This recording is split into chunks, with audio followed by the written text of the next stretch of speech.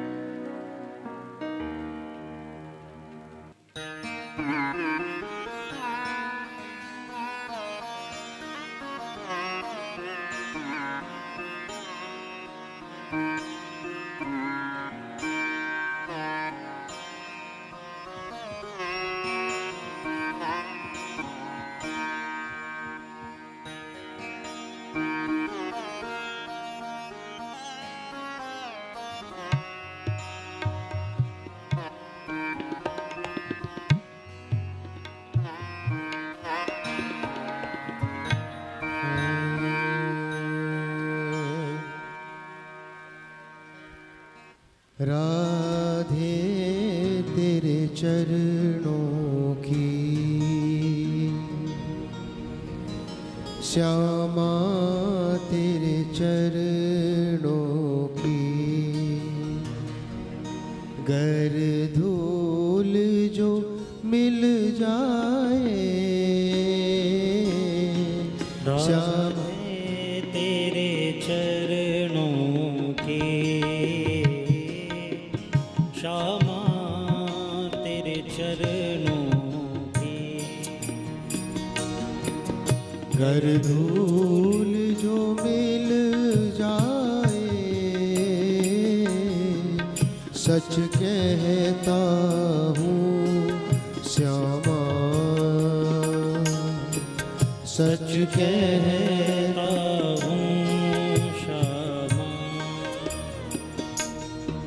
तकदीर बदल जाए राधे तेरे चरणों के।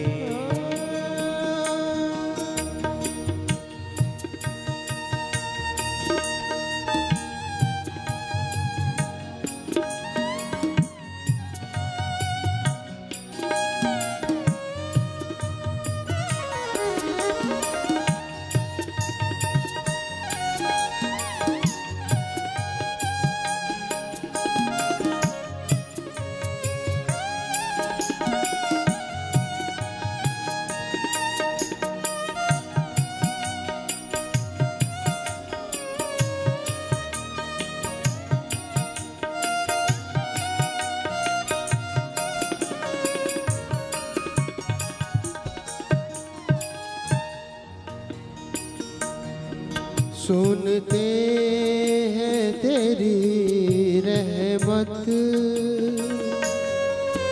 दिन रात बरसती है। सुनते हैं तेरी रहमत दिन रात बरसती है। सुनते हैं सुनते हैं सुनते हैं तेरी रहमत दिन रात बरसती है। एक बूंद जो मिल जाए एक बूंद जो मिल जाए दिल की कली खिल जाए। श्यामा तेरे चरणों की राधे तेरे चरणों की।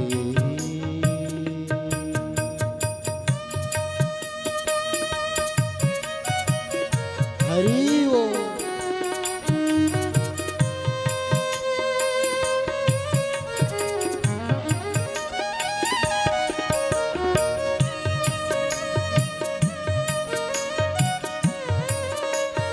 राधा रानी जय हो।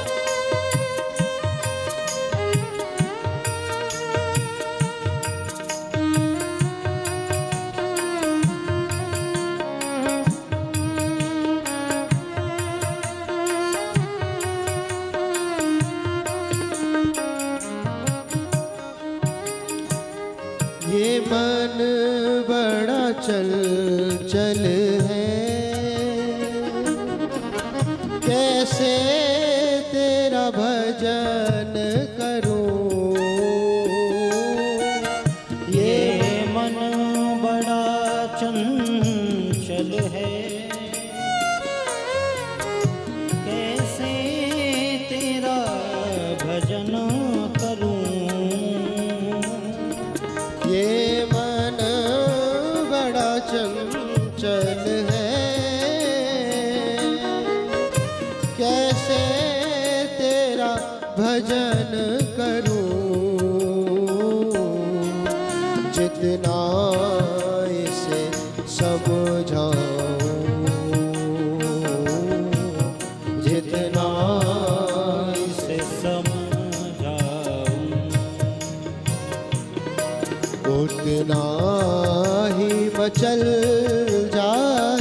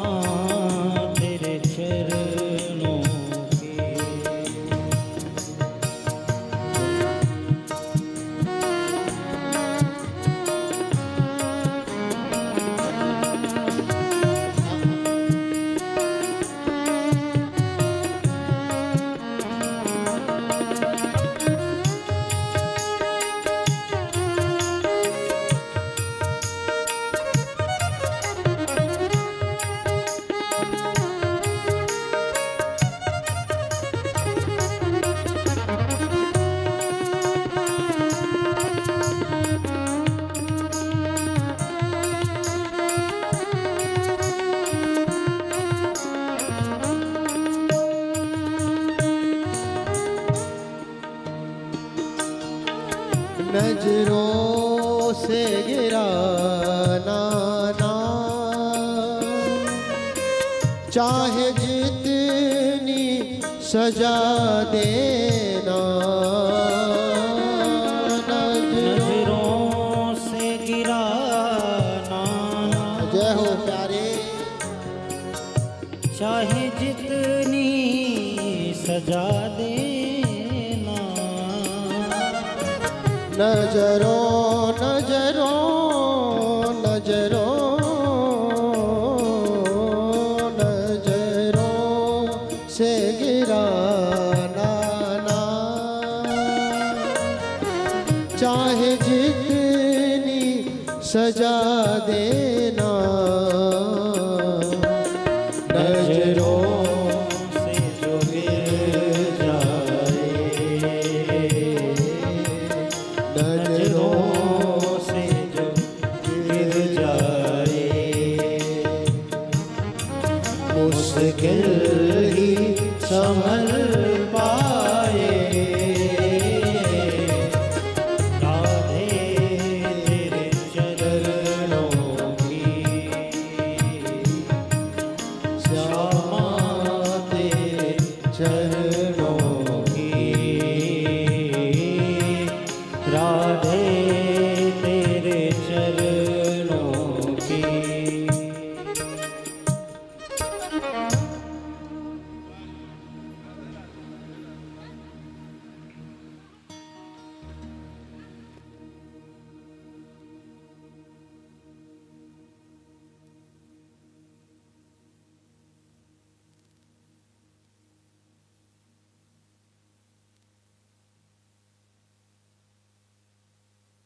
हाले हेलो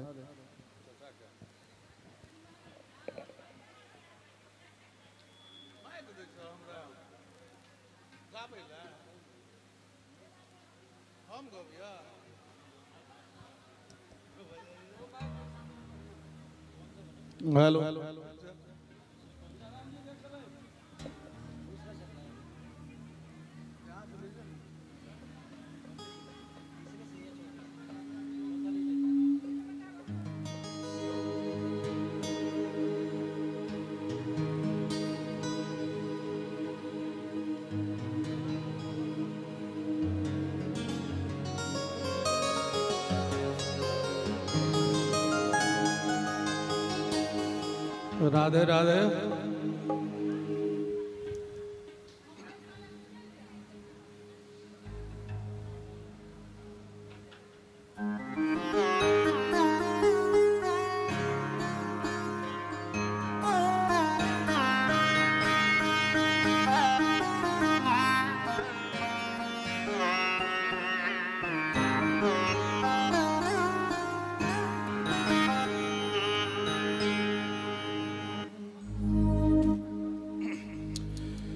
कब लोगी राधे रानी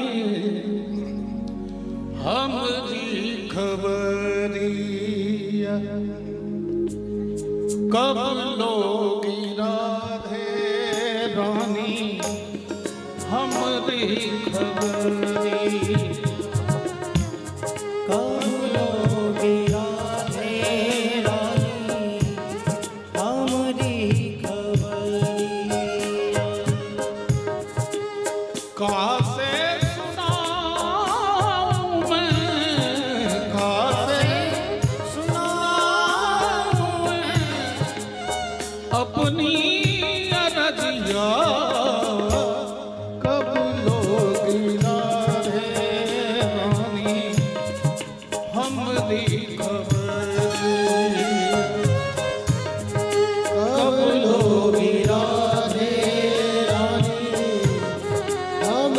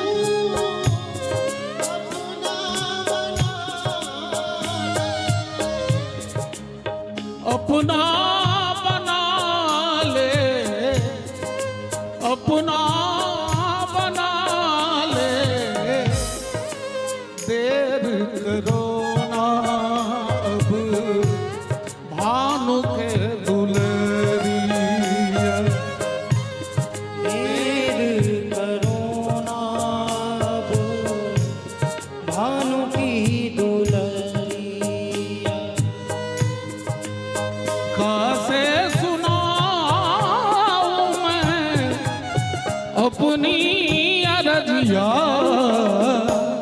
कब लोगी राधे रानी हमारी खबरिया।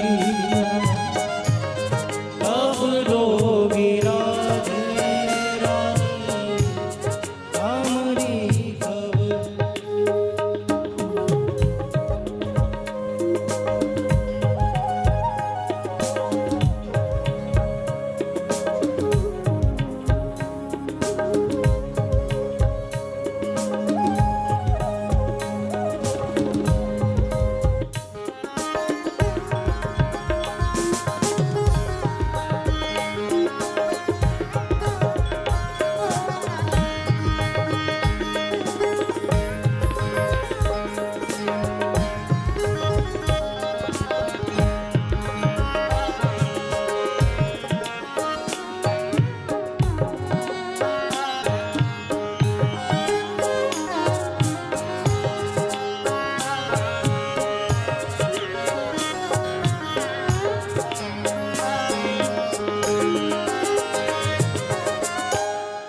प्यासी ये अखियाँ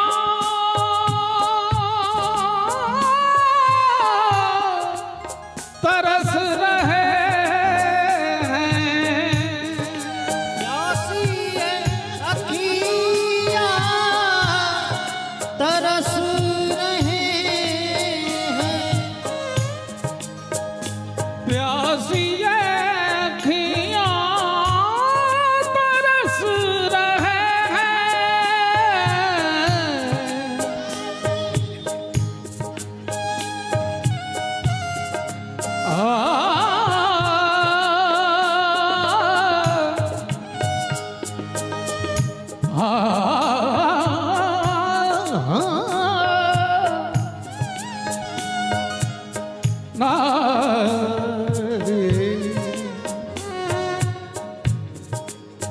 प्यासी ये अखियाँ अखियाँ अखियाँ प्यासी ये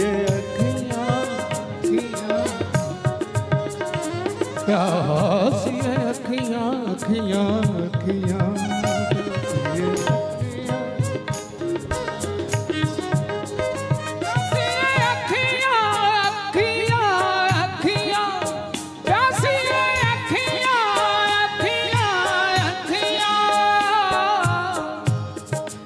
प्यासी ये अखियाँ तरस रहे हैं। प्यासी ये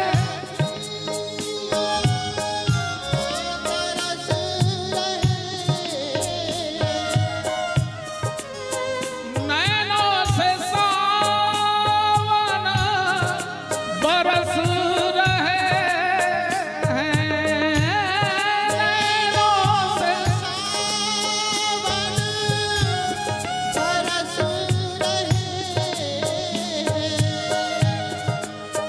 बरस रहे हैं बरस रहे हैं। बरसेगी कब राधे कृपा की बदरिया। बरसेगी कब राधे कृपा की बदरिया। सुनाऊं मैं अपनी अरजिया कब लोगी राधे रानी हमारी खबरिया। कब लोगी राधे रानी हमारी खबरिया। कब लोगी राधे रानी हमारी खबरिया।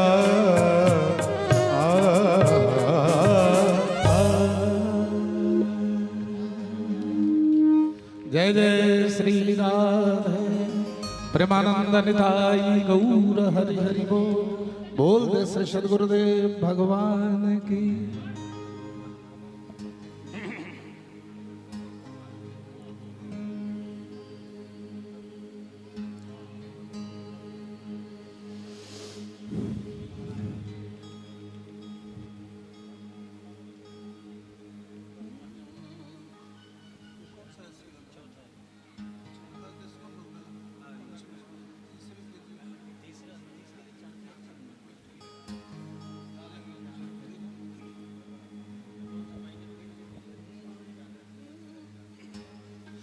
ओ श्याम मेरे आजा,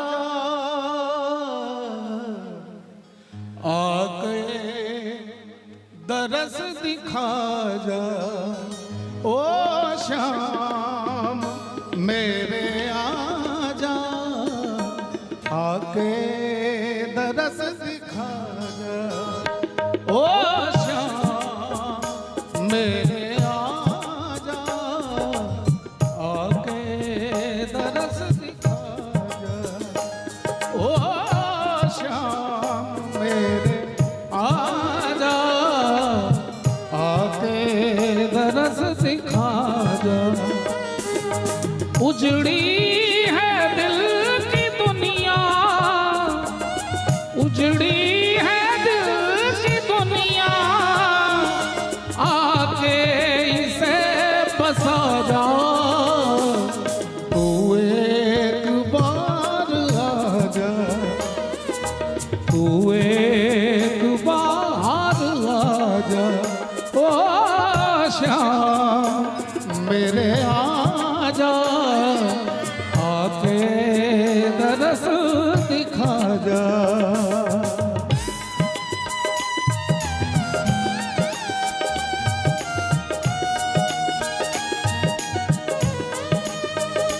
जय हो।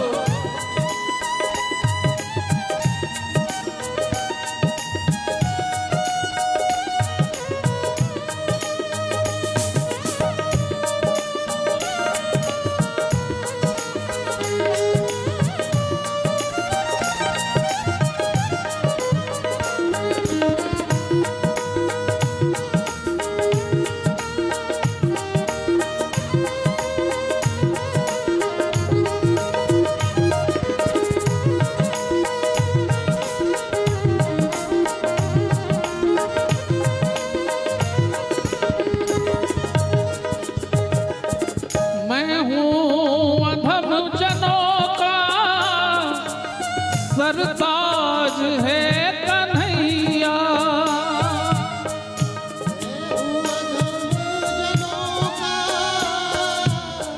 सरकार है कन्हैया। मैं हूँ अधम जनों का सरताज है कन्हैया।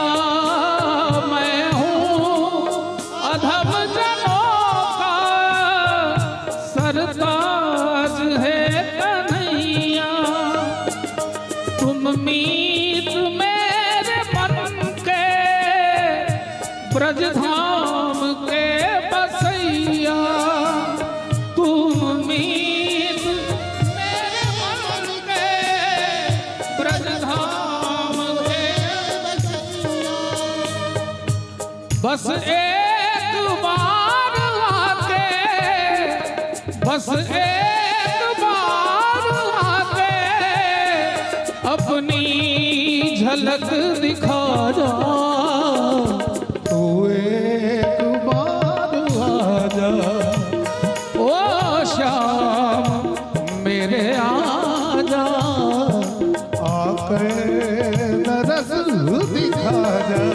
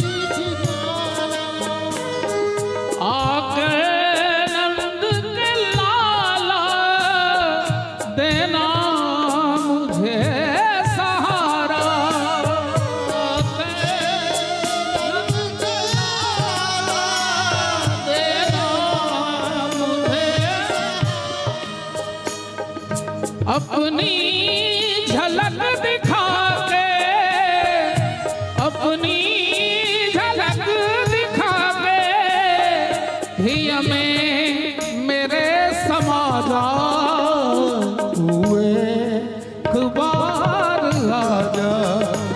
ओ श्याम मेरे आजा, आकर दरस दिखा जा। ओ श्याम मेरे आजा, आके दरस दिखा जा, आके दरस दिखा जा, आके दरस दिखा जा। बोले नंद के लाला की।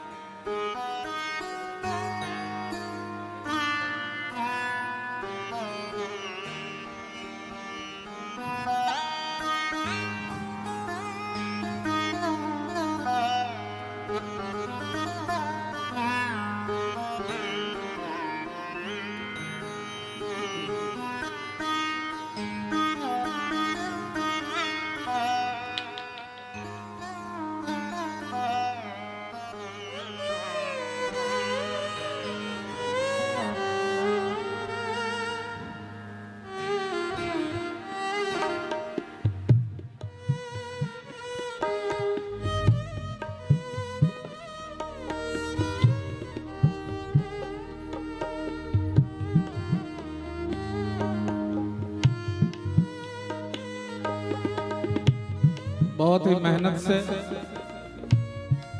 सुनील कुमार मिश्रा जी ने भागवत आयोजन का संकल्प लिया और इस क्षेत्र के लोगों ने सब बहुत सहयोग के लिए आए। खष्टम दिन के कथा मैं अपने लोग आयल छी, अपने लोग जे सहयोग ताई लेल हम साधुवाद ज्ञापित करै छी। अन्य कार्यक्रम तो होते रहे छे, लेकिन ई कार्यक्रम सार्थक है जैसे किस मैसेज लग हम सब घर जाय छी और अपन जीवन में कुछ सुधार लावे छी।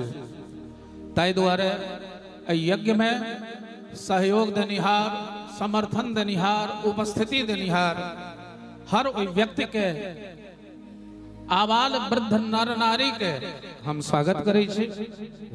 और महाराज जी के आबो के समय भ गेलै, चले चले दू पाती एक भजन गावी। अधरोष्ठ मधुर वंशी गुंजन, अधरोष्ठ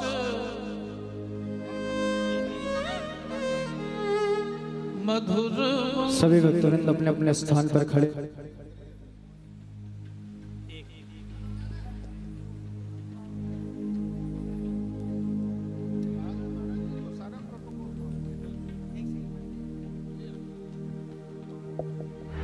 श्री राधे।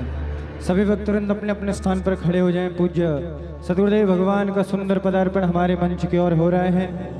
सभी भक्तवृंद अपने स्थान पर खड़े होकर के गुरुदेव भगवान का स्वागत अभिनंदन वंदन करेंगे।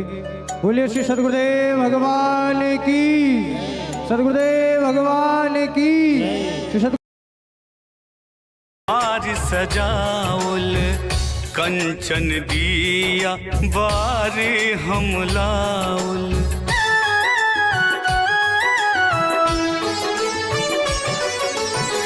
मंगल घट सौदार सजाउल कंचन दिया बारे हम लाउल, काथल हार गुलाब है इनका पहिरावल,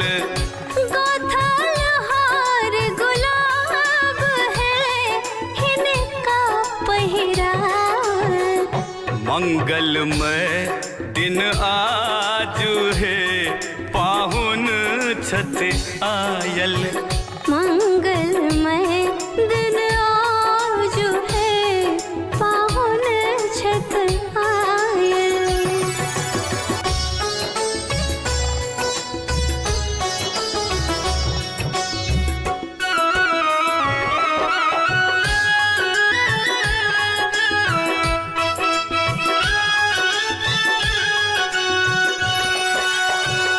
कर खाली बेसी अभिलाषा दुभिधान पर अगबे आशा।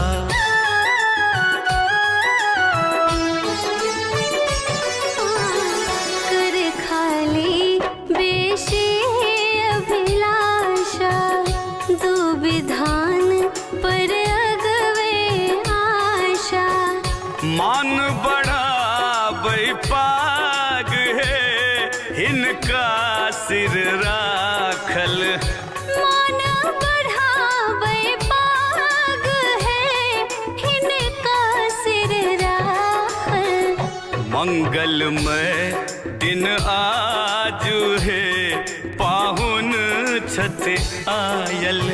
मंगलमय दिन आज है पाहुन छत आयल।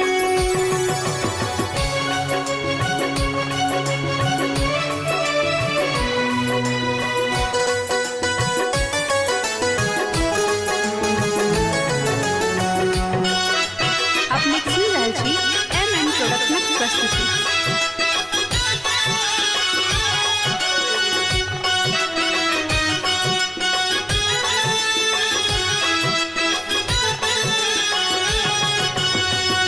धन में धन भावहिता संबल सुभग सिनेह मन ही मन केवल।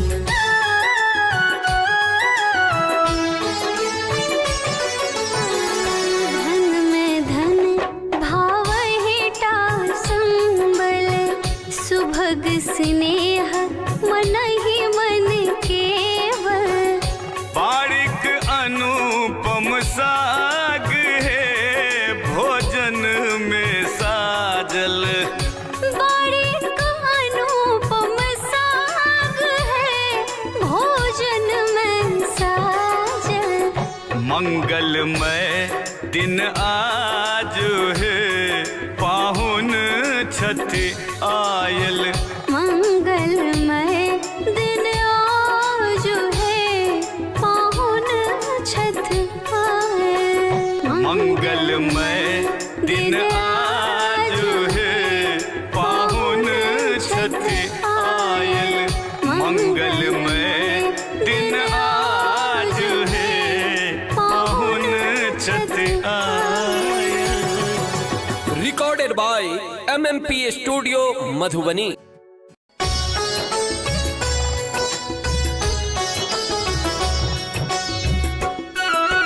आप mixing Lal ji MM production की प्रस्तुति।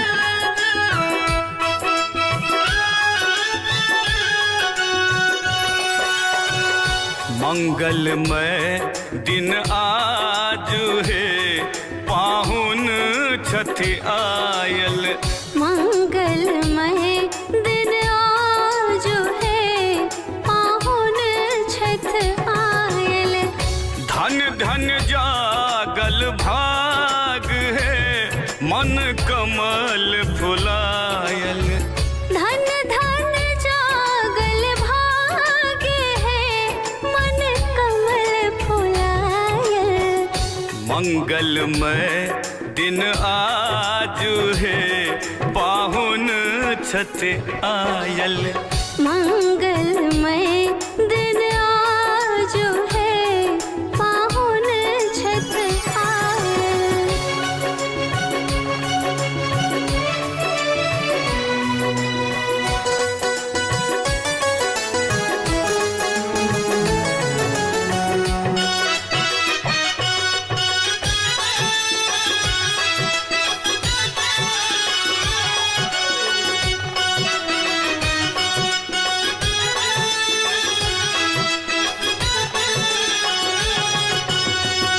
मंगल घट सो द्वार सजाउल, कंचन दिया बारे हम लाउल।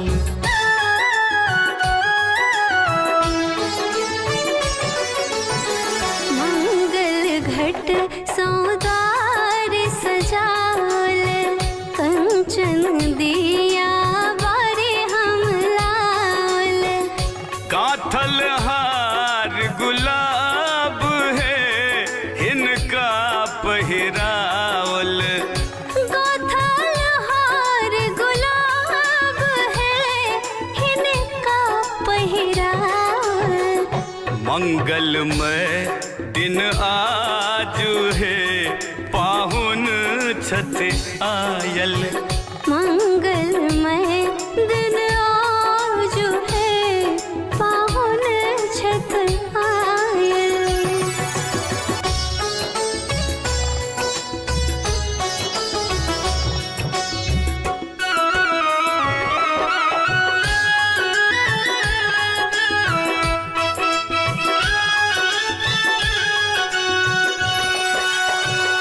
कर खाली बेसी अभिलाषा, दूभी धान पर अगबे आशा।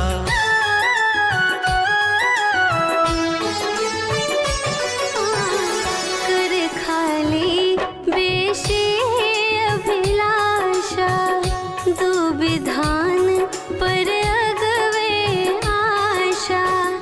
मान बड़ा बैपाग है इनका सिर राखल। मान बढ़ावे पाग है इनका सिर राखल। मंगलमय दिन आज है पाहुन छत आयल। मंगलमय दिन आज है पाहुन छत आयल।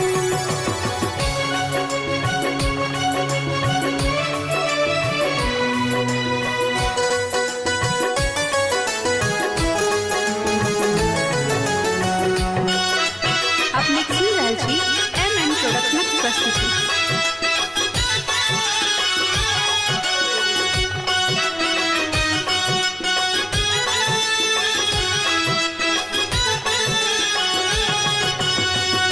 धन में धन भावहीटा संबल, सुभग सिनेह मन ही मन केवल।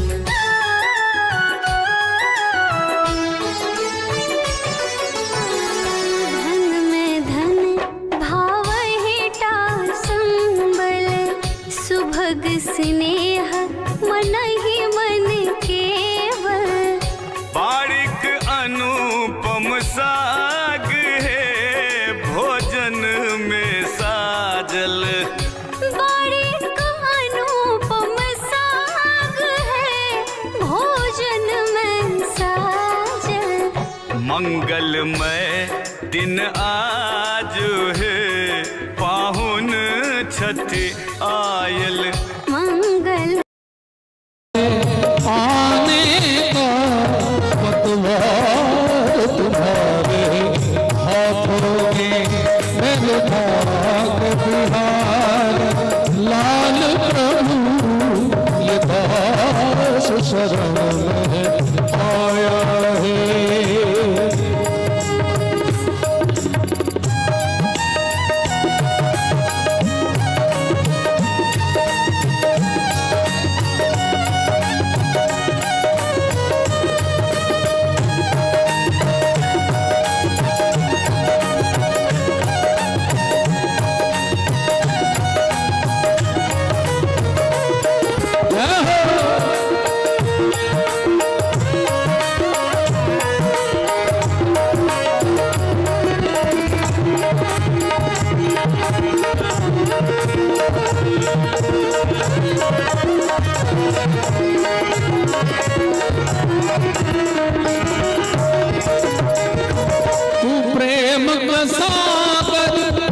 कहलाते प्रेमों की बरसा हो करते।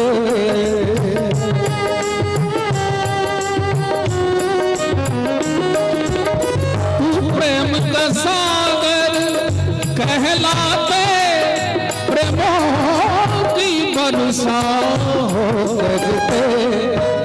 इस कुंज पथिक का है जीवन, सुनील पथिक का है जीवन। हे नाथ तुम्हारे हाथों में मेरे नाथ बिहार लाल प्रभु ये दास शरण में आया है, ये दास शरण में आया है, ये दास शरण में आया है। बोले भाग्य बिहारी लाल की, भागवत भगवान की, व्यास जी महाराज की जय जय। श्री राधे प्रेमानंद निताई गौर हरि हरि बोल। बोल दे श्री सद्गुरुदेव भगवान की जय।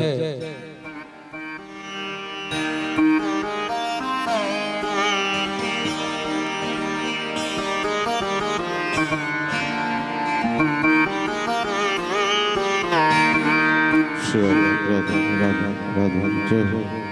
श्री राधे राधे राधे।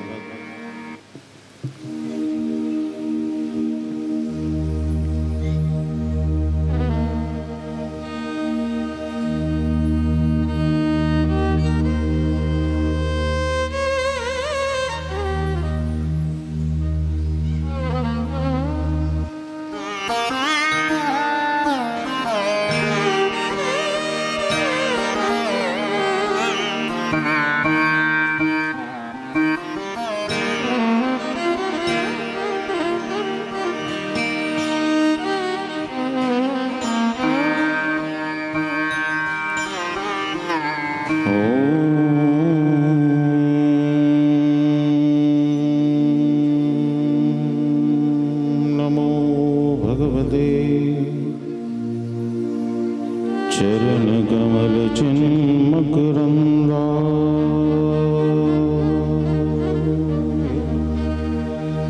भक्त जनमानस निवासा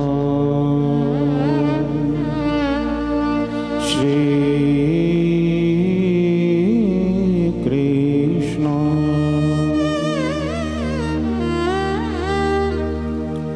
नमस्ते श्री गुरुदेवा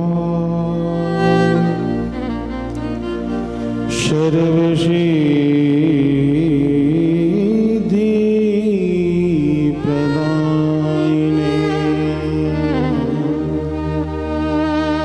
सर्वमंगल रूपाय सर्वानंद विधायिने वंदे हम श्री गुरु श्रीयुतपाद कमलम् श्री गुरु वैष्णवांश्च श्रीरूपं साग्रजातं सहगण रघुनाथान्वितं तं सजीवम् साद्वैतं सावधूतं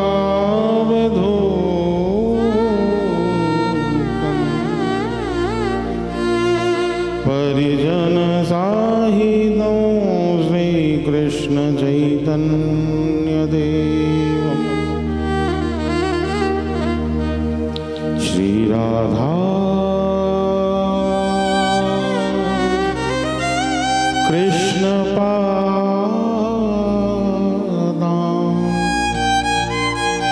सहगण ललिता श्री विशाखान्विता गुरुवे गौरचन्द्राय राधिकायै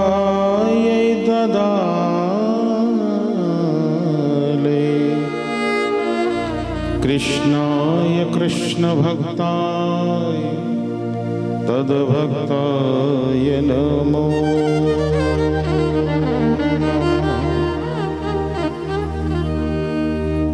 वाञ्छाकल्पतरुभ्यश्च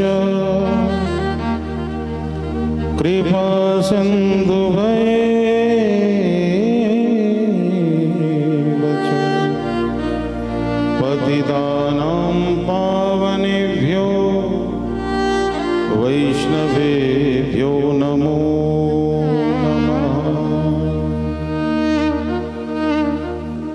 वैराग्यविद्या निजभक्तियोग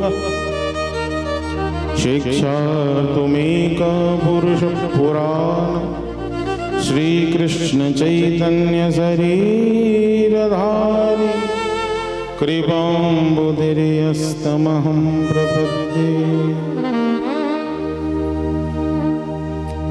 यस्वानुभावमखिलश्रुतिसारमेको मध्यात्मदीपमतितिर्षदां तमोऽन्धम् संसारिणां करुणयाः पुराणगुह्यं तं व्याससूनुमुपयामि गुरुमुनीना।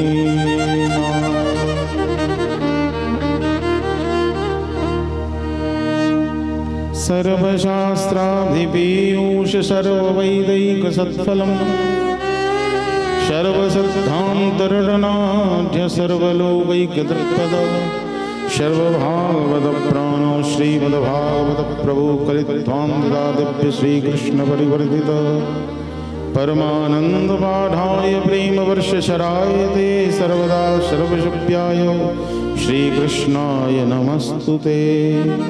असाधु साधु दादाइन्नदृच्छो सदाकर हानं जगदाचिन्मां प्रेमनाहृत् कण्ठयो स्फुरे। बर्हापीडं नटबरवभो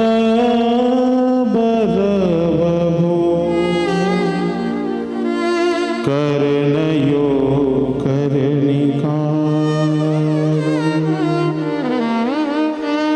वृद्धर्वासः कनककापीशं वैजयन्तीं जमालां रन्ध्राणवेणुवधरहृदया पूर्णयं गोपवृन्दैः वृन्दारण्यं स्वपदरामानं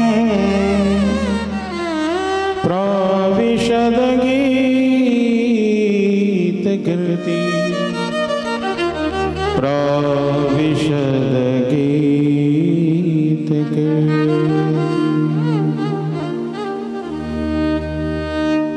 बोल वृंदावन बिहारी लाल की जय।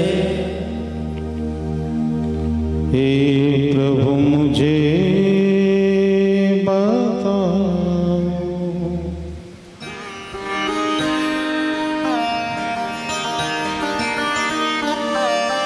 चरण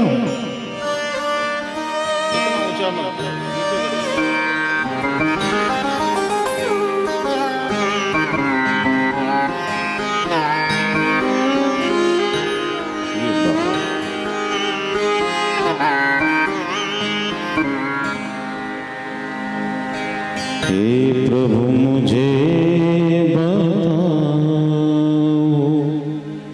चरणों में कैसे आऊं माया के बंधनों से माया के बंधनों से अब मुक्ति कैसे पाऊं। हे प्रभु मुझे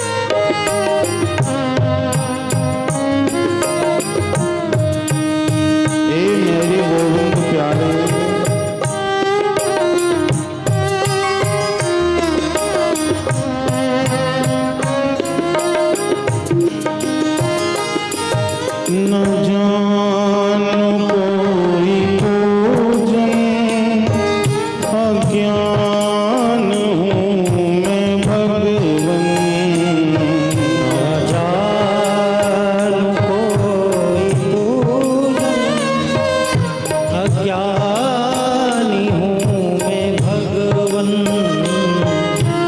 न जानो कोई भोजन।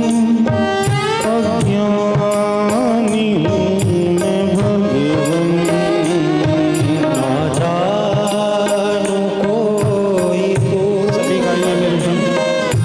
अज्ञानी हूँ मैं भगवन, करुणा कृपा दयालु, करुणा कृपा दयालु। बंधन से छूट जाऊं, हे प्रभु मुझे बता, चरणों में कैसे आऊं, हे प्रभु मुझे बता।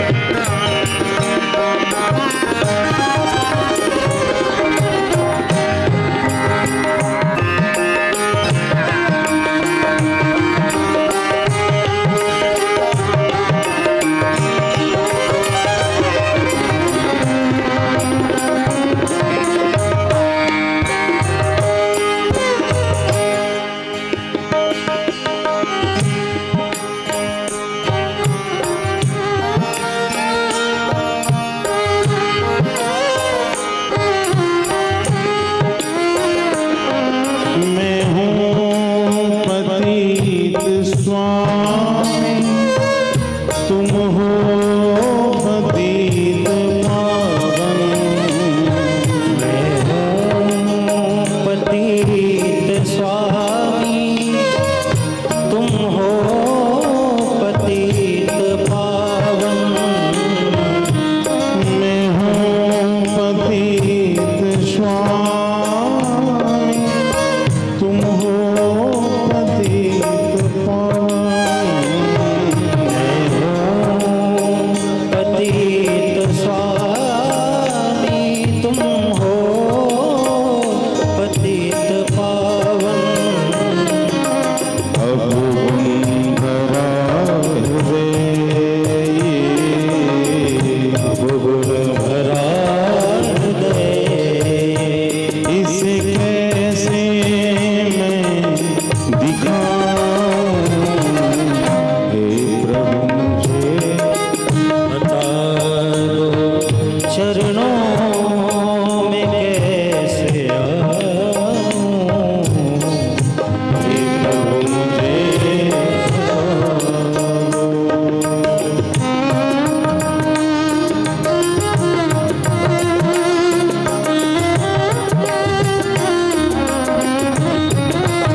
ए मेरे बिहारी, ओ बिहारी,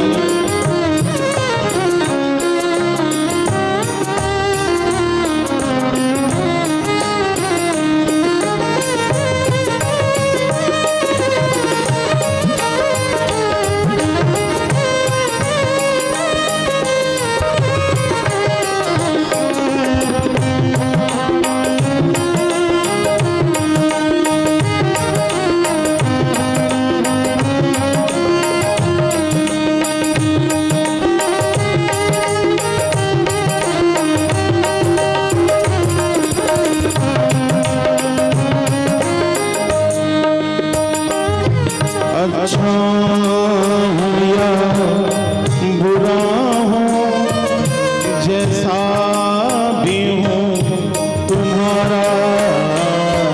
अच्छा हूँ या बुरा हूँ, जैसा भी हूँ तुम्हारा।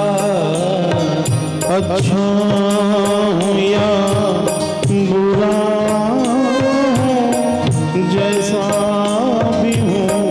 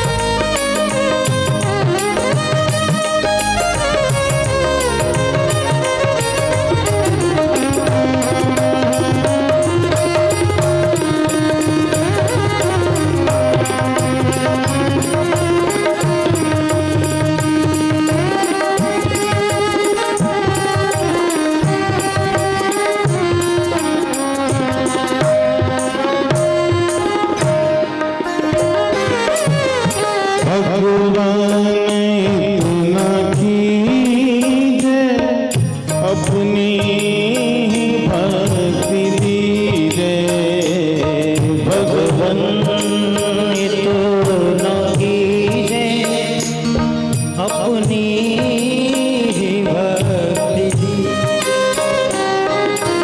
भगवान इतना कीजिए अपनी ही भक्ति दीजिए। भगवान इतना कीजिए अपनी ही भक्ति दीजिए। ओ प्रेम आप में ही, ओ प्रेम आप में ही, ओ प्रेम आप में ही, ओ प्रेम आप में ही।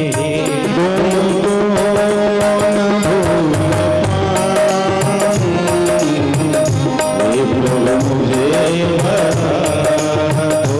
चरणों में कैसे आऊं।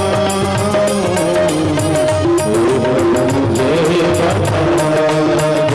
चरणों में कैसे आऊं। ये प्रभु मुझे चरणों में कैसे आऊं। ये प्रभु मुझे चरणों में कैसे आऊं। ये प्रभु मुझे चरणों में कैसे आऊं। ये प्रभु मुझे चरणों में कैसे आऊं। ये प्रभु मुझे। जय राधे श्री राधे राधे राधे प्रिया प्रिया। जय राधे श्री राधे राधे राधे प्रिया प्रिया। जय राधे राधे प्रिया प्रिया। जय राधे राधे प्रिया प्रिया। जय राधे राधे प्रिया प्रिया। जय राधे राधे प्रिया प्रिया। जय राधे राधे प्रिया प्रिया। जय राधे राधे प्रिया प्रिया। जय राधे श्री राधे राधे राधे प्रिया प्रिया।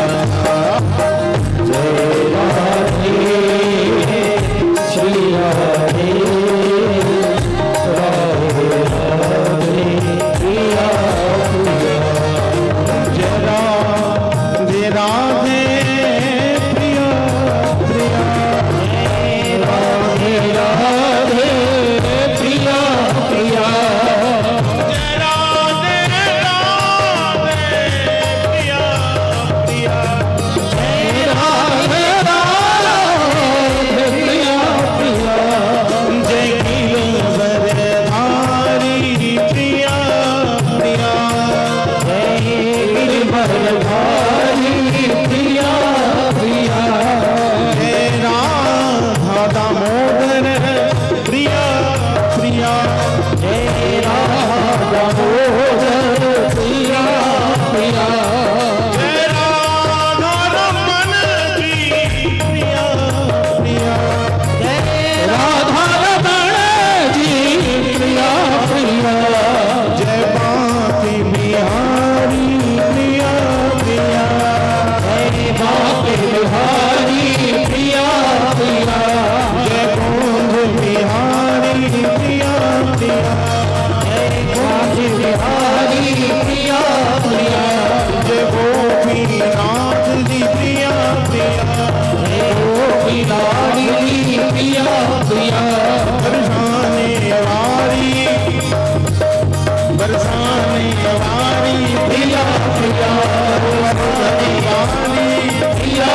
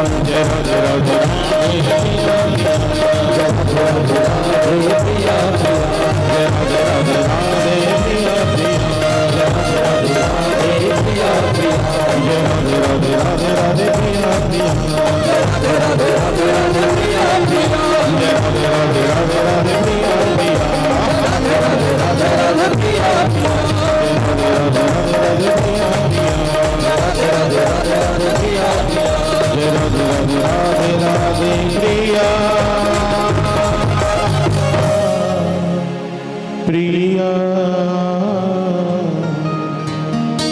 जय राधे श्री राधे जय राधे जय श्री राधे। बोल प्यारी राधा रानी सरकार की जय। श्री वृंदावन बिहारी लाल की जय। भागवत भगवान की जय। व्यास जी महाराज की जय। श्री सुखदेव जी महाराज की जय। श्री परीक्षित जी महाराज की जय। जय श्री राधे जय जय श्री राधे। प्रेमानंद निताय गौर हरि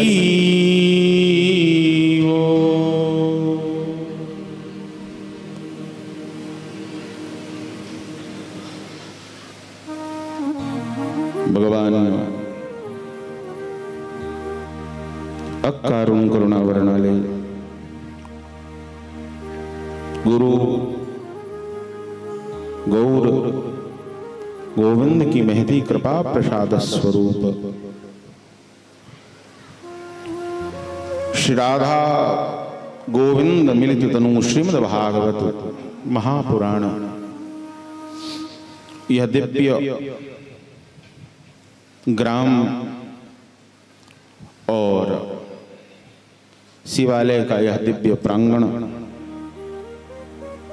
जहां श्रीमद् भागवती सप्ताह कथा के आज जो साप्ताहिक रूप से आयोजित हुआ इस दिव्य श्रेष्ठ मास श्रावण मास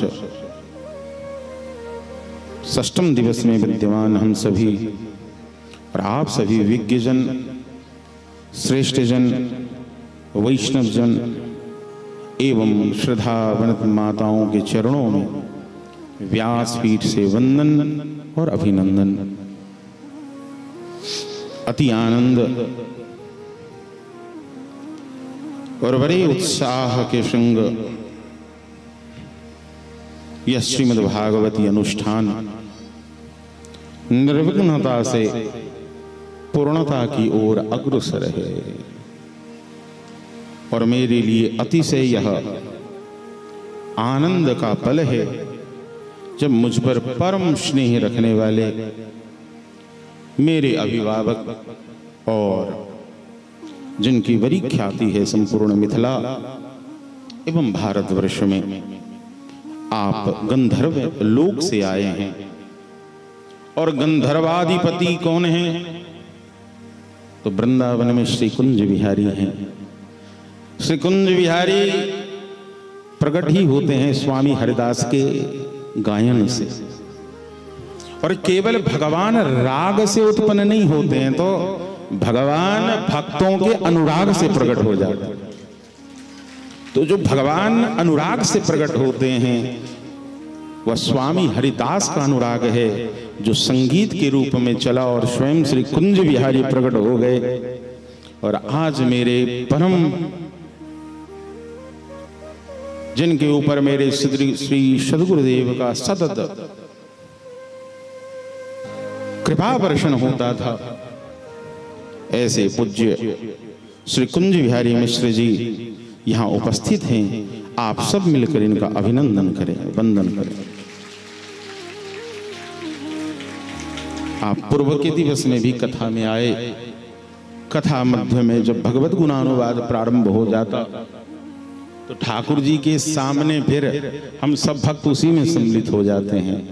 अब ये मत सोचना आप सब कि हम लोगों का नाम क्यों नहीं ले रहे हैं। जब मैं राधे राधे कहता हूं तो समझना उस राधा नाम में ही आप सबकी महिमा समायोजित है। यहां सब भक्त हैं। जब मान से उपरत हो जाता है व्यक्ति तो विशुद्ध रूप से विरहिणी गोपी हो जाती है वह। और जब तक हृदय में मान रहता है, मान होना गलत नहीं, अभिमान होना तो बड़ा खतरनाक है। यदि गोपियों में तनिक मान भी हो गया तो श्री गोविंद बोलते हैं फिर मेरा विछोह झेलना पड़ेगा। गोपियों को यह मान हुआ कि गोविंद मेरे हैं और गोविंद का मैं हूं। भगवान कहते कि इसका भी सतत हृदय में लिप्सा बनी रहनी चाहिए। ये ना कभी तुम्हारे मन में मान हो जाए मेरे तो गुरु जी हैं, मेरे ही ठाकुर जी हैं। तो ठाकुर जी कहते ऐसा हो जाएगा तब तो मेरा भक्त निश्चिंत हो जाएगा। फिर भगवान तुरंत ही उसके जीवन में अभाव कर देते हैं और अपने प्रभाव को कम कर देते हैं। और जो ही अभाव होता है तो जो जिस रस को पीने वाला है समय होते ही उस रस के लिए व्याकुल हो जाता है। सामान्य सा व्यक्ति यदि चाय की चुस्की लेने वाला, उसके लिए भी एक समय का निर्धारण है। तलब क्या है? आदत है। तो जो भगवान के अनुरागी और प्रेमी जन होते हैं उनके अंदर भी एक तलब होता है। सत्संगियों का अपना एक तलब है और संसारियों का भी अपना एक तलब है। एक को विषय अच्छा लगता है और दूसरे को विषय में घृणा आती है, पर निंदा सुनकर उन्हें उबाई आती है। लेकिन जैसे ही भगवत गुणानुवाद प्रारंभ होता है तो भैया वैसे ही जैसे पृथु जी महाराज कहते कि भगवान मेरा मन तो ऐसा करता है कि इन 2 कान आपने मुझे प्रदान किए, ये तो मेरे संग गलत हुआ है सरकार। मैं तो चाहता हूं कि मुझे 1000 कान मिल जाए, जिन 1000 कानों से मैं आपके कथामृत का रसास्वादन कर सकूं।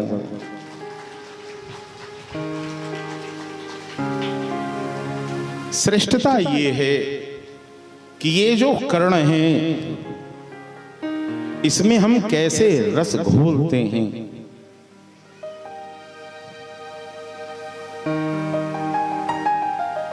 प्रकृति में 2 ही वस्तु है, एक है अमृत और दूसरा है विष। अमृत के संपर्क में आओगे अमरत्व को प्राप्त हो जाओगे और विष के संजोग में आओगे तो तुरंत ही मृत्यु को, अघ को प्राप्त कर जाओगे। अब आपको निर्णय करना है कि आपको अमृत पान करना है या विष पान करना है। ये आपके स्व विवेक पर निर्भर करता है। लेकिन बंधुओं दुर्भाग्य तो ये है कि आज के समय व्यक्ति के पास विवेक ही नहीं है। हमारे गुरुदेव इस विषय को लेकर अतिशय चिंतित हो जाते, कहते विवेक नहीं था तो भी जीव बच सकता था, लेकिन आज के समय में तो विवेक नहीं था, संग ही अब भी वर्तमान में लोगों के भीतर से विचार भी शून्य हो गया। एक तरफ विवेक की शून्यता थी और आज विचार की शून्यता हो गई। विवेक सत्संग से पुष्ट होता है, विचार संग से पुष्ट होता है। सत्संग का अभाव था इसलिए विवेक गया और संग का अभाव हो गया इसलिए विचार भी गया। इसलिए समाज में इस विषय को लेकर हर समय व्यक्ति को अपने लिए स्वयं को विचार करना चाहिए। नहीं तो यहां सब कुछ क्या है, कथालिस कथा हो जाती है।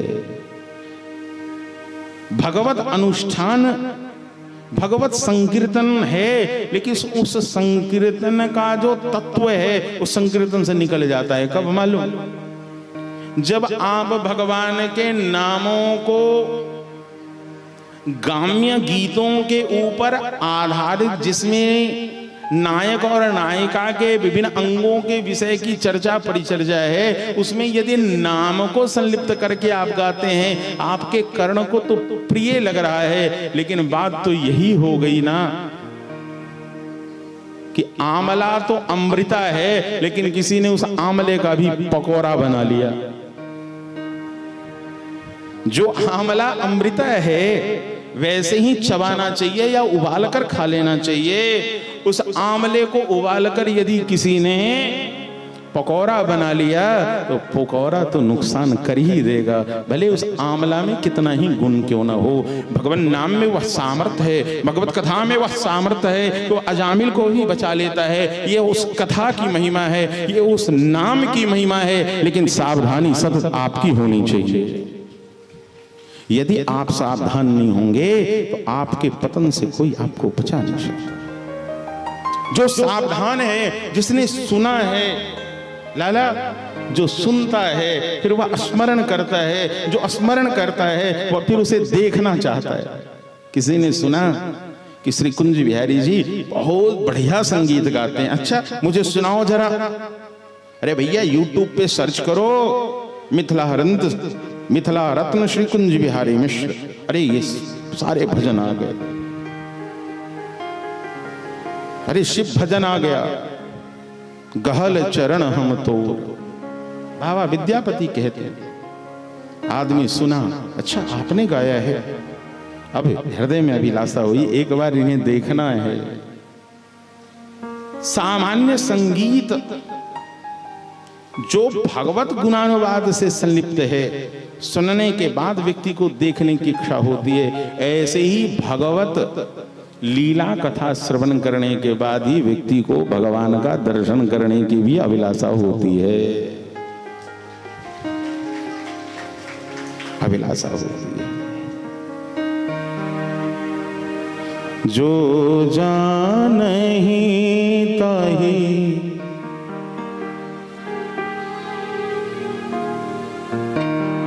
जो जानहि ताहि देहु जनाहि। जो जानहि ताहि देहु जनाहि। हृदय में केवल इतनी सी अभिलाषा हो जाए कि मुझे जानना है। जो जानहि ताहि देहु जनाहि। जो जानहि ताहि देहु जनाहि। आज मथुरा के पास में एक नगर है जहाँ पे ब्राह्मणी रहती हैं, चतुर्वेदी ब्राह्मण की पत्नी है। मतलब द्विवेदी की नहीं, एक वेदी की नहीं, त्रिवेदी जी की नहीं, तो चारों वेद पर जिनका अधिकार है। जो आंगिरस नामक यज्ञ का अनुष्ठान कर रहे हैं, जिनके पति चतुर्वेदी जी, उनकी पत्नियों ने उनके घर दही माखन बेचने आने वाली गोपियों के मुख से श्री कृष्ण की महिमा सुनी। और जब सुनी ना तो उसके मन में भी ये हुआ कि एक दिन क्या उस गोविंद और बलदाव का दर्शन कभी मुझे मिलेगा, इतनी इच्छा थी। और भगवान सबकी भावनाओं को जानने वाले हैं, इसलिए जानत तुम ही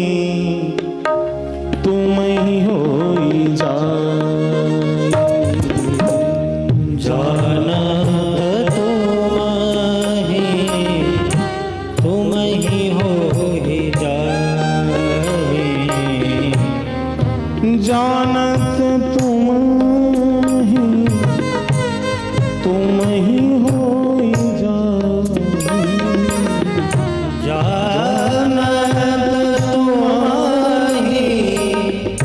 तुम ही होई जाई। जो जाने ताहि देहु जनाहि। जो जानहि ताहि देहु जनाहि।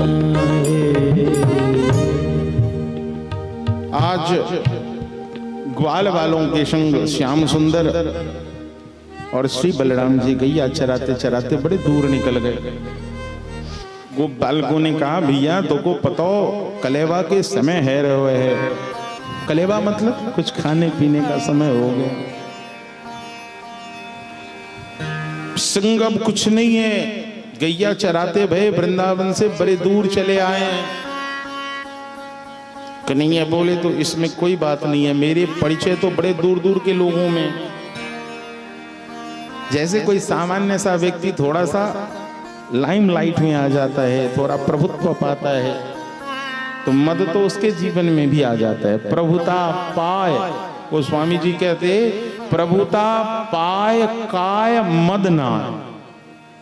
प्रभुता पाए काय मद नाही। ऐसा कौन होगा संसार में जो थोड़ा प्रभुत्व मिल जाए, नाम मिल जाए और फिर उसके अंदर में अहंग ना आए। ये तो ब्रह्मांड नियंता है। ब्रह्मांड भगवान के अंदर भी एक ठसक है।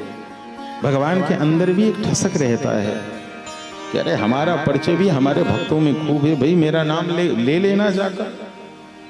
आज इस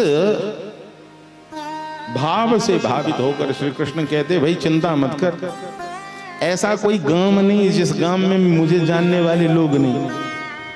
तू केवल चला जा, पास में ही नगर है, ब्राह्मणों की बस्ती है, वहां जाकर कह देना कि श्याम सुंदर आए हैं, कृष्ण आए हैं। यदि मेरे नामों को सुनकर वह भोजन प्रसादी न दे तो कहना। आज श्री कृष्ण के वचनों को सुनकर गुरुदेव सुखदेव गोस्वामी परीक्षित से कहते कि हे राजन, भक्तायाम विप्रभाभार्याः, जो गोप बालक हैं श्री कृष्ण के आदेश को पाकर प्रत्युत्तर नहीं करते। सबसे बड़ा सेवक में यही गुण होता है कि यदि मालिक ने कुछ कह दिया तो फिर उस पर विचार नहीं करना है। और मैं कह दूं कि यदि स्वामी ने कुछ कह दिया, गुरुदेव ने कुछ कह दिया, फिर भी आपकी बुद्धि तार्किक हो रही है, प्रति उत्तर करने में फंस रही है, तो समझ जाना कम से कम आप इस जीवन में सेवक नहीं बन सकते। सेवक बनना इतना आसान नहीं है। दुनिया में मालिक तो सब बन सकता है बलराम भाई, मालिक तो कोई भी बन जाएगा, लेकिन संसार में गोस्वामी जी कहते सेवक सब नहीं बन सकता। क्यों? क्योंकि सेवक सुख च मान भिखारी,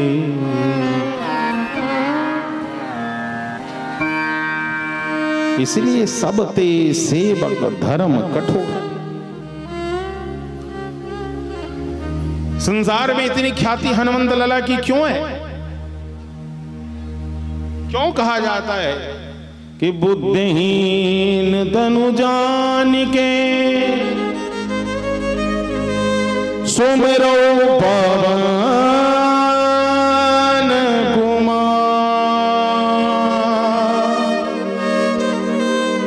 बल बुद्धि विद्या दे मोहे,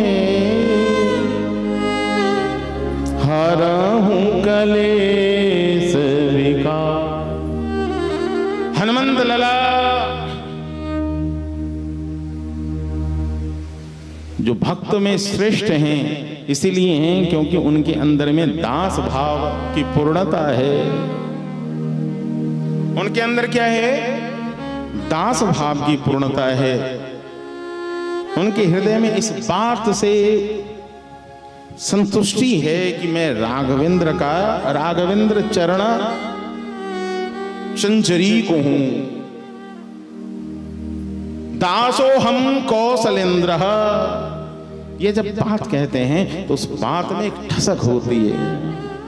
लोगों को लगता है बड़ा अभिमान में बोल रहा है, लेकिन नहीं, ये उनका जो दासत्व है वो कह रहे हैं, मैं श्री गुरु चरण कमल दास हूं। और वह दासत्व उसके आचरण में दिखना चाहिए। शब्द में आ गया मतलब दास तो संज्ञा हो सकती है, जैसे किसी का नाम शांति हो सकता है, इसका मतलब ये नहीं है कि उसके जीवन में शांति हो या खुद ही बड़ी शांत हो सकती है कि नाम तो शांति है लेकिन संसार में क्रांति फैला कर रखी है। तो जथा नाम तथा गुण ये हो जाए तो ये बड़ी बात है। सोने में सुगंध वाली बात हो जाए, लेकिन सोने में सुगंध हो ही नहीं सकता। ईख के डंडे में भला कितनी ही मिठास क्यों ना हो जाए, उसमें फल नहीं लग सकता, लग जाता तो अद्वितीय होता। चंदन की लकड़ी में जितनी ही सुगंध क्यों ना हो जाए, शीतलता क्यों ना हो जाए, लेकिन विधाता ने एक ही कमी छोड़ दी कि उसमें पुष्प ही नहीं लगाया। नहीं तो मुझे नहीं लगता कि संसार में परिजात के पुष्प को भी कोई यदि कमतर कर सकता था तो वह सामर्थ्य चंदन के पुष्प में होता। लेकिन एक कमी वहां भी विधाता ने छोड़ दिया। तो प्रकृति में जो भी दिख रहा है, यदि आप सोच रहे हो कि सर्वगुण हो जाए, भगवान कहते मैं किसी को सर्वगुणी बनने ही नहीं दूंगा। इस संसार में एक ही मैं ही सर्वगुण संपन्न हूं। उसके बाद तो जितने जीव हैं कोई ना कोई एक कमी तो रहनी चाहिए। और भैया कमी रहे तो निश्चिंत रहना। यदि कमियां हैं आप में तो समझना हम इंसान हैं। जिस दिन लगे कि हम में कोई कमियां नहीं है, उस दिन धोखा खा जाओगे, क्योंकि तुम्हें अपने आप को भगवान होने का अभिमान हो जाएगा।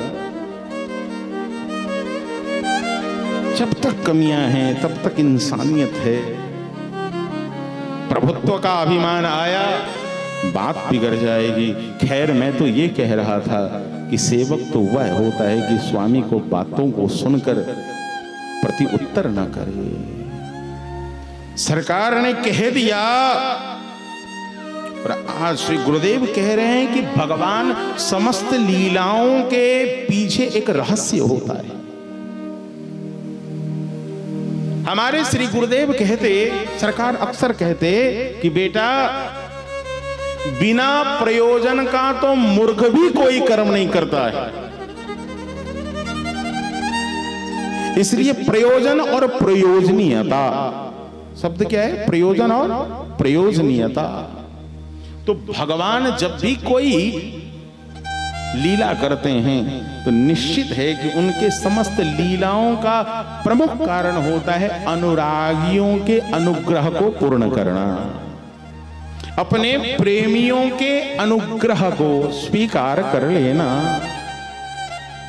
अब आपके मन में आएगा कि उन ब्राह्मण की पत्नियों ने कहा गोविंद को निमंत्रण भेजा था। नहीं नहीं, यहां तो मन का भाव बन गया और श्री कृष्ण स्वीकार कर लेते।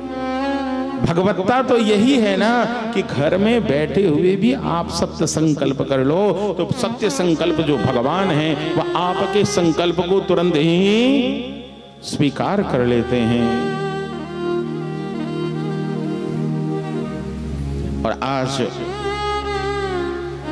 बलराम जी के प्यारे मित्र श्री कृष्ण का संदेश लेकर उन ब्राह्मणों के नगर में गए। व्यक्ति कहां का है, किस परिवार का है, कैसा संस्कार मिला है, ये उसके स्वभाव से दिखता है। उसके अनुनय करने मतलब विनती, संवाद का किस प्रकार का कौशल है, इससे पता चल जाएगा कि तुम्हारी गंभीरता क्या है, पता चल जाता है। ये ऐसे वाला नहीं है जो खानदानी रईस होते मिजाज रखते हैं नर्म अपना। जो खानदानी रईस होते मिजाज रखते हैं नर्म अपना, तुम्हारी दौलत बता रही है तुम्हारा लहजा बता रहा है कि तुम्हारी दौलत नहीं है। आप खानदानी हैं कि नए वाले हैं, ये पता चल जाएगा जब पहली बार संवाद करेंगे। तो ये कृष्ण के सखा हैं, इनके संवाद का स्तर भी वैसा ही है। इसलिए जब गए हैं, विप्र के दरवाजे गए हैं, ये ग्वाल हैं, तो समझते हैं कि हे भूमि देवा शृणुत कृष्णस्यादेशकारिणः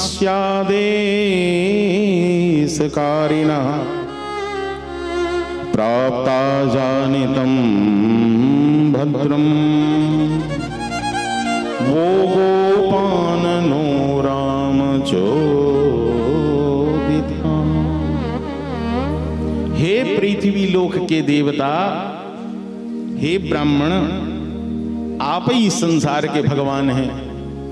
मैं आपके चरणों में प्रणाम निवेदित करूं हूं, और जब मैं यहां आया हूं तो मैं श्री कृष्ण और बलराम का केवल एक आदेश पालक बनकर आया हूं। ये संवाद उनका है, शब्द मेरे हैं। उन्हें भूख लगा है, भोजन प्रसादी की याचना उन्होंने किया है। अब न जाने इस मथुरा मंडल में रहने वाले चतुर्वेदी ब्राह्मणों को अपने कुल का ऐसा अभिमान था, बड़ा खतरनाक होता है। श्री सुखदेव गोस्वामी कहते, राजन सबसे खतरनाक है कुल अभिमान, उससे भी खतरनाक है जाति का अभिमान, मतलब वर्ण अभिमान। उसके बाद नंबर आता है धन का अभिमान। कुछ नहीं है, व्यक्ति केवल इसी बात से लड़ जाता है, तुम नहीं जानते मैं किस कुल का हूं, तुम नहीं जानते मैं किस जाति का। भागवती उपासना इसी बात की श्रेष्ठता करती है कि भैया हरि को भजे सो हरि के होई, हरि के भजे सो हरि के होई। जाति पाति पूछे नहीं कोई, जाति पाति पूछे नहीं कोई, हरि को भजे सोई हरि के होई, हरि के भजे सोई हरि के होई। इसलिए कहते हैं कि ब्राह्मणों को चाहिए सबसे पहले आसन को जीत ले। 10-5 मिनट भी आसन पे नहीं बैठ पाओगे तो कैसे बात बनेगी। तो जो हरि को भजता है, जो भजेगा सो पाएगा, जो भजे हरि को सदा। लाला क्या है बंदिश?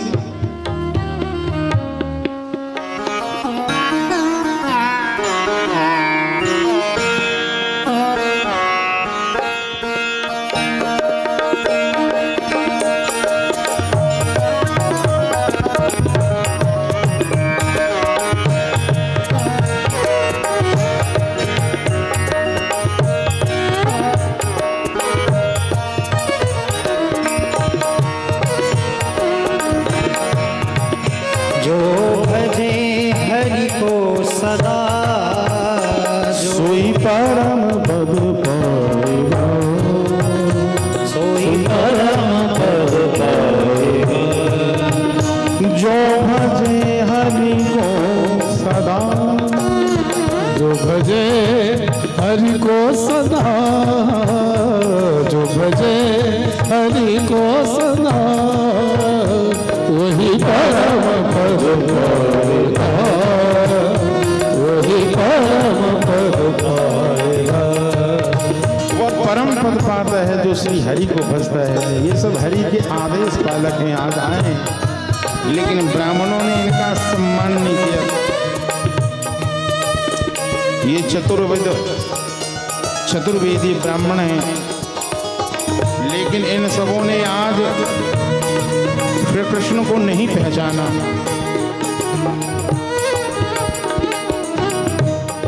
छोटे छोटे बालक श्री कृष्ण के पास वापस गए, बोले भैया ऐसे घर तूने भेज दिया कि वहां तो कुशल क्षेम भी नहीं पूछ रहा है, और भोजन क्या देगा, वो तो गाली दे रहा है, वो तो गाली दे रहा है। श्री कृष्ण बोले किसके पास गए थे? बोले पंडित जी के पास गए थे। कन्हैया बोले पंडित जी से मेरा थोड़ा ही पहचान है, मेरी पहचान तो पंडिताइन में है। तुम चले ही गए गलत पते पे जो मुझे पहचानता ही नहीं। बोले कन्हैया देख, तेरे बाबा के पास 10 गैया मुझसे ज्यादा है भैया,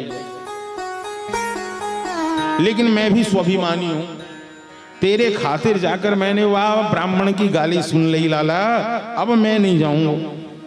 कन्हैया फिर भी विनती करे ना लाला, एक बार जाइयो, या बार तू सीधे ब्राह्मणी के पास जाकर मेरा परिचय देना। बोले ना ना ना ना, पंडित जी तो घर के दरवाजे पे लटिया लेकर खड़े हैं, मैं नहीं जाता। कन्हैया वाला लटिया खाई के ताई। कन्हैया बोले ना रे भैया, ब्राह्मण से आंख ही मत मिलियो, डर भैया आंख में होवे, आंख में, नेत्रण में। 2 चीज नेत्र में ही होता है, क्या? लज्जा भी और भय भी। भय और लज्जा कहां है? नेत्र में है। गोविंद ने कह दिया जाजा आज से नैन मत मिलाना। बोले अच्छा कन्हैया तो कहा करूंगो? बोले भैया आंखन बचाते भय वहां घर में सीधे घुसे हो। अब ये सब तो वेल ट्रेंड है, श्री कृष्ण का आदेश पालक हैं। इस बार जैसे ही पंडित जी बैठे हैं और वहां स्वाहा स्वाहा स्वाहा। अब यज्ञ एक अनुष्ठान है, अनुष्ठान में लाला नियम है कि बीच में यदि लघु शंका भी आ गई, ऐसे नहीं जा सकते हैं जब तक क्रम पूरा नहीं होगा, जब तक भैया संख्या पूरी नहीं होगी और उस संख्या का विश्राम नहीं होगा, तब तक आसन से उठ नहीं सकते। लेकिन इतना तो कर ही सकते हैं कि उसकी ओर नेत्र तरेर कर देखेंगे, क्योंकि मुंह से बोल नहीं सकते और आंखें उसकी तरफ है। लेकिन श्री कृष्ण ने तो कह दिया है कि नेत्र से नेत्र तुम्हें मिलाना ही नहीं है, इसलिए डर का कोई सवाल ही नहीं है। सीधे घर में गए और जैसे ही उन ब्राह्मणों को यह संवाद दिया, अभी अभी जितने भी प्रकार के 56 भोग बने थे, जिन भोगों को जाना था कहां? यज्ञ भगवान के लिए। आज इन ब्राह्मणों ने कहा लाला तनिक समय दे दो, थाल सजी हुई है। और जब भगवत कृपा होता है ना जीव के ऊपर, तो निर्भय हो जाता है। निर्भय का मतलब होता है डर तो है, लेकिन उस डर का प्रभाव समाप्त हो जाता है। ये डर तो सतत है कि मैं कुलशील नारी हूं, यदि पति के आज्ञा के विहीन होकर यदि मैं आज चली गई वन में श्री कृष्ण दर्शन करने, ये हर घर की कहानी यही है। और कामों के लिए डर लगे कि नहीं लगे, लेकिन भगवान की भक्ति करेंगे तो हमारे पति जी हमसे नाराज हो जाएंगे, मेरे ससुर जी हमसे नाराज हो जाएंगे। ये समस्या बनी रहती है कि नहीं बनी रहती? और समय बने या नहीं बने, कम से कम माला लेने की बारी आए तब तो बनी जाती है।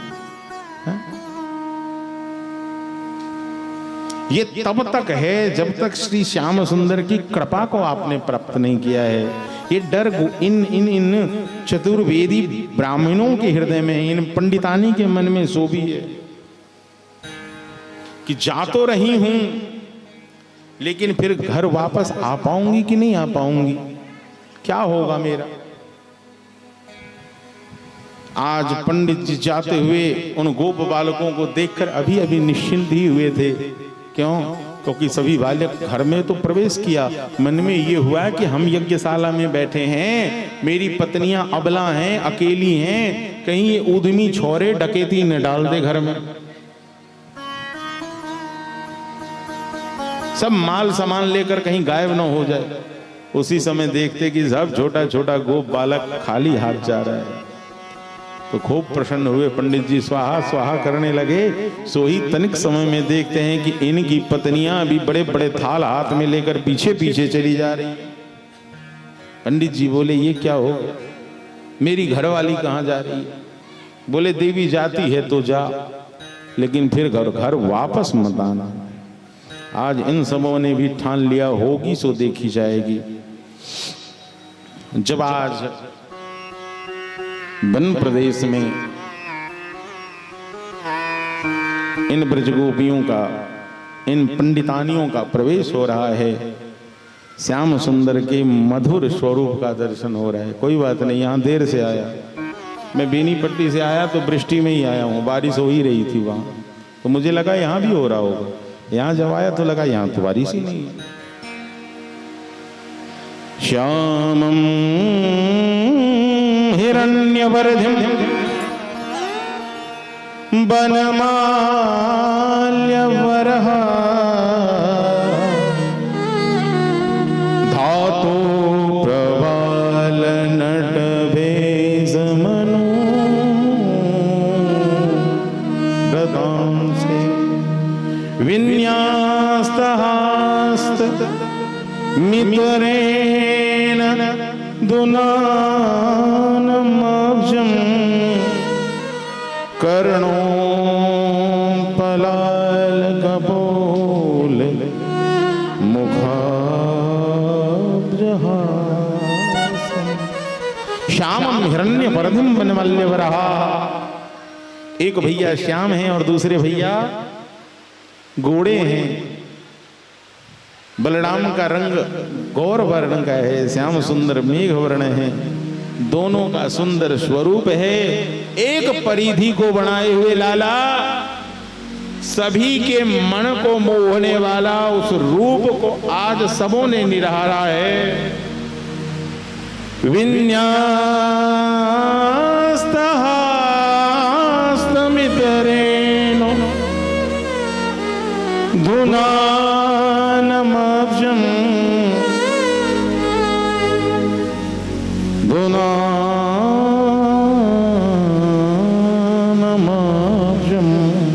कर्णोत्पलाल कपोल, कान पे कनेल का पुष्प फंसाए हुए हैं और वह कनेल का पुष्प भी गोविंद के अधरों से आकर मानो वह कनेल श्री कृष्ण को चुंबित कर रहा।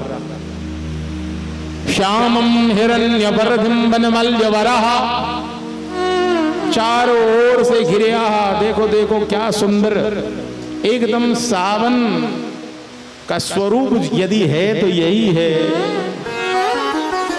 यही है।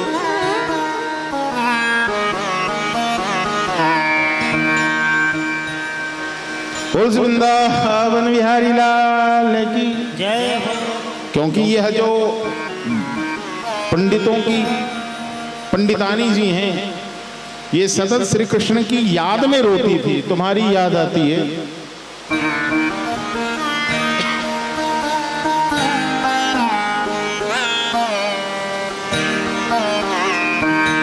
याद में स्मरणम भक्ति का सबसे श्रेष्ठ उपंग है। याद में बड़ी सामर्थ्य है। यदि स्मरण बना रहता है तो एक दिन निश्चित है कि श्री श्याम सुंदर का दर्शन होगा ही। और आज इसीलिए श्याम सुंदर का दर्शन इन्हें प्राप्त हुआ है। बताओ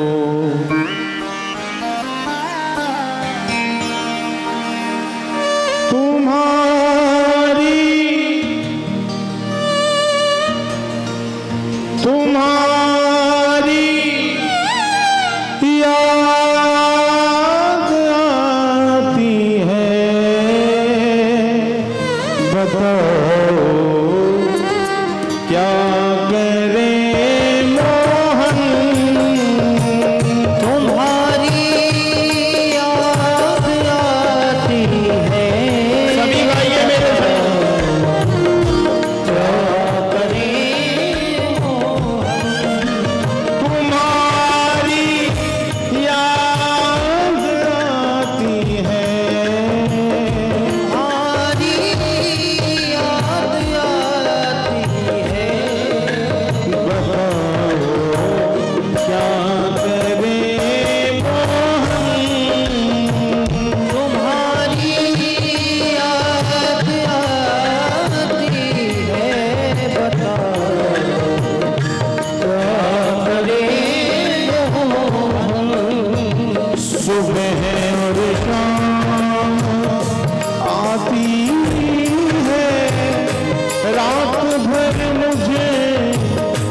रुलाती है।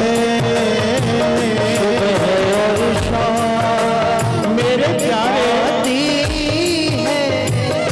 रात भर मुझे रुलाती है।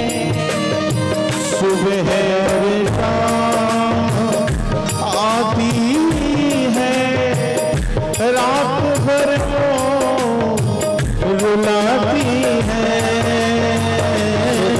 और शाम आती है, रात भर वो रुलाती है। चैन हमको नहीं आता, चैन हमको नहीं आता। चैन हमको नहीं आता। चैन हमको नहीं आता। बताओ क्या करे मोहन तुम्हारी याद आती है। तुम्हारी याद आती है। बताओ क्या करे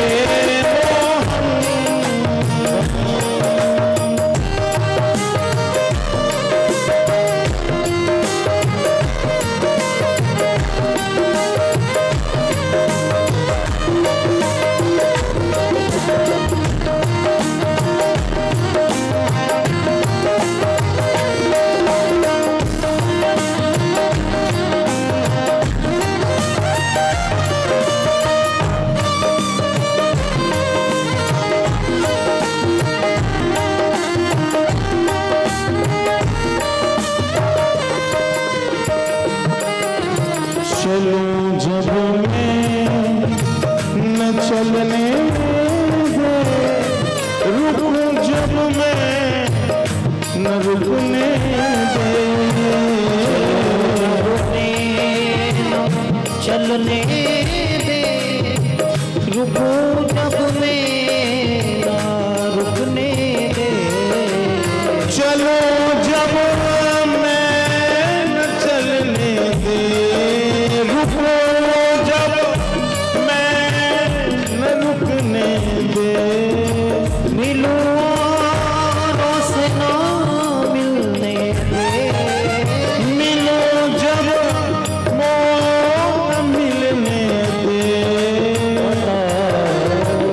क्या करे मोहन तुम्हारी याद आती है। बताओ क्या करे मोहन।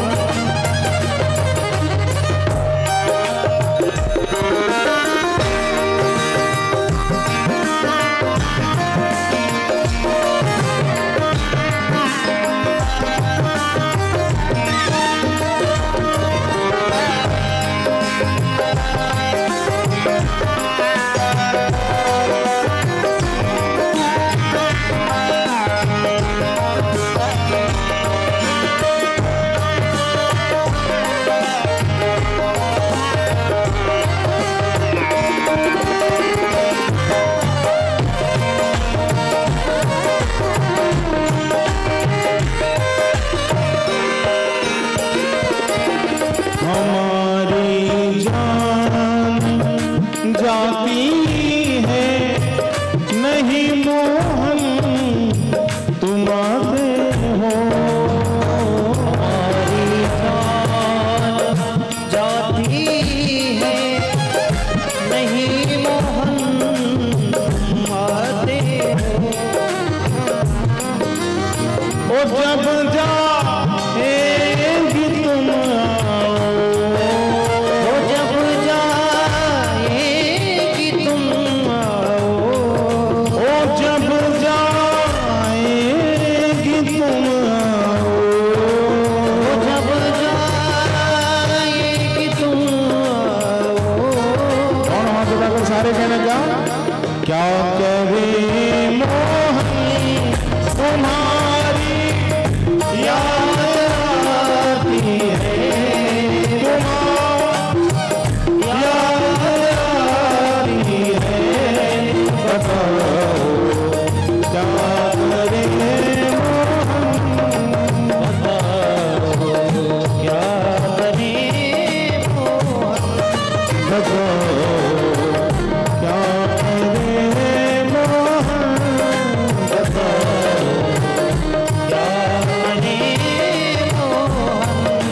बताओ।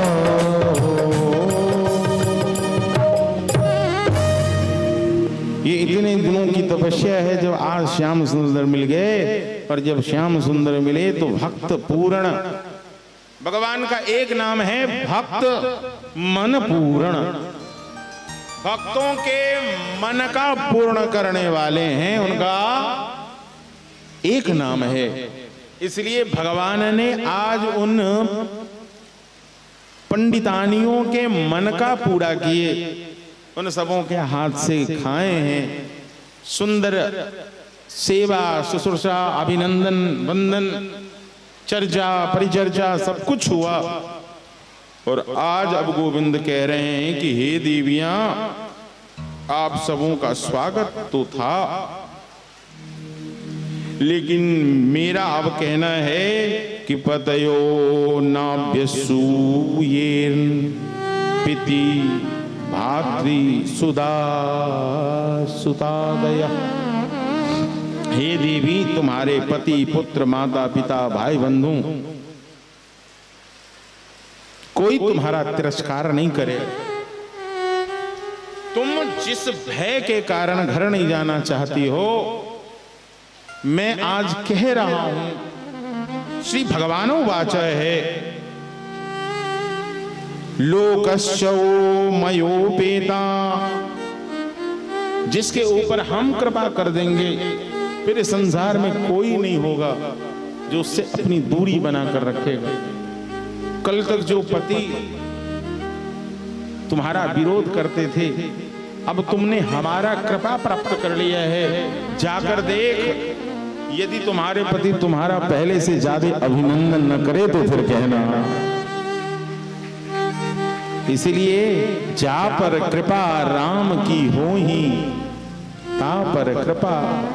ये बंधन तब तक है, ये कुंठा तब तक है जब तक आप हरि गुरु और हरि के समर्पित नहीं हुए हैं। जिस दिन गुरु गोविंद और गौर हरि के चरणों में समर्पण ले लेंगे, उस दिन ये सारे बंधन अपने आप कट जाएंगे। और निश्चित है ठाकुर जी फिर उसके समस्त अनुमोदित करते हैं, भावों का संरक्षण करते हैं। श्री सुखदेव गोस्वामी कहते, राजन, जब वास्तविक रूप से भगवत कृपा जीव को प्राप्त हो जाता है तो न जाने किसके भाव कब परिवर्तित हो जाएं। जो विप्र, जो ब्राह्मण श्री हरिद्रोही था, आज उसे आत्मग्लानि होने लगी। अरे राम राम राम राम, मुझसे श्रेष्ठ मेरी पत्नियां हो गई, मैं तो सुधा स्वाहा करता रह गया। इन हवश्यान को समेट कर और अग्नि में फेंकते हुए मुझे लगता था कि भगवान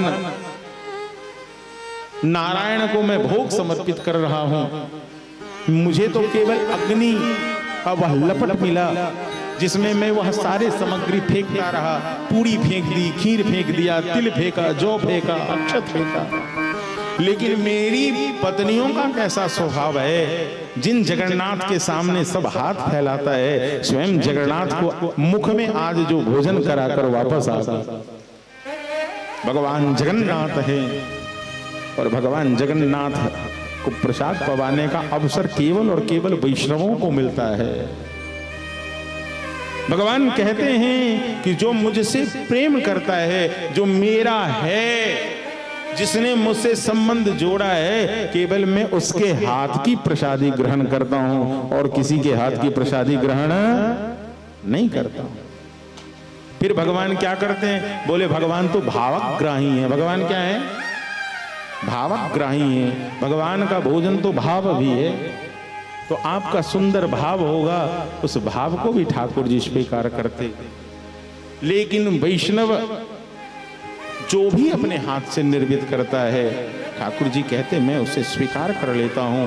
और इसी बात का एकमात्र यह बात है जो बार बार पंडित जी के हृदय में घुल रहा है और अपने को धिक्कार कर रहा है। कुलम धिक्रिया दक्षम विमुखा ये अधोक्षजे। धिक्कुलम, धिक्कार है मेरे कुल को। इतना ही नहीं, धिक जन्मम नस्त्र विद्यायाम दिगव्रतम दिगबहु ज्ञातम, मैंने बहुत जानकर ही क्या कर लिया, मैं पूरी दुनिया को जानने वाला, लेकिन मैं श्री हरि को नहीं समझ पाया, उन श्री जगन्निवास जगन्नाथ को मैं समझ नहीं पाया।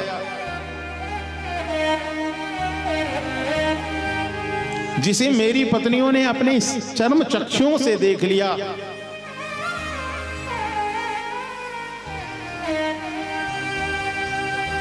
माता जी, पंडित जी कह रहे हैं कि जिसे मेरी पत्नियों ने इसे अपने चर्म चक्षु से देखा, मैं तो अपने ज्ञान चक्षु से भी नहीं देख पाया। मैं तो उन्हें इस यज्ञ मंडप में ढूंढता रहा, लेकिन ये सौभाग्य तो मेरी पत्नियों को मिला, मैं तो चूक गया। तो फिर क्या होता है, यदि कोई भक्त है, उस भक्त के भक्ति में योगदान कर दें, सहयोग कर दें, तो आपके द्वारा बना हुआ अपराध क्षम्य हो जाता है। मतलब वैष्णव के चरण में दो बातें, वैष्णवा अपराध और भगवता अपराध, सेवा अपराध। श्री गुरुदेव कहते यदि भगवत अपराध हो गया तो वैष्णव में वह सामर्थ्य है कि भगवत अपराध से भक्त को बचा सकता है। लेकिन किसी वैष्णव के चरण में आपका अपराध बन गया तो भगवान कहते फिर मुझ में भी सामर्थ्य नहीं है कि मैं तुम्हें बचा सकूं। वैष्णव चरण में अपराध करोगे तो वैष्णव ही तुम्हें क्षमादान कर सकते हैं। और एक मजे की बात बताऊं, इस संसार में सबसे बड़े वैष्णव कौन है बताइए? इस संसार में नहीं, संपूर्ण ब्रह्मांड में सबसे अग्रगण्य वैष्णव कौन है? श्रीमद् भागवत को कहा गया है वैष्णवा नाम धनम। वैष्णव का कौन सा धन है? श्रीमद् भागवतम। पुराणों का तिलक क्या है? पुराण तिलकम श्रीमद् भागवतम। तो वैष्णवा नाम धनम श्रीमद् भागवतम। अब विषय ये भी आना चाहिए कि तब वैष्णवों में श्रेष्ठ कौन है? कोई तो अगुआ होगा, कोई तो मुखिया होगा। तो श्रीमद् भागवत निरूपण करती हैं कि सबसे पहले वैष्णव भूत भावन शंकर महादेव हैं। भूत भावन शंकर महादेव ही परम वैष्णव हैं। वैष्णवानाम यथा संभो, वैष्णवानाम यथा संभो। एकमात्र शंभु हैं, शंकर हैं, वह वैष्णव हैं, इसलिए वो सदा शिव हैं, महादेव हैं, शिव हैं। इसलिए भगवान कहते हैं कि वैष्णव चरण में यदि अपराध बनेगा तो वैष्णव ही क्षमा कर सकता है। क्षमा क्या किए कैसे हो प्राप्त करें? तो पंडित जी समझ गए कि पंडितानी का सबसे पहले तो आवगानी मैं करूं, घर से बाहर निकलकर सबसे पहले तो इनका स्वागत करूं, और स्वागत करते हुए मैं पहले इनका अभिनंदन करूं, अभिनंदन करते हुए मैं इनके लिए एक मंगल गीत गाऊं। पर आज वही पंडित जी अपने को धिक्कार रहे हैं। धिक्कुलम धिक्रियादक्षम विमुखा ये अधोक्षजे। भगवान अधोक्षज से मैं दूर हो गया, श्री हरि के समीप रहकर भी श्री हरि को जान नहीं पाया। इससे बड़ा दुर्भाग्य क्या हो सकता है? हरि गुरु वैष्णव भागवत गीता जीवन में यह प्राप्त हो जाए और फिर भी यदि जीव अपना कल्याण नहीं कर पाए तब तो भैया बड़े आश्चर्य की बात होगी कि बार बार वो आता रहेगा। इसीलिए जगत गुरु भगवान श्री कृष्ण जिनके प्रति अपनी पत्नियों के अगाध प्रेम को देखकर उसका केवल समर्थन कर रहे हैं, और केवल समर्थन करने से बात बन जाती है बंधुओं। इस प्रकार से भगवान यज्ञपत्नियों के ऊपर कृपा करते और ये निश्चित हो जाता है कि एक बार जो जीव हरि सम्मुख हो जाता है फिर उसे अपने जीवन में कभी विमुख होना पड़ता नहीं है।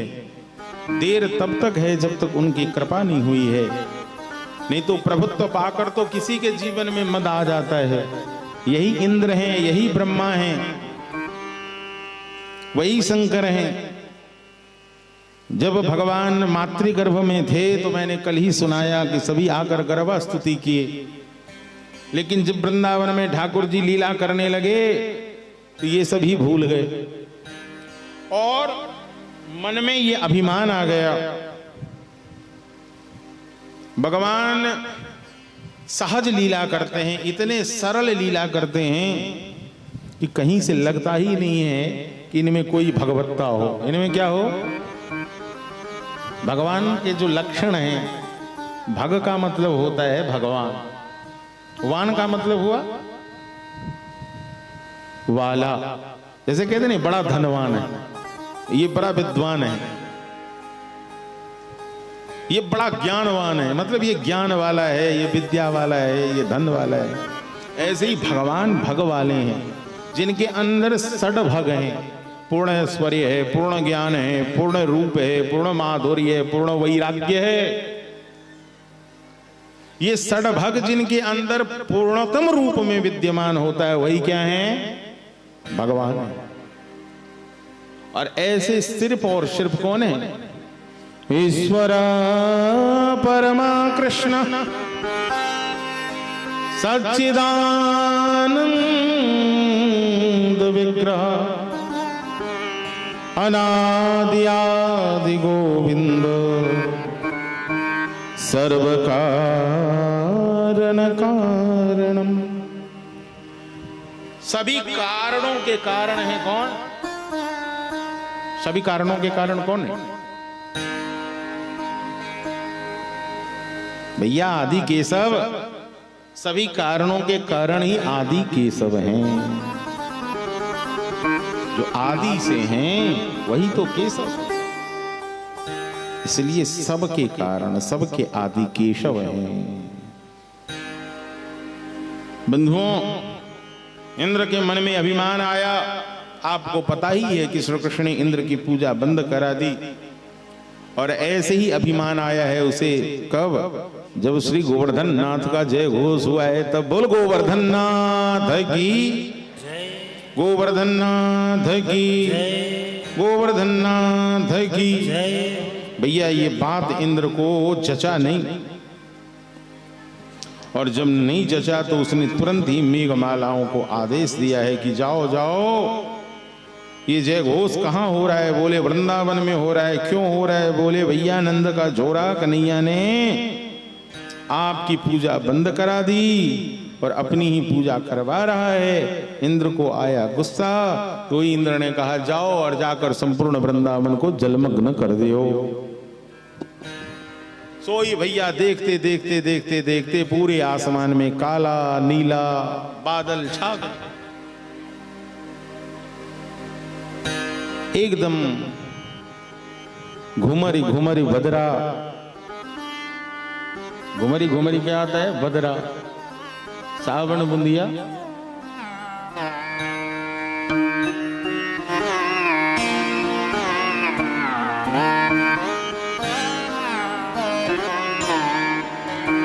देखते ही देखते चारों ओर बादल घिर गए। ऐसा वातावरण बना है कि जैसे सावन और भादों में बादल घिर जाते हैं। अभी का जो समय है तुरंत ही सूर्य रहेगा और देखते ही देखते काले काले बादल भर जाते हैं। उजले कभी सफेद बादल घिर जाते हैं। सावन बूंदिया घर बिन लगे ना मोरा जिया, बरसन लगे सावन बूंदिया तुम बिन लागे ना मोरा जिया। बरसन लगे सावन बुधिया राजा, घर बिन लागे ना मोहन जी। ये सावन की बूंदे कितनी मोटी हो सकती है, इससे मोटी भी श्री कृष्ण के स्मरण में गोपिकाओं की स्थिति हो जाती है, भक्तों की स्थिति हो जाती है। देखते देखते देखते देखते देखते गिरी आई बदरा, आई बदरा, आई बदरा, गिरे आई बदरा, गिरी आई बदरा, श्याम आई बदरा, आई बदरा, झुकी आई बदरा,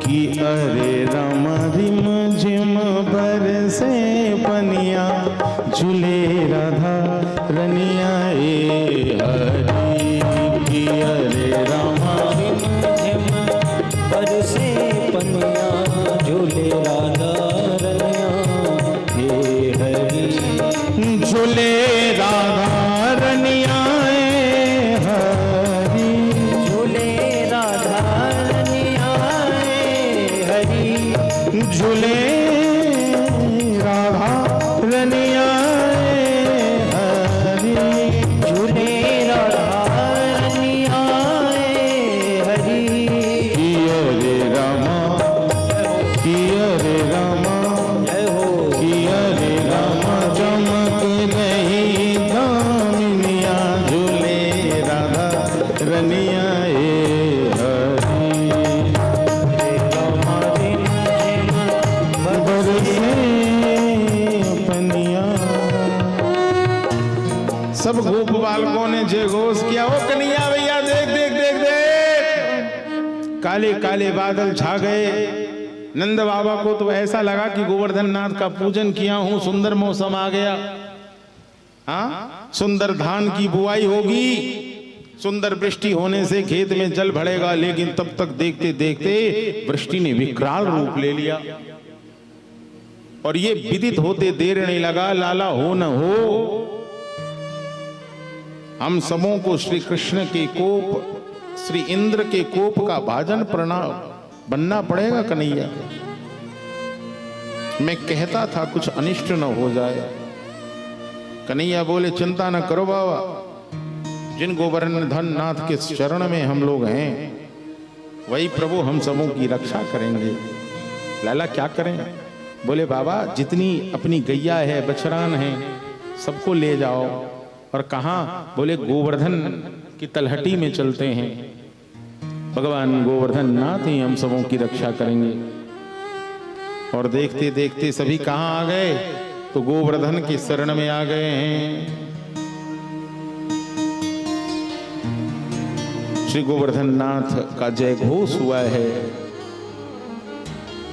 बोल श्री गोवर्धन नाथ की जय। और देखते ही देखते भगवान ने अपनी इकनी उंगली के ऊपर, सबसे छोटी उंगली के ऊपर गोवर्धन को अपने नख पर धारण कर लिया और सभी ब्रजवासी जन उसमें आ गए। इधर इंद्र ने अपने सेवकों को कहा कि यदि वृंदावन जलमग्न हो गया हो तो भैया कम से कम वृष्टि बंद कर दिया जाए। वृष्टि क्या किया जाए? बंद कर दिया जाए। लेकिन आज तो खबर मिली है क्या कि वृंदावन में धूल उड़ रही है चारों ओर। वृंदावन में कहीं कीच नहीं है। वृंदावन में क्या उड़ रही है? धूल उड़ रही है। इंद्र को तुरंत ही यह बात आभास हो गया कि हमने जगत पिता के चरण में अपराध कर दिया। पिता गुरुत्वम। इंद्र को जैसे ही भान हुआ तुरंत ही इंद्रलोक से ऐरावत पर सवार हुआ वह इंद्र गोवर्धन के लिए विदा हुआ है और मार्ग में आकर जैसे ही ब्रज की सीमा प्रारंभ हुई ऐरावत से उतरा हुआ वह इंद्र नंगे पांव दौड़े दौड़े दौड़े दौड़े भगवान श्री कृष्ण के चरण में आया है कि हे प्रभु, मुझसे अपराध तो इतना बड़ा हो रखा है कि मैं आपसे क्षमा भी नहीं मांग सकता, लेकिन यदि मेरे अपराध क्षमा योग्य हों तो प्रभु मुझे, जैसे गुरु और पिता अपने शिष्य और पुत्र के हित में ही उसे दंडित करते हैं, तो मैं समझूंगा कि आपने मुझे यदि दंड दिया है तो इसमें प्रभु आपका हित नहीं अपितु मेरा ही हित है। बच्चे के मन में तो खामखा ये बातें आ जाता है। कोई संसार में संतान होगा जिसे मैया डांटे और उसे अच्छा लगे? आपकी मैया आपको डांटी होंगी माता जी तो आपको अच्छा नहीं लगा होगा। आज आप अपने बच्चे को डांटते हो, उसे अच्छा नहीं लगता है, लेकिन उस बच्चे को उसका बच्चा डांटेगा फिर पता चलेगा। यही नियति है, इसका साइकिलिंग है, ये चलता है। लेकिन आज नहीं लगता है कि ये मेरे हित में है।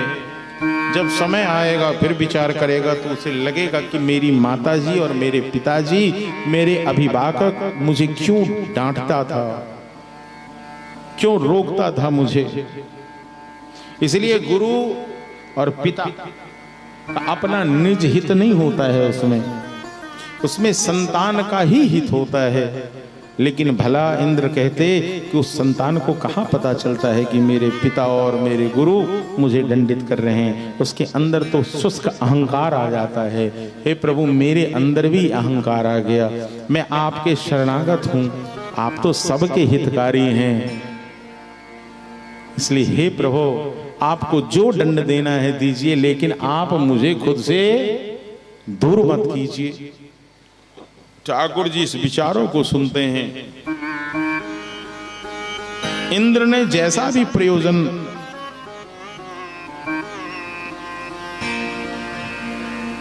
जिस प्रकार से भी उसने अपराध किया, लेकिन उसके अपराध के कारण एक घटना घट गई कि ब्रजवासियों के मन में श्री गोवर्धन नाथ और श्री कृष्ण के प्रति और अटूट श्रद्धा और विश्वास जाग गया।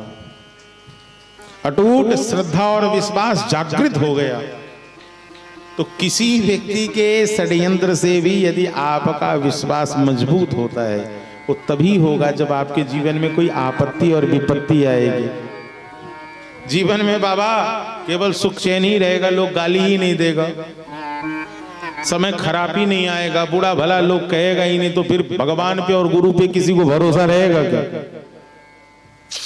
तो ठाकुर जी की ऐसी लीला ही होती है कि परिस्थितियां प्रतिकूल बना दी जाती है, और निश्चित है कि वह प्रतिकूल परिस्थिति आपके भीतर में वह हिम्मत दे और ये निष्ठा दे कि हरि गुरु की कृपा सतत बनी रहती है। ये विशुद्ध श्रीमद् भागवती सिद्धांत है। आज इंद्र ने श्री कृष्ण का शरण ले लिया, ये निश्चय कर लिया कि मैं इस गोवर्धन को छोड़कर कहीं जाने वाला नहीं हूं। हे प्रभु, हे गोवर्धन नाथ, गोवर्धन हितकारी जो सुध लेना हमारी, गोवर्धन गिरधारी जो सुध लेना हमारी, लेना हमारी सुध लेना हमारी, लेना हमारी सुध लेना हमारी, गोवर्धन हितकारी जो सुध लेना हमारी, गोवर्धन हितकारी जो सुध लेना हमारी, मोर मुकुट मकराकृत कुंडल, मोर मुकुट मकराकृत कुंडल, संतन के हितकारी जो सुध लेना हमारी,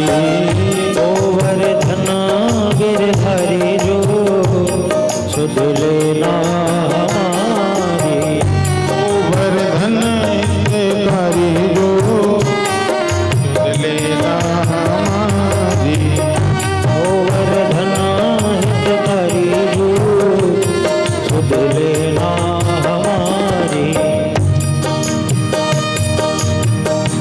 सबरी के बैर सुदामा के तंदुल, सबरी के बेर सुदामा के तंदुल,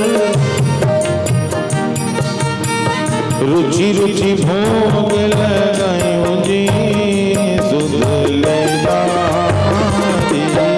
गोवर्धन गिरधरे जू सुध लेना हमारी। दुर्योधन गृह में माया गे, दुर्योधन की मेवा त्यागी, दुर्योधन गृह मेवा त्यागे। दुर्योधन की मेवा त्यागी। अरे शाग विदुर घर खायो जी सुध लेना हमारी। गोवर्धन गिरधरे जू सुध लेना हमारी। बीच सभा में द्रौपदी दिया, बीच सभा में द्रौपदी पुकारी। बीच सभा में द्रौपदी पुकारी। लज्जा लज्जा राखो हमारी जी प्रभु लेना हमारी। गोवर्धन गिरधरे जू सुध लेना हमारी। मीरा के प्रभु गिरधर नागर, मीरा के प्रभु गिरधर नागर। मीरा के प्रभु गिरधर नागर, गिरधर नागर। मीरा के प्रभु गिरधर नागर।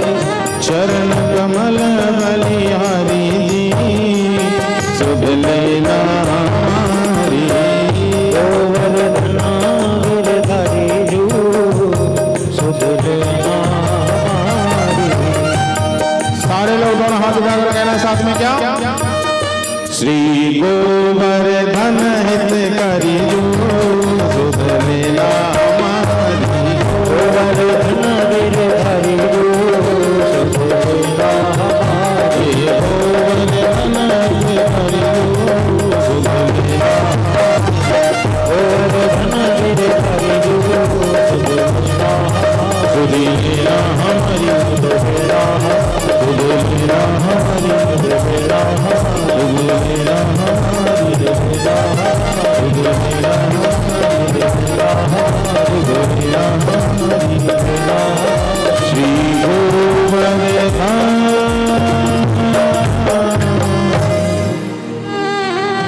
श्री गोवर्धन नाथ की श्री गोवर्धन हितकारी जो सुध लेना हमारी। हे गोवर्धन नाथ, मैं आपके शरण को छोड़कर कहीं नहीं जाऊंगा।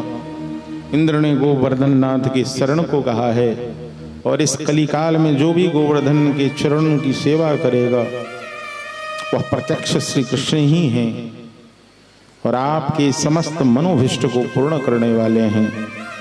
जैसी इच्छा जैसी अभिलाषा आपकी होगी निश्चित पूर्ण करेंगे। बंधुओं, गोवर्धन आदि की लीलाओं की संपूर्णता के बाद वरुण लोक में श्री नंद बाबा श्री कृष्ण के प्रभाव को देखकर विस्मित हैं। जब बेटा नाम करता है तो बाप का सिर गौरव से भर जाता है। नंद बाबा ने भी हर लोक में, वरुण लोक में भी श्री कृष्ण के प्रभाव को देखा है। ब्रजवासियों के बीच में चर्चा पर चर्चा चल रही है। इधर दिव्य मास आया है, आश्विन का वह दिव्य रात्रि शरद पूर्णिमा के रूप में, जहां भगवान ने एक दिव्य मन को स्वीकार किया है। श्रीमद् भागवत में है कि भगवान ने इस रस उत्सव को संपादित करने के लिए भगवान पिता रात्रि सरोदफुल्लमल्लिका विक्षेरन्तु मनश्चक्रे योगमायामुपाश्रितः। इस शरद पूर्णिमा की दिव्य रात्रि में जहाँ बेला चमेली दिव्य सुंदर सुगंध पुष्प खिल रहे हैं और उन पुष्पों की सुगंध चारों ओर फैल रही है, ऐसे दिव्य रात्रि पर भगवान का एक नाम है अमना। अमना कृष्ण ने आज दिव्य मन को स्वीकार किया है और उन्होंने अपने प्रेमियों की इच्छा को पूर्ण करने के लिए दिव्य रासोत्सव प्रारंभ किया। आज उस दिव्य वृंदारण्य की शोभा है जहां कलकल निनाद करती हुई कालिंदी, सुंदर सुंदर वृक्षों की शोभा, लता पताओं में सुंदर रूप से पुष्प खिले हुए हैं। उस पुष्पों की शोभा अद्भुत है। आज इस मध्य रात्रि में भगवान वंशी छेड़ते हैं और निशम्य गीतम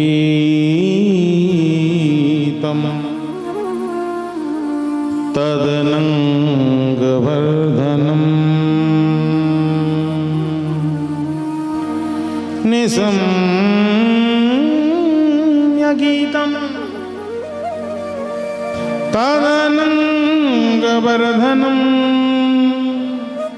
ब्रजस्त्रियः कृष्ण गृहीत मानसा। अपने घर में गृह कार्य को कर रही ये ब्रज की गोपिकाएं जो अपने मन में उनका जो चिंतन है वह श्री कृष्ण लीला चिंतन को कर रही हैं, मतलब कर से कर्म कर रही हैं और मन से गोविंद का चिंतन कर रही हैं। ब्रजस्त्रिय कृष्ण गृहीत मानसा। इस प्रकार से बंधुओं सयात्र कांतो जवलोलकुंडला। परीक्षित आज अपने परम प्रीतम श्री कृष्ण के असह्य विरह की तीव्र वेदना से इन गोपियों के हृदय में ऐसी व्यथा, ऐसी जलन हुई जिसके कारण उनके अंदर में किसी भी प्रकार का अशुभ संस्कारों का लेस मात्र नहीं हुआ और कुसंस्कार जलकर भस्म हो गया और इसके तुरंत बाद ध्यान लग गया और उस ध्यान में ही श्री कृष्ण प्रकट हो गए। और जब ध्यान में श्री कृष्ण प्रकट हुए हैं तब उन्होंने मन ही मन बड़े प्रेम से, बड़े आवेग से श्री कृष्ण ने मन में उनसे मिलन किया है। मतलब ये कोई सामान्य नायक और नायिकाओं का मिलन नहीं है, रस उत्सव है, ये रासोत्सव है, ये काम विजय लीला है, ये काम कीरा लीला नहीं है। आहा, आज भगवान तो राजा परीक्षित श्री गुरुदेव से पूछते कि भगवान जब गोपियां कृष्णम बिंदु परम कांतम न तो ब्रह्मतया मुने, जब ये गोपिकाएं श्री कृष्ण को केवल अपना परम प्रियतम ही मानती थी, क्या उनका उनमें ब्रह्म भाव नहीं था? क्या उनकी दृष्टि सामान्य सी नहीं दिख रही है? ऐसा नहीं लग रहा कोई स्त्री सामान्य पुरुष की आसक्ति में पड़ा हो। यदि ऐसी बात है तो फिर जीव संसार से निवृत्ति कैसे पा सकता है और निवृत्ति पारायण कैसे हो सकता है। तब आज श्री गुरुदेव कहते उक्तम पुरस्तादे तत्ते चैत्य सिद्धिम यथा गतः। अरे परीक्षित, मैं तो पहले ही कह चुका हूं कि ये कोई सामान्य लीला नहीं है। क्यों? क्योंकि भगवान चेदी राज हैं। भगवान के प्रति द्वेष रखने वाला हो या प्रेम करने वाला हो, भगवान सबको मिलते हैं। और भगवान के समस्त लीलाओं का उद्देश्य केवल और केवल जीव का कल्याण होता है। किसी भी प्रकार से कामम क्रोधम भयम स्नेह, कोई स्नेह युक्त होकर उनसे संबंध करेगा, कोई भय युक्त होकर करेगा, कोई प्रेम से करेगा और कोई उनके प्रभाव से, डर से करेगा। किसी भी प्रकार से यदि जुड़ाव होगा तो निश्चित है कि उसका कल्याण होगा। लेकिन जो पूर्ण रूप से अनुरागी होकर, प्रेमी होकर संबंध जोड़ेगा तो निश्चित है कि गोविंद के परम प्रेम को प्राप्त कर लेगा। जो अप्राप्य है वह भी प्राप्य हो जाएगा। इसलिए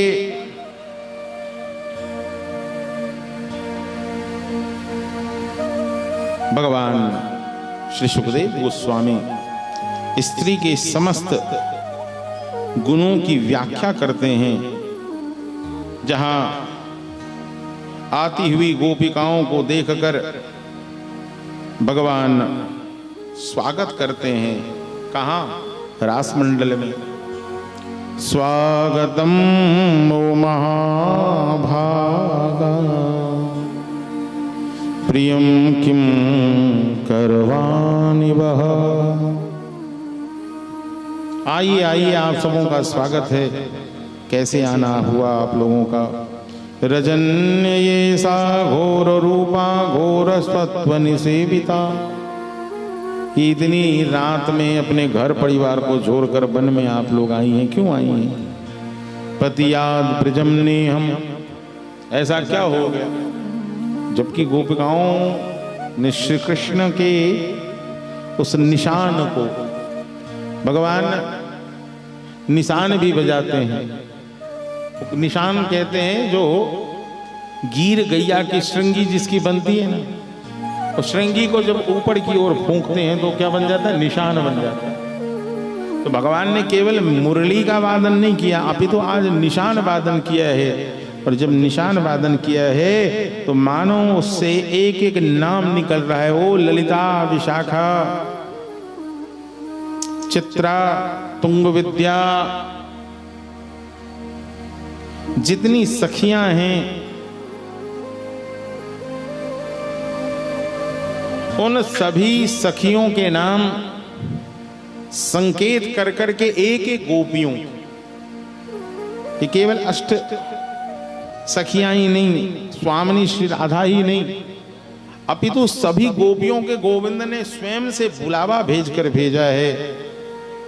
और जब गोपिकाएं आई हैं तो स्वयं श्री कृष्ण कह रहे हैं, मुझे लग रहा है कि आप लोग दृष्टम वनम कुसुमितम राकेश रंजितम,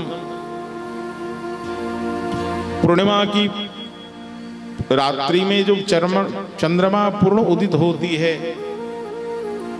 और उस चंद्रमा की चंद्रिका से जब कुमुद के पुष्प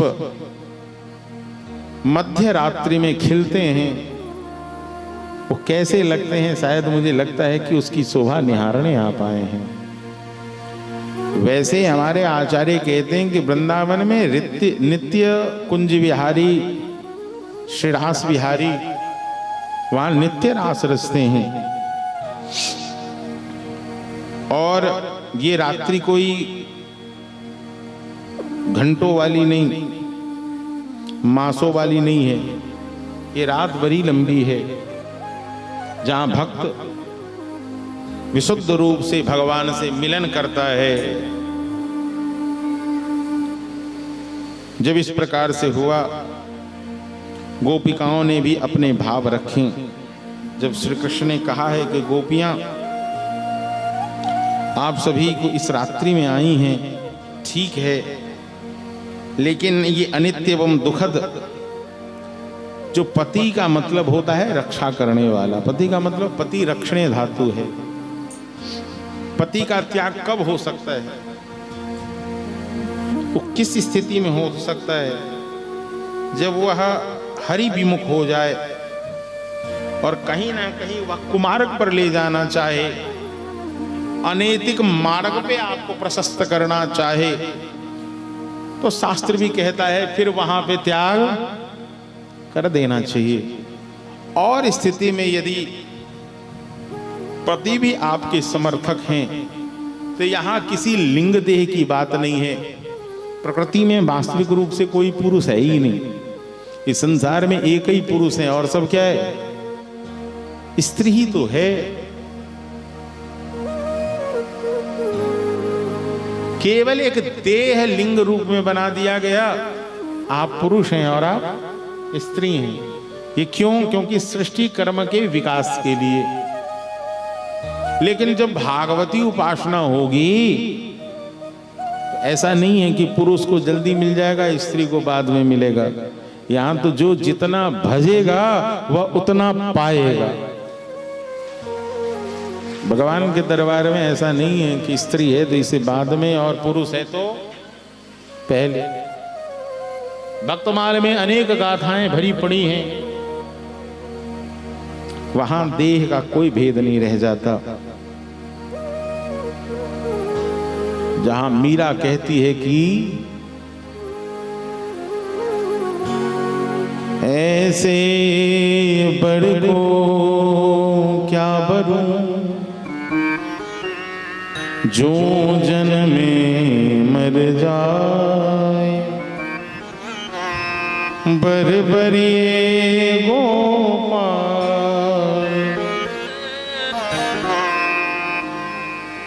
गोपाल को ही वरण कर लेती हूं, तो ये संबंध मेरा नित्य और शुद्ध हो जाएगा। तो ये भक्त की अपनी भावनाएं होती हैं।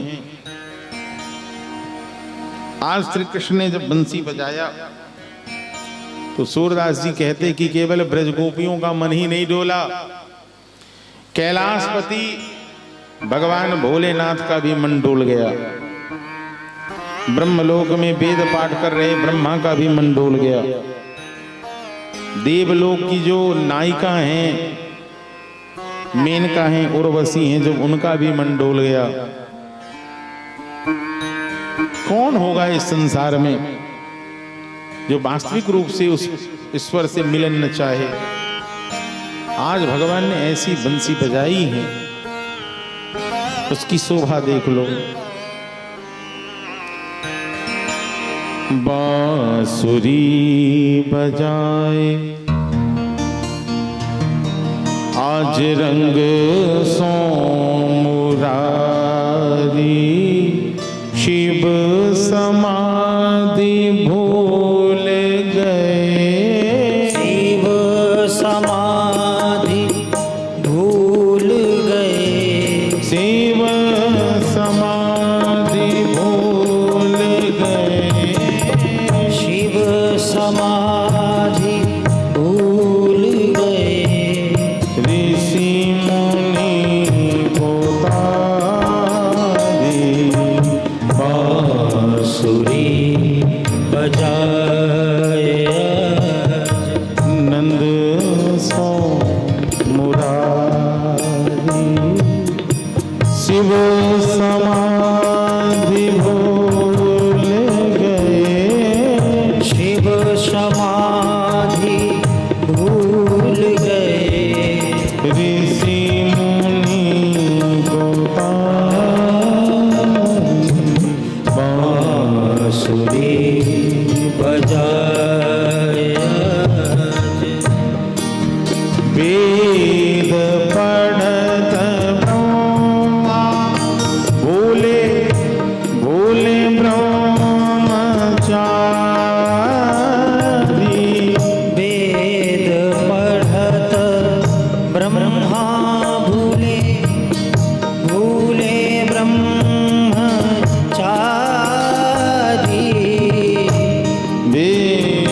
पढ़त ब्रह्मा भूले भूले ब्रह्मचारी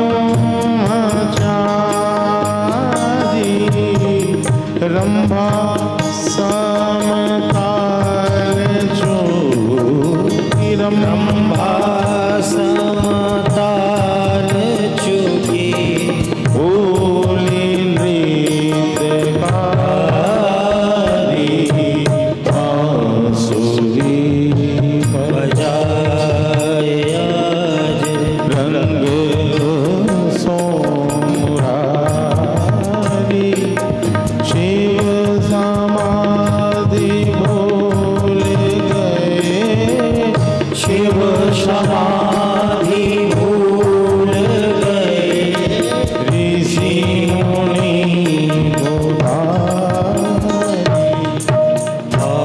बांसुरी बजाए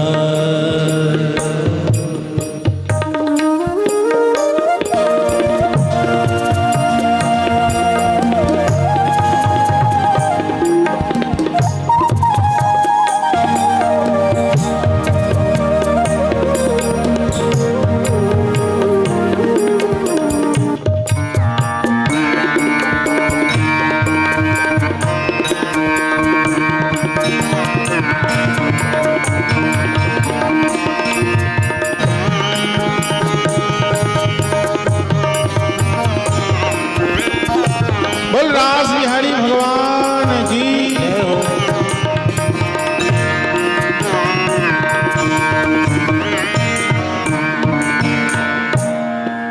जमुना जल जो बहो शोभा आज भारी यमुना जल उल्टो भयो शोभाज भारी वृंदावन बंसी बजी वृंदावन बंसी बजी तीन लोक न्यारी बांसुरी बजाए आज रंग सो मुरारी शिव समाधि भूल गए शिव समाधि भूल गए ऋषि मुनि पुरारी बांसुरी बजाए आज रंग सो मुरारी शिव समाधि भूल गए ऋषि मुनि के नारी बांसुरी ग्वाल बाल मगन भय ब्रज की सब नारी बाल मगन भय ब्रज की सब नारी सुंदर श्याम मोहनी मोर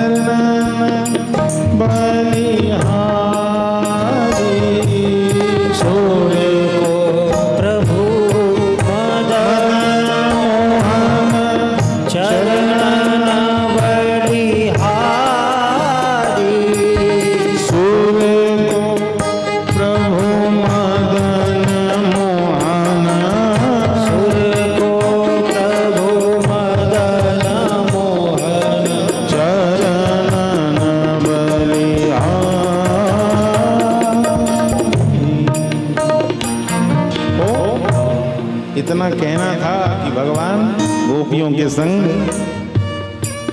रास रचो है।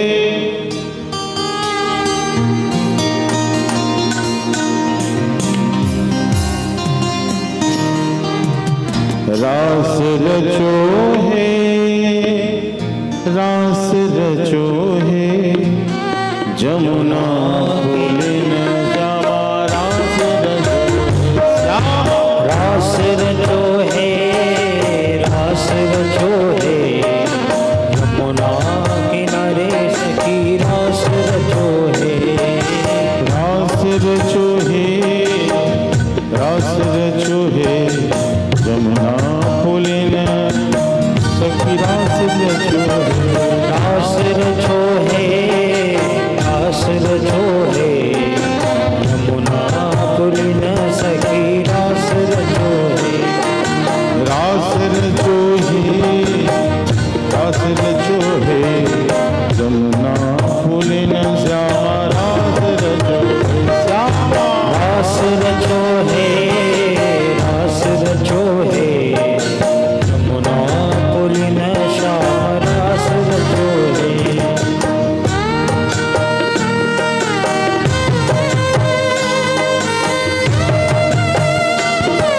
बोल रास बिहारी भगवान के।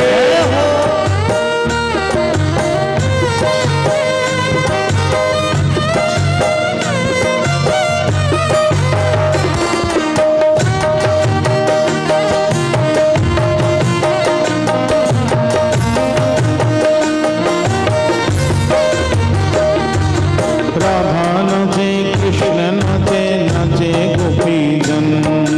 राधा नाचे, कृष्ण नाचे, नाचे गोपीजन। मन मेरो बन गयो सखी रे पावन वृंदावन। मन मेरो बन गयो सखी रे पावन वृंदावन।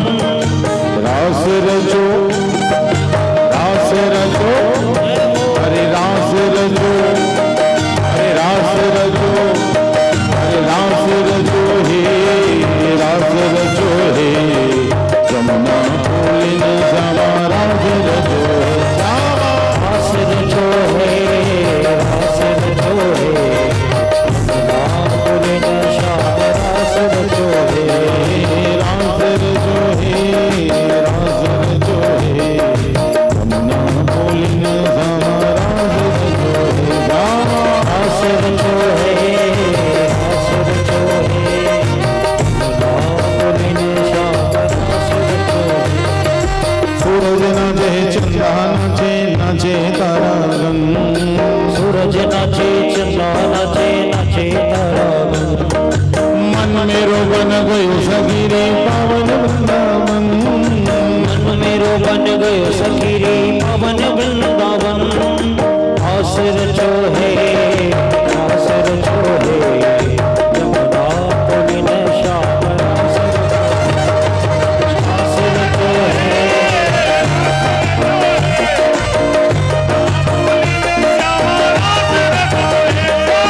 रास रचो है, रास रचो है, रास रचो है, यमुना पुलिन श्याम रास रचो है।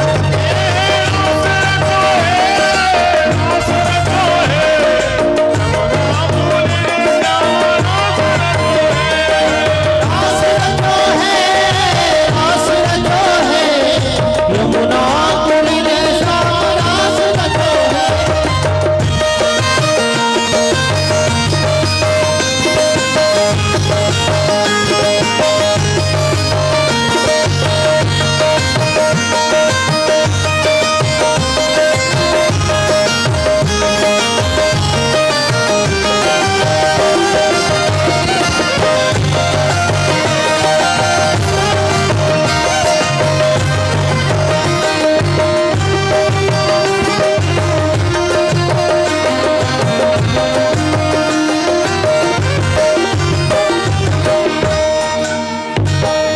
गंधर्व नाचे, ऋषि नाचे, नाचे देवगण। गंधर्व नाचे, ऋषि नाचे, नाचे देवगण। मन मेरो बन गयो सखी रे पावन वृंदावन। मन मेरो बन गयो सखी रे पावन वृंदावन। रचो हे रास रचो, अरे रास रचो हे रास रचो हे, जमुना पुलिन श्यामा रास रचो हे श्यामा, रास रचो हे रास रचो हे, जमुना पुलिन श्याम रास रचो हे, रास रचो हे रास रचो हे, जमुना पुलिन श्यामा रास रचो हे, रास रचो हे रास रचो हे, जमुना पुलिन श्याम रास रचो हे।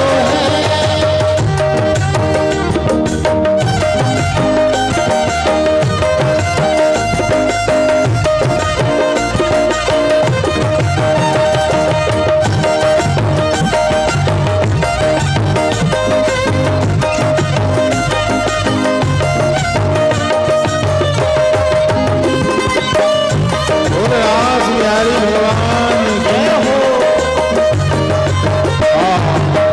दिव्य रासोत्सव चल रहा है, सभी गोपियां मगन है और इसी गोपियों के संग नृत्य करते करते श्याम सुंदर उन गोपियों के बीच से अंतर ध्यान हो गए। सब गोपियों को लगा जो प्रधान सखी हैं, प्रधान गोपी हैं कौन है, श्री राधा रानी है, उनके पास श्याम सुंदर होंगे। गोपियां दौरी दौरी से श्री राधिका के पास में आई हैं, लेकिन श्याम सुंदर वहां से भी अंतर ध्यान हो गए। इन गोपिकाओं ने श्री कृष्ण को पुकारना प्रारंभ किया है कि ए प्यारे आप कहाँ चले गए। अंतरहिते भगवती सहवै प्रजांगना, सभी प्रजांगनाएं श्री कृष्ण मदोन्मत्त गजराज के तरह हो गई थी और उसी समय अतृप्त अवस्था में हैं। श्याम सुंदर चले गए। भक्ति की जब तक पूर्णता नहीं होती है, पूर्ण प्रेम की प्राप्ति नहीं होती है, तो आधी भक्ति में व्यक्ति बेचैन रहता है। ये गोपिकाओं की स्थिति है। कस्याचिदं पूतनायानत्यं कृष्णयांत पिबत स्तनम। अब धीरे धीरे क्या हुआ, तो ये गोपिकाएं श्री कृष्ण विरह में, श्री कृष्ण के स्मरण में, श्री कृष्ण के बाल लीलाओं का अभिनय करने लगी। एक गोपी पूतना बन जाती हैं और दूसरी गोपी श्री कृष्ण बन के उस पूतना का दुग्ध पान कर रही हैं। कई गोपियां मिलकर कालिया नाग बन जाता है और एक गोपी सबके सिर के ऊपर नृत्य कर रही हैं। इस प्रकार से सभी गोपिकाएं बाल कृष्ण बनकर, सखा बनकर बैठ गई हैं। कोई तृणावृत्त दैत्य का रूप धारण करके, जिस जिस प्रकार से श्री कृष्ण ने लीला करी है, एक कृष्ण बनी हैं तो दूसरा बलराम बन जाती हैं और बहुत सी गोपियां ग्वाल बाल के रूप में हो गई हैं। कोई गोपी वत्सासुर बन जाती हैं। मतलब विरह की स्थिति ऐसी है कि श्री कृष्ण लीला मंचन करने लगती हैं। क्या करती हैं? विरह ऐसा है कि गोपिकाएं अब श्री कृष्ण विरह में श्री कृष्ण लीला का अभिनय करने लगी हैं और अभिनय करती ही वह गोपिकाएं एवं कृष्णं प्रक्षामानं वृंदावन लता तरुण। गोपिकाओं को लगता है कि हमारे कन्हैया कहाँ गए हो कृष्ण, बताओ वृंदावन वासियों यहाँ मेरे श्याम आए हैं, बताओ वृंदावन वासियों यहाँ पर श्याम आए हैं, बताओ जमुना वासियों यहाँ मेरे कृष्ण आए हैं, बताओ। सबसे पूछ रही है, बता ए अशोक, ए जमुना, ए जामुन, ए मालती, ए कुमुद, ए आम्र, आम्र कानन है, आम के वृक्ष से जाकर पूछती हैं, ए तूने मेरे कृष्ण को देखा है क्या? ए मालती, क्या तूने मेरे कृष्ण देखा है क्या? ए अर्जुन, अर्जुन का वृक्ष है, तुमने कृष्ण देखा है क्या? सभी से पूछ रही हैं, कृष्ण आपने देखा है क्या? किसने देखा है मेरा कन्हैया? कोई तो बताओ। इस प्रकार गोपिकाएं सुध-बुध खो रही हैं, एकदम सुध-बुध खोई हुई। ततो गत्वा बनो देशम दृप्ता के सबम रवि। यह गोपिकाएं दौड़ी दौड़ी दौड़ी दौड़ी सब जगह ढूंढ रही है, हे नाथ रमन प्रेष्टः क्वासी क्वासी महाभुजा दास्यास्ते कृपणाया मे सखी दर्शय सन्निधिम। कहां चले गए मेरे नाथ? हे मेरे सखा, आ जाइए, आ जाइए। निश्चित मुझसे कोई ऐसा अपराध बना है जिस अपराध के कारण आप चले गए हैं गोविंद। सभी से पूछती पूछती वह गोपिकाएं पुनः जमुना के किनारे जाती हैं, और जैसे ही जमुना के पुलिन पर जाती हैं, पुनः पुलिनमागत्या कालिंद्या कृष्ण भावना।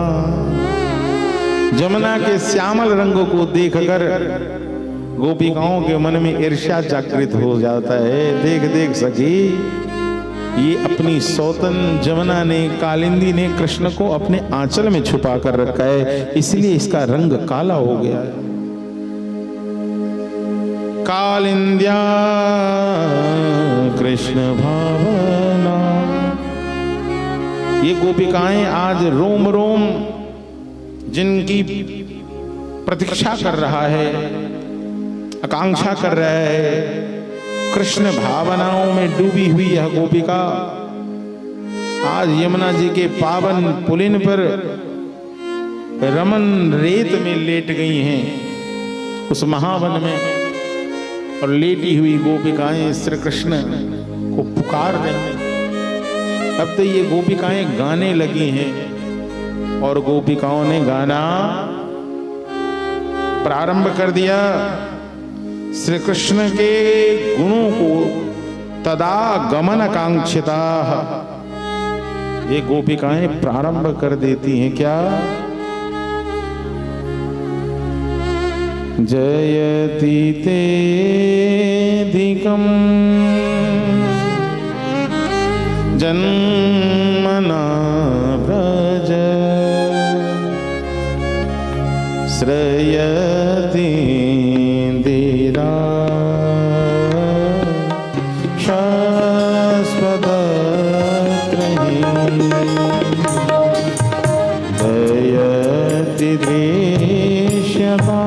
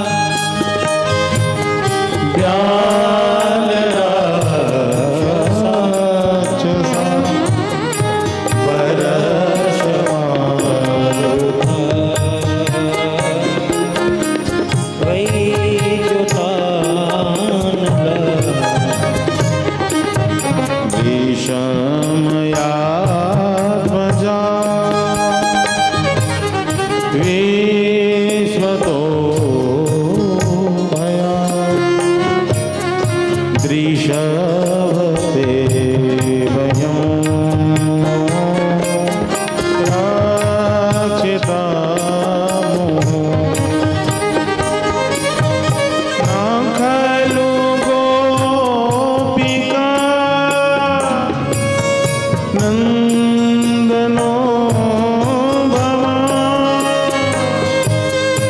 अखिल दीना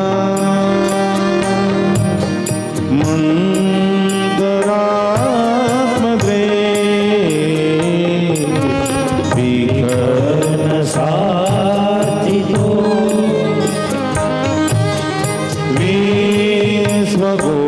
विश्वगोपते सखौ देवा सात्वतां कुले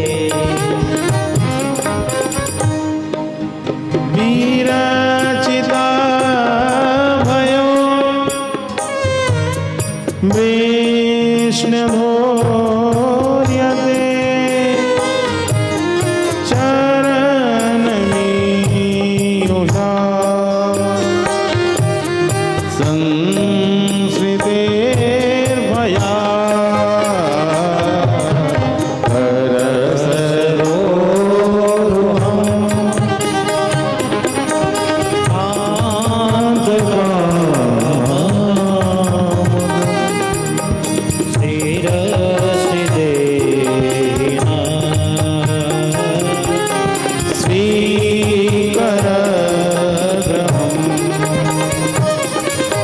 ब्रज जनातिहं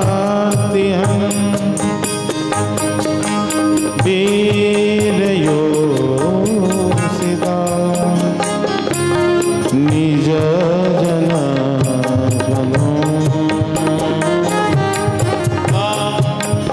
सनास्मित सखे भवत् किङ्करे स्मनो जलरुहाननो चारुदशये प्रणतदेहिना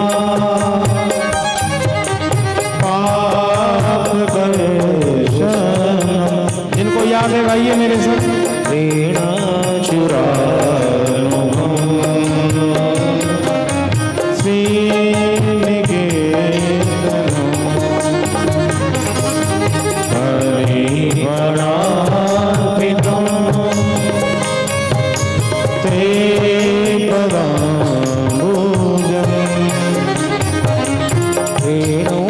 कुछे सुना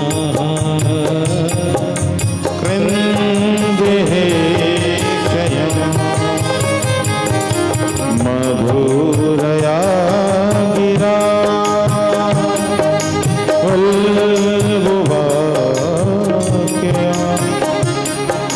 बुध मनो गया पुष्पदेक्षण विधि करी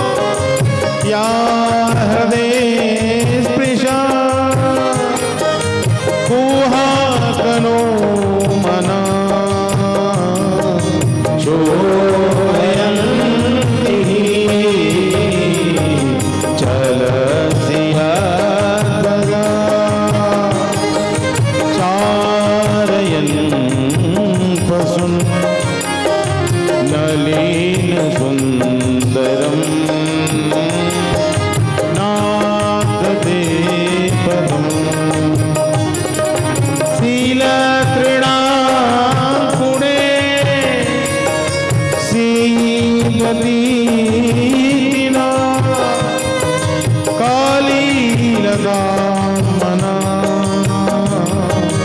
कांत गाक्षते नीला परीक्षणे नीलकुंभले वनरुहाननो विप्रदापितं गानरजस्वलं दर्शयन् मुहो मनसि न स्मरो वीरयाक्षसी प्रणततारम्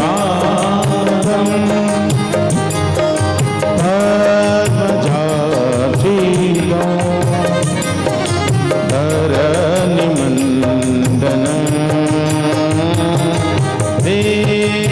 देयमापदि शरणपङ्कजं शान्तमं च ते रामायणहस्तने स्वल्पयादिहं सुरभवर्धनं शोकनाशनं स्वरितवेणुना सुष्ठुचुम्बितं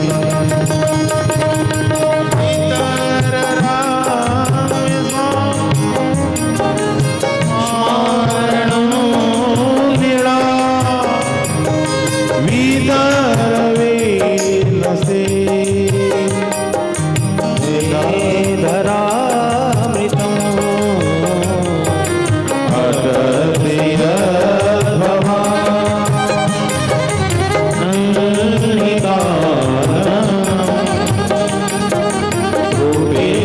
रूपेयुगायते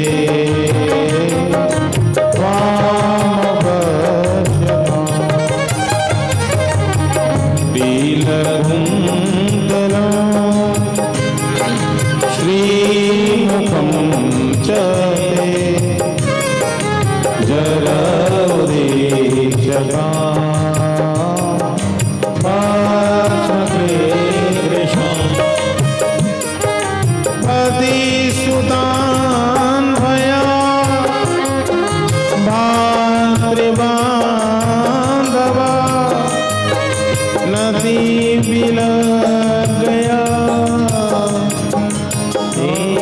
च्युतागतः गतिविदस्तवो गीतमोहिता गीतभयोषिता काशदे निशि काहसि संविदं रेक्षयोदनं प्रहसिताननं प्रेमवेशनं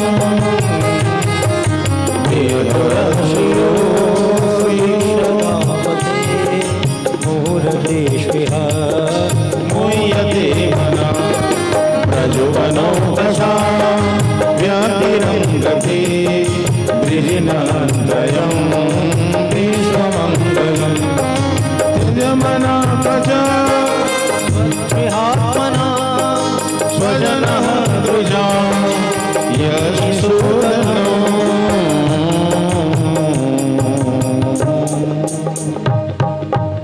यत्ते सुजात चरणाम्बुरुहं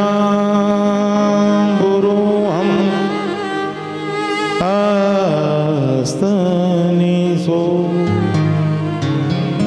बीतासनै प्रिय दधिमहि कर्कसे सो तेनाट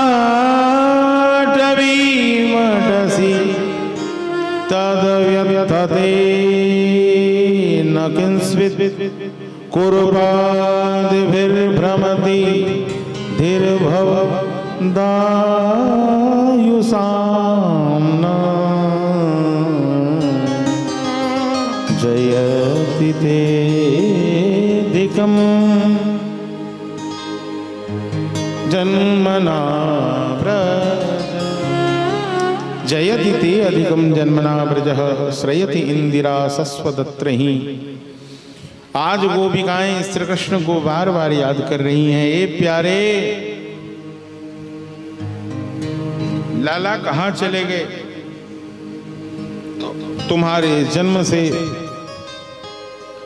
जहां कल तक वैकुंठ की महिमा थी, जब से तुमने इस वृंदावन में जन्म लिया, इस वृंदावन, इस ब्रजभूमि, इस गोकुल नगर की महिमा भी बढ़ गए। जयति ते अधिकम जन्मना व्रजः। ऐसा नहीं है कि ये वन की महिमा पूर्व में नहीं थी, नहीं थी तो ध्रुव क्यों आए? नारद जी ने तो ध्रुव को यही वृंदावन भेजा था, मधुवन भेजा था।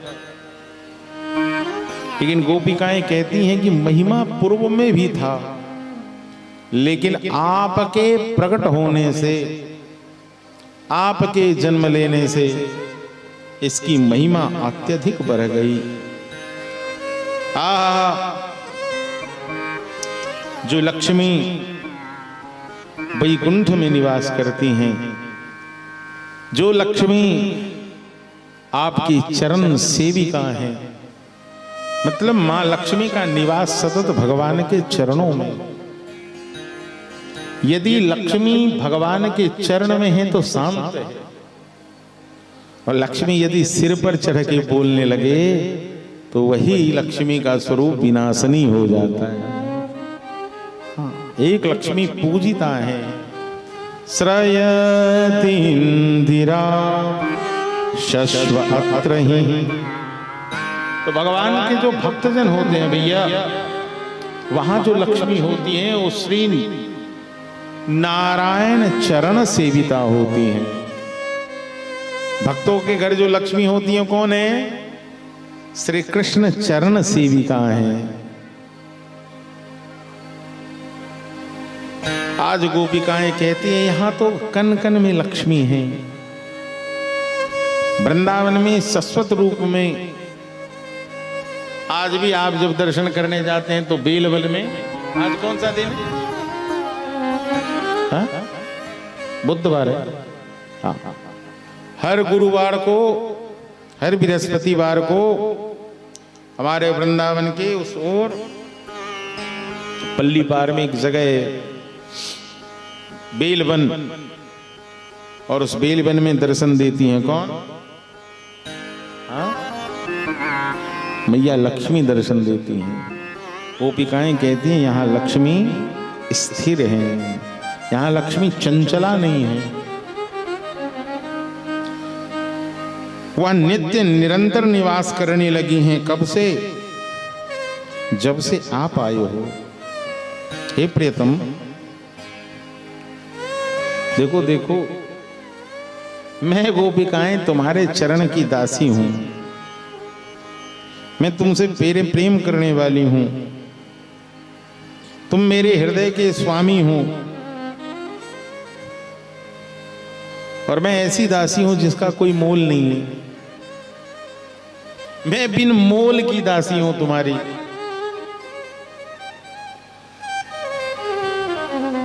लेकिन हे अच्युत, भगवान का गोत्र क्या है? भगवान अच्युत नंदन है।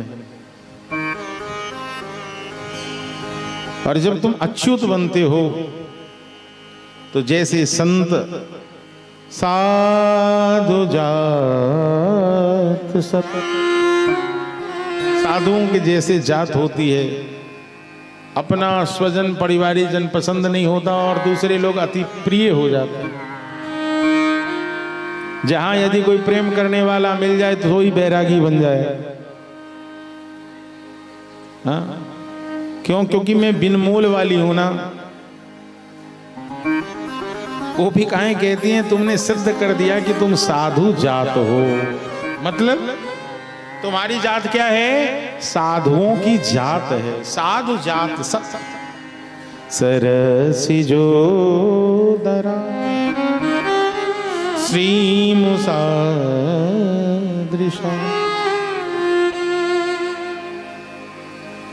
ये प्यारे, तुम्हारे सौंदर्य की महिमा मैं क्या कहूं? तुम मेरे लिए क्या हो कि मेरे हृदय जानते हैं।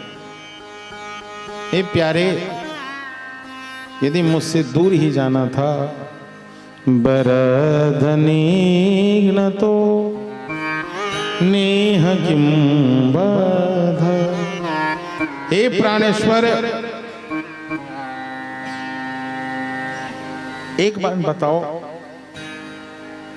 केवल किसी को जान से मार देना ही मारना होता है क्या? क्या किसी को नेत्र से यदि बद्ध कर दिया जाए तो ये बद्ध की श्रेणी में नहीं आती है, मारने की श्रेणी में नहीं आती है। तुमने तो अपने जादू भरी नेत्रों से नेह किम बधा।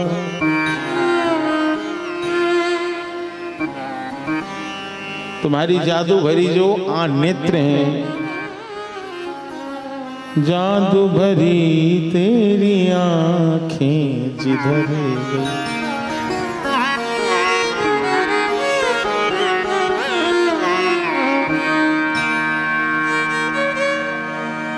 नैनों की कटारी वारी वारी वारी छछिया से उतर गई।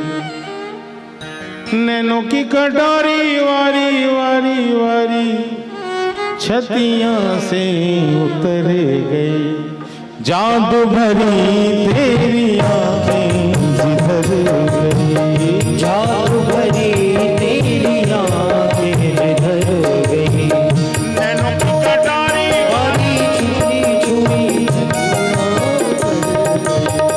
नैनों की कटारी वारी वारी छुरी छुरी छतियां से उतर गई। जादू भरी तेरी आंखें जिधर, जादू भरी तेरी आंखें जिधर गई। नैनों की कटारी वारी छुई छतियां से उतर गई। नैनों की कटारी वाली वाली छुई छुई छतिया से उतर गई। जादू भरी तेरी आंखें जादू भरी तेरी तो नेह किम बंधा।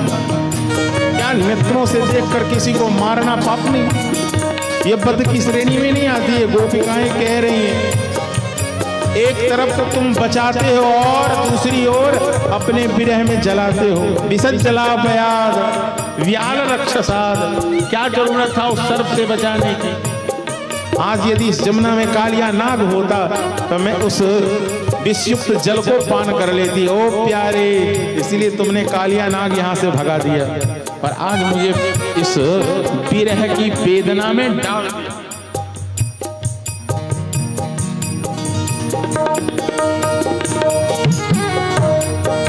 यदि मुझे मरना ही था, मेरे लिए ही निश्चित था, तो इंद्र के प्रकोप में ही मुझे जाने देते। लेकिन प्यारे, नहीं नहीं, नखुल गोपिका नंदनो भवान अखिल देहिना। तुम केवल यशोदा नंदन नहीं हो। हे प्यारे, मैं जानती हूं कि तुम समस्त शरीरधारियों के देह में रहने वाले हो।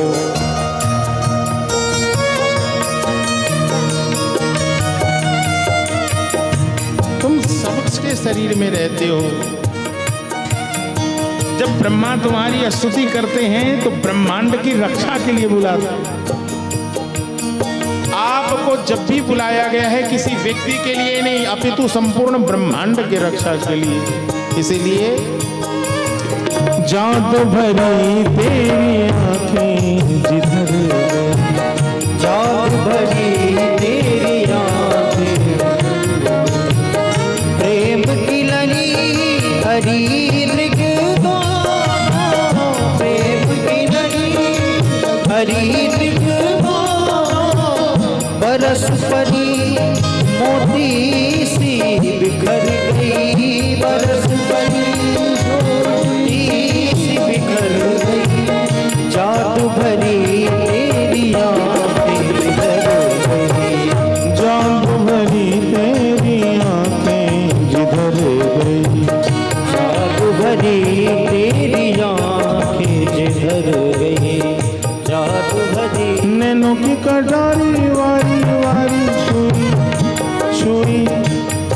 छतिया से उतर गई, नैनों की कटारी वाली वाली छुई छुई छतिया से उतर गई।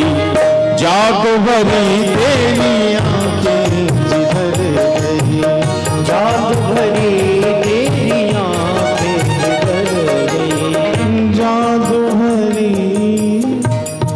उस नेत्र को ढूंढ रही हैं या गोपिकाएं आज कह रही हैं, प्रणत देहिना पाप कर्षणम तीरथ चूर्णानुगम श्री निकेतनम। ए प्यारे, जीवन में पाप भी करती हूं, लेकिन आपके चरणों में समर्पित होते ही हमारे समस्त पापों का कर्षण हो जाता है। भगवान क्या करते हैं? कृष्ण का मतलब क्या है? कर्षण कर लेना, मतलब समस्त पापों को जो खींच ले। समस्त पाप क्या है? समस्त पापों को जो कर्षण कर ले। प्रणत देहिना पाप कर्षणम। जीवन में अमंगल इसलिए नहीं हो सकता क्योंकि मैं आपके कथा का आश्रय ले रखी हूं। जीवन में अमंगल किसका नहीं होगा? ऐसा नहीं है कि उसके जीवन में कोई दुखद घटनाएं नहीं होंगी। ये जीवन है, हर समय सुखद समाचार या सुखद घटनाएं ही नहीं मिलेंगी आपको। हो सकता है एक से एक अप्रिय और दुखद घटनाएं आपको प्राप्त हों, जिसकी परिकल्पना भी आप नहीं कर रहे हों। लेकिन भगवान की कथा क्या करता है माता जी? दुख सहने का सामर्थ्य प्रदान कर देता है। भगवान की कथा क्या करता है? भगवान का नाम क्या करता है? उस दुख को सहने का सामर्थ्य देता है। ऐसा थोड़ी है कि दुख ही नहीं आएगा, दुख तो आएगा। जैसे नहीं कहते कि रोग आएंगे, लेकिन आपके शरीर का यदि रोग प्रतिशोधक क्षमता, इम्यूनिटी यदि ज्यादा होगी बॉडी में, तो आपको रोग जल्दी ठीक हो जाएगा। इसलिए गोपिकाएं कहती हैं कि मैं तो कथा का आश्रय ले रखी हूं, इसलिए हे प्यारे प्रियतम, एकमात्र तुम ही हमारे सारे दुखों को मिटाने वाले, तुम्हारे वह चरण ही हैं जो शरणागत भक्तों को सब कुछ प्रदान करने वाले हैं। इसलिए हे स्वामी, आप मुझे छोड़कर कहां चले गए? हे वीर शिरोमणि, वह तुम्हारा अधरामृत, जो अधरामृत शोकनाशनम, सभी शोकों का नाश करने वाला है। श्रीमद् भागवत का एक स्वरूप क्या है? शोक विनाशनी। क्या है? शोक विनाश। और भगवान का अधरामृत क्या है? इसलिए भगवान के अधरामृत से स्पर्शित जो भगवत प्रसाद होता है, उस प्रसाद ग्रहण करने की महिमा अत्यधिक क्यों है? क्योंकि वह प्रसाद भगवान के अधर का स्पर्श किया है, और अधर से स्पर्शित प्रसाद आप ग्रहण करोगे तो आपके जीवन का समस्त शोक समाप्त हो जाएगा। स्वरित वेणुना,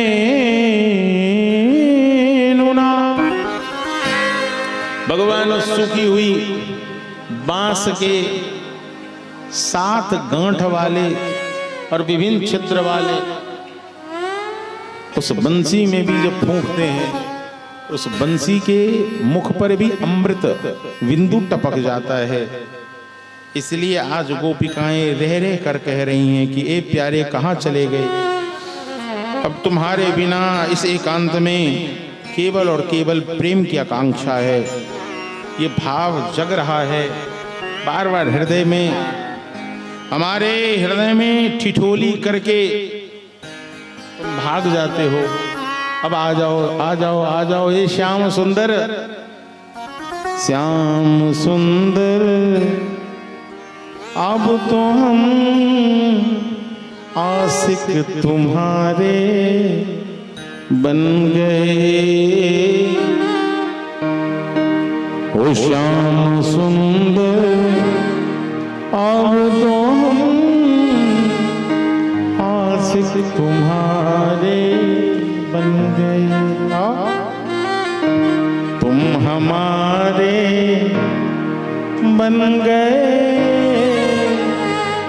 तुम हमारे बन गए और हम तुम्हारे बन गए। ये नित्य परिचय हो गया। तो श्याम सुंदर अब तो हम कहाँ चले गए स्वामी? मेरे कारण जो चरण, आहा, आज तक ब्रज की गोपिकाएं हों अपने स्तनों से भी स्पर्श जिस चरणों का नहीं करवाती थी कि स्तन भी कठोर होगा, कहीं भगवान के चरण से स्पर्श कर गया तो भगवान के चरण में चोट न लग जाए, इसलिए गोपिकाएं अपने स्तन पे भी विभिन्न प्रकार के शीतल लेप, चंदन आदि का लेप लगाती हैं, कुमकुम का लेप लगाती हैं कि श्याम सुंदर के चरण स्पर्श करेंगे तो चोट न लगे। आज गोपिकाएं कह रही हैं कि ऐसा क्या हो गया श्याम सुंदर कि उस चरण को आज आप इतना तकलीफ दे रहे हैं। अब आ जाइए श्याम सुंदर। आहा हा, जब विरहाग्नि में जलती हुई है गोपिकाएं, विरह की पूर्णता होती है तो प्रेम का शुद्ध स्वरूप बाहर आ जाता है। जैसे लोग कहते नहीं है कि जलते जलते ना जो सोना होता है वो बाहर चमकने लगता है। अग्नि में जो धातु है यदि मिश्रित भी है, मिश्रा स्थिति से शुद्धा स्थिति में पहुंचना है। भक्ति का एक स्वरूप है मिश्रा भक्ति, क्या है, और दूसरा स्वरूप है शुद्धा भक्ति। मिश्रा भक्ति क्या होता है? मिश्रित होना। बहुत सारे मेटल मिले हुए हैं लेकिन उसे अग्नि में दिया गया तो अब केवल स्वर्ण ही बचा है, तो ये शुद्ध भक्ति हो गया, शुद्ध प्रेम हो गया। तो शुद्ध प्रेम को लिए यह गोपिकाएं प्रकट होती है, ऐसे ही प्रकट होती हैं और दिव्य फिर गोपिकाओं के संग महारास होता है। क्या होता है? अरे पूनम की रात लेके हाथों में हाथों में राधा के संग नाचे गोविंदा। पूनम की रात लेके हाथों में राधा के संग नाचे गोविंदा।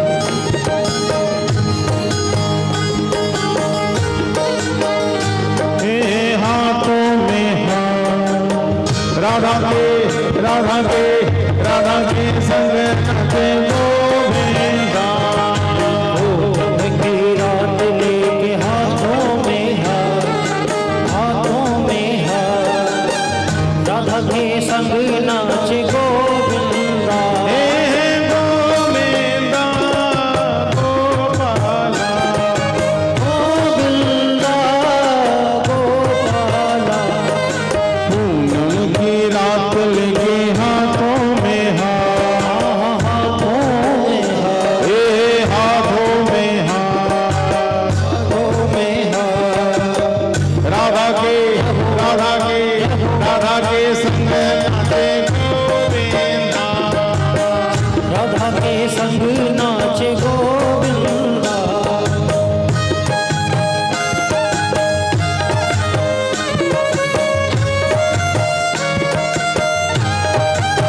जय हो।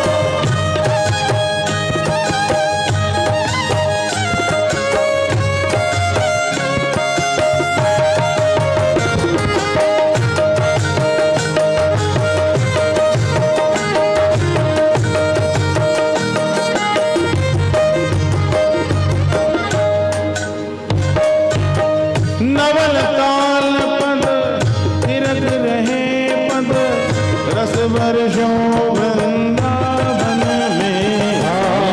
रस वर्षों वृंदावन में। मानस की रस बेला में शुभ न रहे तन और मन में। सुध न रहे तन और मन में। दोनों हाथ उठाकर सारे कहना क्या? आनंद मगन श्री राधा रमन, श्री राधा रमन, गोपियन संग नाचे गोविंदा। आनंद मगन श्री राधा रमन गोपियन संग नाचे गोविंदा।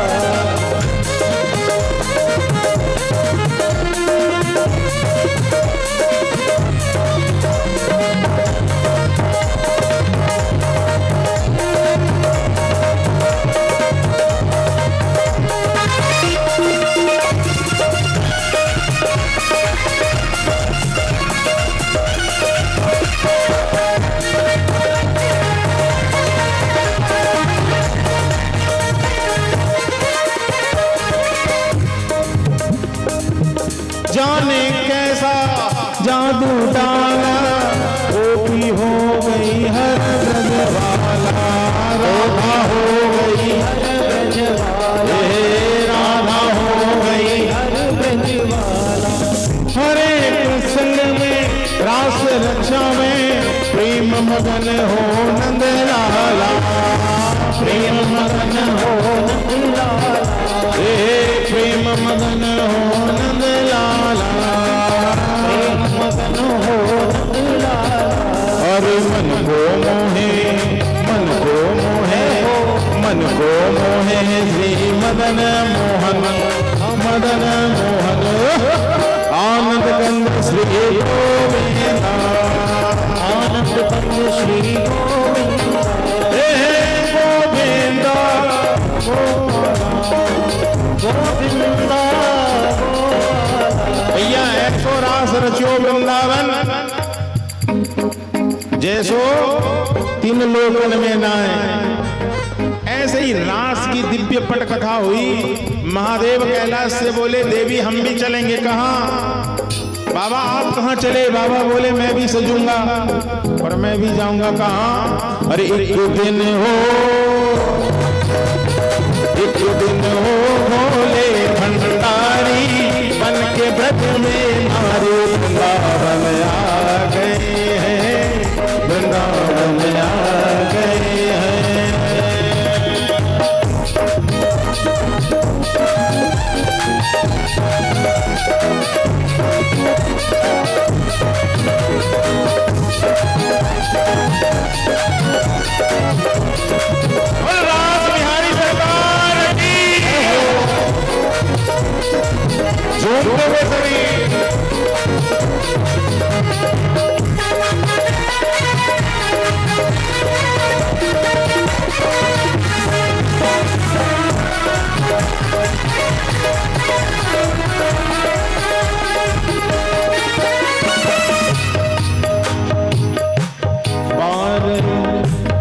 पार्वती भी मना के हारी मामा ने बुलारे वृंदावन आ गए हैं वृंदावन आ गए।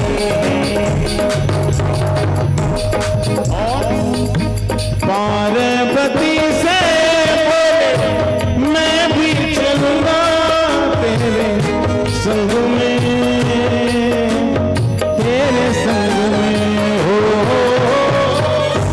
पार्वती से बोले जय हो महादेव तेरे संग में तेरे संग में। राधा संग श्याम नाचे मैं भी नचूंगा तेरे संग में तेरे संग में। हो राधा संग श्याम नाचे मैं भी नाचूंगा तेरे संग में तेरे संग में।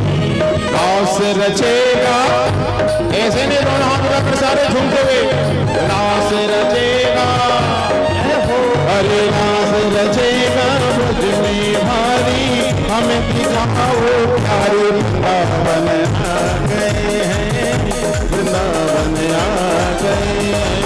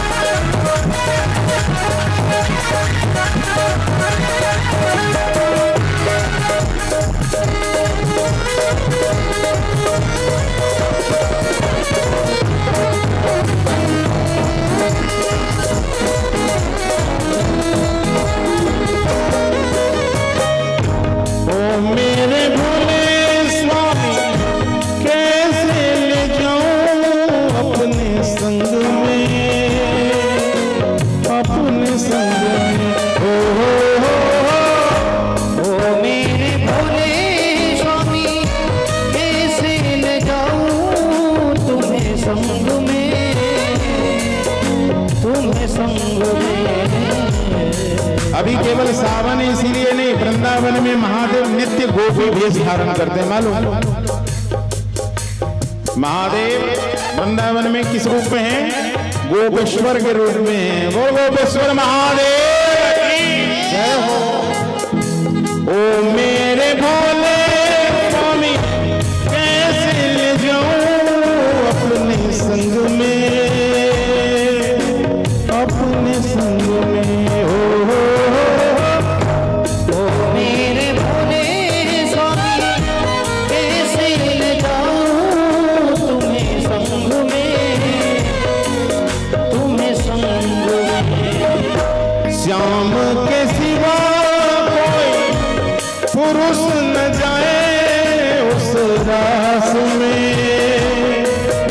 उस रास में हो। मोहन के सिवा वहाँ पुरुष न जाए उस रास में, उस रास में हो। हे भोलेनाथ मान जाओ, नहीं तो हंसी करेगी, हंसी करेगी ब्रज की नारी, हंसी करेगी ब्रज की नारी। मानो बात हमारे वृंदावन आ गए हैं, वृंदावन आ गए हैं। एक दिन वो अंगारी बन के ब्रज की नारी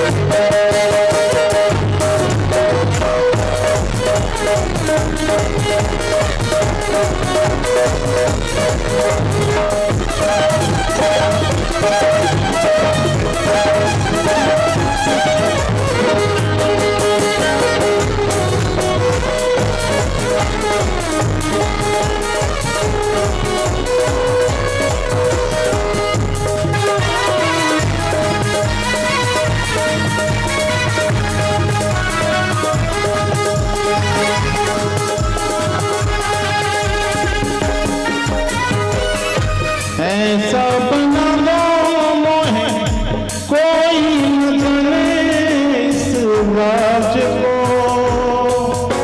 इस राज को। ऐसा बना दो मुझे कोई न जाने इस राज को, इस राज को। मैं हूँ सहेली तेरी ऐसा पता ब्रज राज को, ब्रज राज को। मैं हूँ सहेली तेरी ऐसा बताना ब्रजराज को, ब्रजराज को। पन्ना के जोड़ा ऐसे आनंद नहीं आ गया। गोपेश्वर रूप में महादेव को देखने तो आनंद लीजिए। दोनों हाथ उठाइए सभी, दोनों हाथ उठाइए। पन्ना के जोड़ा, पन्ना के जोड़ा पहन के सारी, चाल चले मत वाले वृंदावन आ गए हैं। पहन के पूरा पहन के सारी, चाल चले मत वाले आ गए हैं, वृंदावन आ गए हैं, वृंदावन आ गए हैं।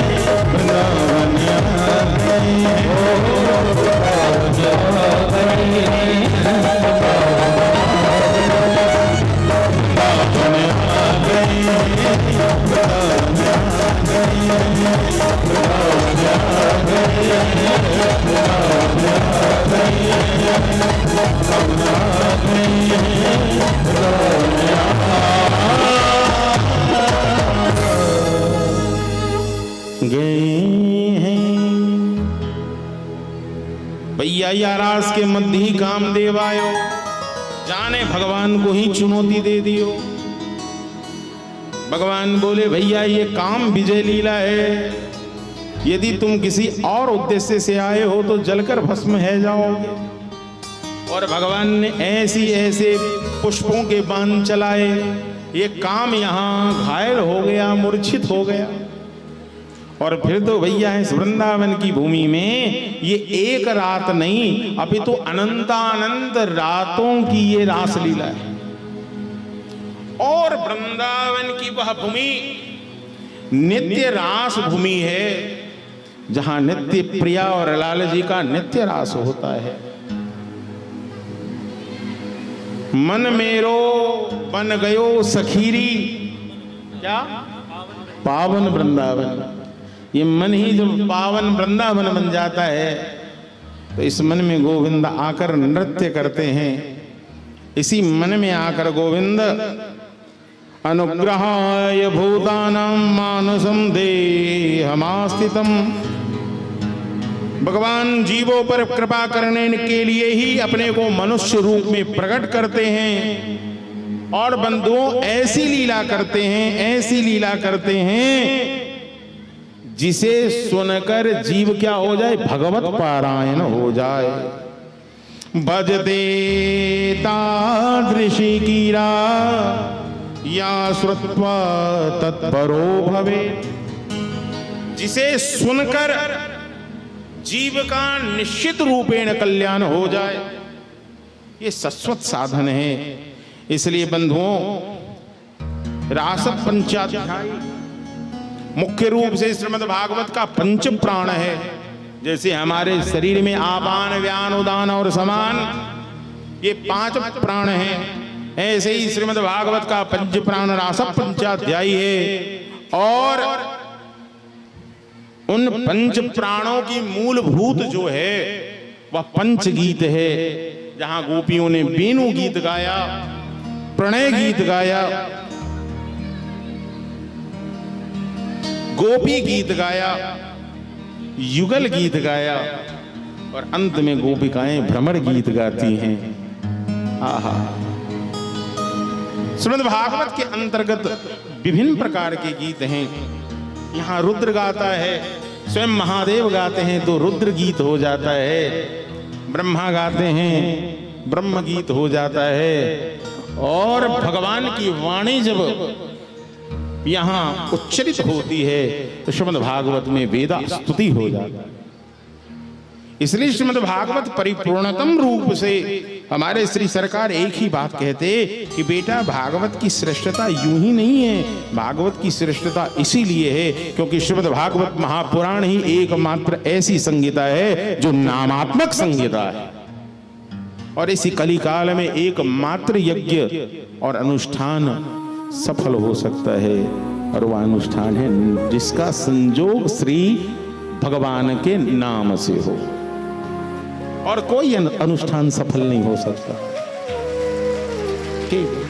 कलयुग केवल नाम आधार, कलयुग केवल नाम आधार, कलयुग केवल नाम आधार, कलयुग केवल। और हमारे श्री चैतन्य हरेर नाम हरेर नाम हरेर नाम कलो नास्त्यैव नास्त्यैव नास्त्यैव गतिरन्यथा, अन्यथा कोई गति नहीं है। इसलिए हमारे श्री सरकार कहते कि किसी की इंद्रिया बड़ी चंचल रहती हो, यदि कोई छोड़ा यदि कुसंग में पड़ गया हो और उसे इंद्रिय जन्य कोई बीमारी हो गई हो, तो बीमारी के लिए रोग के लिए औषधि आवश्यक है, लेकिन यदि अतिशय कामी है वह, तो गुरुदेव कहते सरकार कहते कि उसे केवल औषधि काम नहीं करेगा, तो बोले नित्य केवल रास पंचाध्यायी का पाठ करे या श्रवण कर ले तो निश्चित है कि इंद्रियों के ऊपर उसका अपना बल हो जाएगा। और ये फलश्रुति भी है, विक्रीडितम ब्रजवधो विरदम च विष्णो श्रद्धान्वितो शृणुयात् वर्णयेद्यः भक्ति पराम भगवती प्रतिलभ्य कामम। कितनी भी बुद्धि क्यों ना भ्रष्ट हो, कितनी भी इंद्रियां चंचल क्यों ना हो, परीक्षित जो धीरे धीरे धीरे पुरुष भगवान श्री कृष्ण के इस क्षण में लीला कथा को बार बार सुनेगा, बार बार सुनेगा, बार बार सुनेगा, उसकी हृदय की जितनी भी मलिनता होगी, जैसे कोई वस्त्र बड़ा गंदा हो जाए, या तो तुम नित्य ही वस्त्र को धो तो स्वच्छ रहेगा। अब कोई यदि 1 महीने तक एक ही कुर्ता पहने और फिर धोए तो एक दिन में सफाई नहीं आएगी, चमक नहीं आएगा, बार बार धोना पड़ेगा। अब तो भैया अल्मुनियम और स्टील का जमाना आ गया। हमारे ही आश्रम में जब पीतल के बड़े बड़े बर्तनों में महाप्रसाद बनता था, चूंकि हम लोगों को धोना ही पड़ता था, तो एक तो उसके ऊपर मिट्टी और गोबर का लेप, जब लेप उतरे तो पीला स्वर्ण जैसा दिखने वाला पात्र भी लाल हो जाता। अब मेरी मैया जी कहती थी जब तक ये सफेद होकर चमकेगा नहीं तब तक राख से इसे मलते रहो। मतलब उसे घिस-घिस कर उसका चमक जो है, वह रूप है, जब अपने नित्य स्वरूप में आ जाएगा, मतलब अब ये सखरा नहीं है, ये अमनिया हो गया।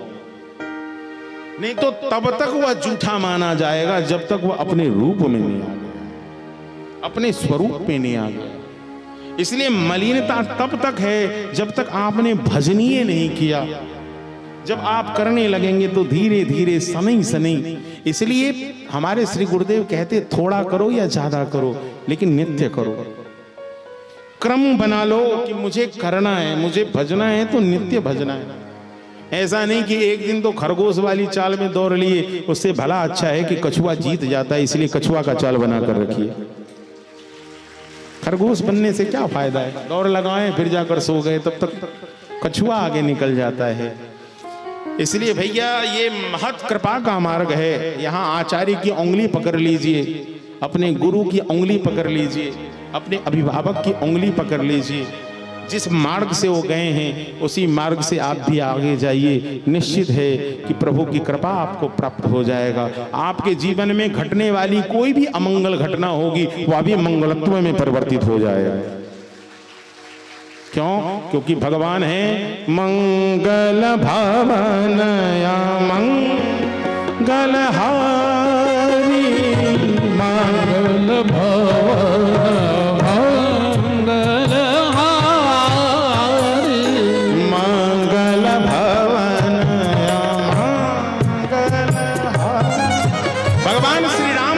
का रूप और लीला गुण धाम ऐसा है।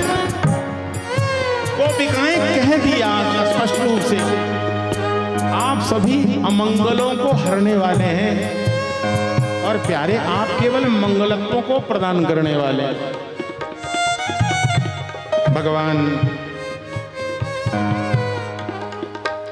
जब उसे गोपिकाओं का मिलन हुआ है साहेब, ये रात ऐसी थी, इस रात की न जाने कितने लंबे समय से प्रतीक्षा थी, और भगवान ने भी ऐसा मिलन कर लिया, ऐसा मिलन कर लिया कि कितनी व्याकुलता पैदा कर दी गई।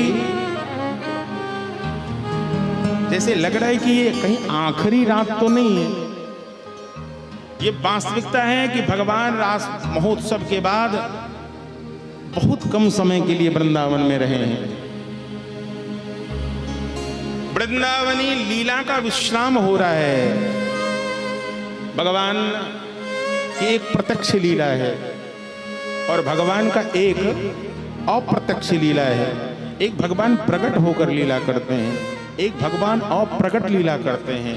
प्रकट होकर जो लीला करते हैं वो संसार और विषय में जो फंसे हुए लोग हैं वह राम कृष्ण को उतना ही जानते हैं जितना वो चाहते हैं कि तुम मुझे जानो, क्योंकि भगवान स्वयं को वहां प्रकट करते हैं जहां उनका अनुरागी और प्रेमी हो। अब देखिए, अभी कथा में देखिए, 10 मिनट पहले मैं क्या ही बोल रहा था, अब जैसे ही श्री कुंज बिहारी जी विराजमान हुए सोई कथानक ही बदल गया। इसका मतलब है श्रीमद् भागवत के महात्मा के 7वें अध्याय में स्पष्ट है कि वक्ता के सामने श्रोता कैसा रहे। श्रीमद् भागवत कथा कहना एक कला भी है, और श्रीमद् भागवत कथा कहना परिवेशन करना है। परिवेशन समझते हैं, परोसने का काम है। यदि खाने वाला जोरदार व्यक्ति सामने बैठा है तो खिलाने में मजा आता है, यदि खाने वाला ही कमजोर बैठा है तो क्या ही कहा जाए। यहाँ कहा जा रहा है भैया रसगुल्ला ले लो, वो कहता है नहीं नहीं रस निकाल कर केवल गुल्ला दे दो। क्यों? बोलता है मधुमेह हो गया मुझे। अरे भैया ये तो मधु मार्ग है, ये तो प्रेम का मार्ग है, ये रस मार्ग है, यहाँ तो बहुत पीना पड़ेगा। यदि मधुमेह हो गया तो गलत क्या हो गया, लेकिन व्यक्ति सावधान हो जाता है, रसगुल्ला ही नहीं खाएंगे। और रसगुल्ला उसका भी शोषण हो रहा है समाज में, इस प्रकार से उसे निचोड़ा जाता है कि भैया उसमें रस नहीं रह जाता, वो गुल्ला बन जाता है। ऐसे ही हम जीव यदि रसयुक्त नहीं होंगे तो जो रसिक शेखर हैं, जो रसिक बिहारी हैं, जो वृंदावन बिहारी हैं, जो रास बिहारी हैं, जो कुंज बिहारी हैं, जो बाके बिहारी हैं, उसे कैसे रिझाएंगे, कैसे मनाएंगे? रसो वैसह रसो होप्या आनंदी भवती ही, वह रस ही उस आनंद को प्रदान करने वाला है। वो भोजन के नवरस हो या साहित्य के नवरस हो या श्रृंगार का नवरस हो, भोजन का यदि तिक्त है कासा, मेरे गुरुदेव इसका वर्णन करते थे। सरकार पूछते कि बताओ तीखा किस किस तरीके का होता है, और कायदे से बताओ आंवले का स्वाद कैसा होता है। बताइए आंवला का स्वाद कैसा होता है? हाँ? नहीं तो आदमी कह देता है खट्टा, लेकिन नहीं कासा है। आपने सही कहा, आंवला कासाई है। भोजन में तिक्त है, अम्ल है, मधुर है, और तिक्तता में भी अलग अलग स्वाद है। कड़ेले की तिक्तता अलग है, मिर्ची की अलग है। और हमारे सरकार, मेरे श्री गुरुदेव भाई जी सरकार जिन्हें सब कहते थे, महाराज जी के लिए तो मिर्ची भी आती थी, तो उस मिर्ची में भी अलग अलग वैरायटी होती, और उसके तीखेपन का स्वाद भी अलग अलग होता है। तो तीखा ही है तो कितने प्रकार का तीखा है, मधुर ही है तो कितने प्रकार का मधुर है। और ये तो मिथिला की भूमि है, मधुर रस की भूमि है। यहां तो भैया वृंदावन वाले लोग केवल आम जानते हैं। वहां आम का मतलब वही है हापूस दशहरी, बस लंगड़ा, उससे भी मतलब नहीं होता है, आदमी पहचानता भी नहीं, आम खा लिए। लेकिन मिथिला में भी तो आम की वैरायटी हो जाती है, कौन सा आम है, तो ये नजरा बंबई है, ये बंबई है, ये मालदा है, ये सफेदा मालदा है, ये चोरवा मालदा है। मालदा का नाम चोरवा क्यों हो गया मालूम? क्योंकि वो मालदा इतना प्यारा था कि अक्सर उसकी चोरी हो जाती थी, इसीलिए खेत वाले लोग उस वृक्ष के, जो बगीचा के मालिक होते थे, उस वृक्ष का नाम रख देते थे चोरवा मालदा, क्योंकि ये चोरी हो जाएगा। जिस आम को सबसे पहले नजर लग जाए तो लोग कच्चे में ही उसे तोड़कर खा जाते थे। नजर इससे ज्यादा क्या लगेगा? नजर लगने का मतलब ये थोड़ी था आम सड़ जाएगा। लोगों की नजर पड़ जाती थी तो नजर से बचता नहीं था, क्योंकि बंबई मीठा आम होता है।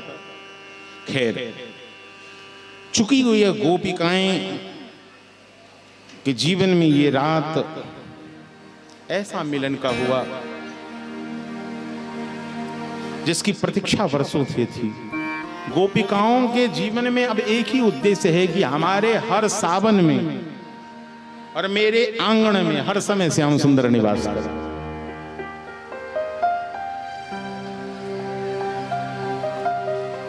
हर समय निवास करें।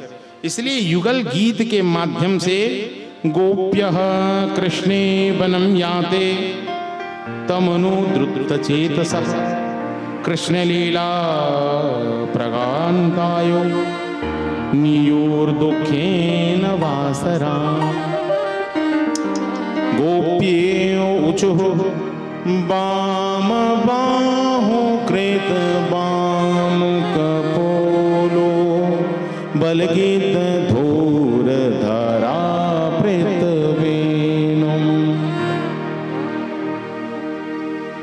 वाम बाहु कृत वाम कपोले कोमलांग गुलिभिराश्रित मार्गम गोप्यायति यत्र मुकुंद। अब घर में गृह कार्य करती हुई गोपिकाएं सोचती, अरे सखी तो को मालूम, अरे अभी अपने कन्हैया कहाँ होंगे। एक सखी बोलती, अरे लारी गोपी कहा बताऊं, अभी लाला उवा वन में जमुना के किनारे गैया चराते भये। हमें तो लगता है कि हम सब सखियन को याद कर रहे होंगे।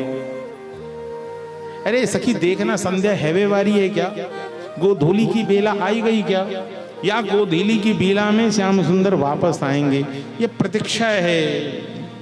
व्योमया वनिता ससिद्धैर। और ये गोपिकाएं जो वृंदावन में हैं, ये कोई सामान्य स्त्री नहीं, ये कंटक वन में जो राम के मनोहर रूप को देखकर ऋषियों का मन डोला, वह सभी ऋषि मुनि वृंदावन में गोपी बनकर आ गए।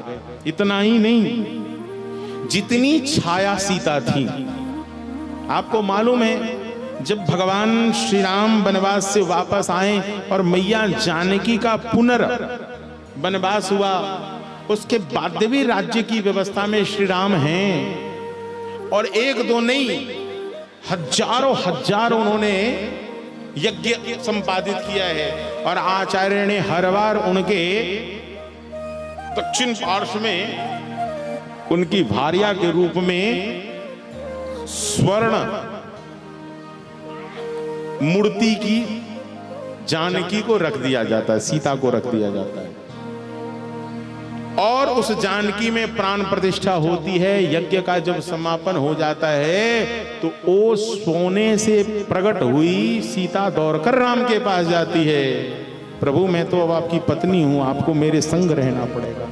राम कहते, नहीं देवी, हम तो एक पत्नी व्रत धर्म का पालन कर रहे हैं, इस बार हम तुमसे मिलन नहीं कर सकते, एक जुग प्रतीक्षा कर ले।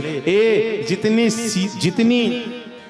स्वर्ण प्रतिमा रूपी छाया रूपी जानकी हो, तुम सभी चली आना, कहाँ वृंदावन चली आना, मैं तुम सबों के संग रास रचाऊंगा। ये सब हैं मिथिला की मिथिलानी, जो उन्होंने अपने पाहुन के मन समर्पित कर दिया। श्री गुरुदेव कहते, वह सब भी वहां उपस्थित हैं। ये सिद्धा हैं, ये बुद्धा हैं, ये सभी वेद की श्रुतियां हैं, ये सामान्य नहीं है, जो सतत श्री कृष्ण गुणानुवाद को गाती रहती हैं, गुनगुनाती रहती हैं। क्योंकि श्री कृष्ण ने वृंदसो ब्रज विसा मृगवो वेणुवाद्य हृदय चेतसा आराधदंत दष्ट कबला ग्रेत करना नेत्रिता लिखित चित्र मीवासान। मेरे श्याम सुंदर जब बंसी का वादन करते, मेरी सखी तो को बताओ, अब तो मन ऐसा कर दो कि सदा इस आंगन में श्याम सुंदर हो। तेरी सखी मोरे, अब ये प्रतीक्षा हो रही है कि कब पिया घर आ जाए जल्दी।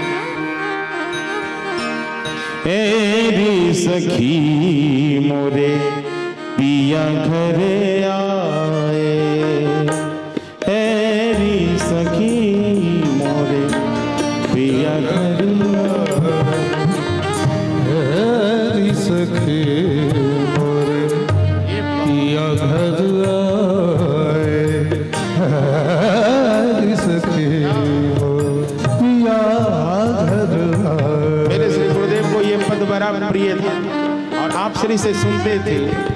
ये सूफी संगीत है, क्या है? सूफी संगीत का और रागात्मिका भक्ति का बड़ा एकत्व है, दोनों में उपासना है, दोनों में अपने पिया के लिए विरह है। जिस सावन में पिया घर नाही, जिस सावन में पिया घर नाही,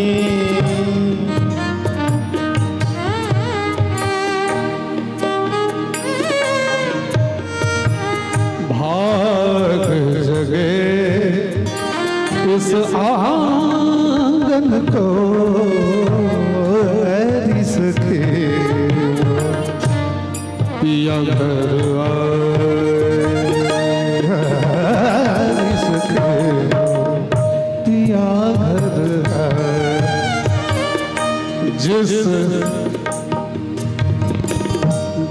जिसका पिया संग बीता सावन, जिसका पिया संग बीता सावन, उस दुल्हन की है सुहावन, जिस सावन में पिया घर नहीं, जिस सावन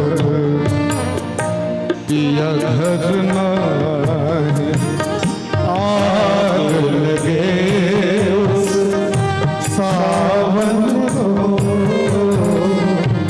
आग लगे उस सावन को, ऐसी सखी पिया घर ऐसी सखी पिया घर ऐसी सखी पिया घर ऐसी सखी पिया पिया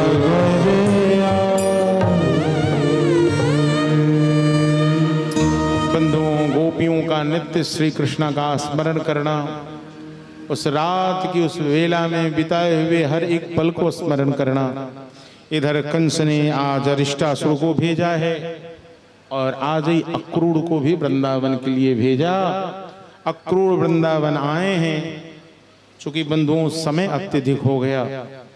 यदि अक्रूर के प्रसंग को विस्तार से कहूंगा समय लग जाएगा, इसलिए हम कल की कथा को गोपी उद्धव संवाद से प्रारंभ करेंगे, जहां उद्धव के समीप कंस वध के बाद सांदीपनी विद्यालय से पढ़कर जब श्री कृष्ण आते हैं, भगवान दुष्ट विनाशक ही नहीं है, ये तो सामान्य गति है जो भगवान दुष्टों का संहार करते हैं।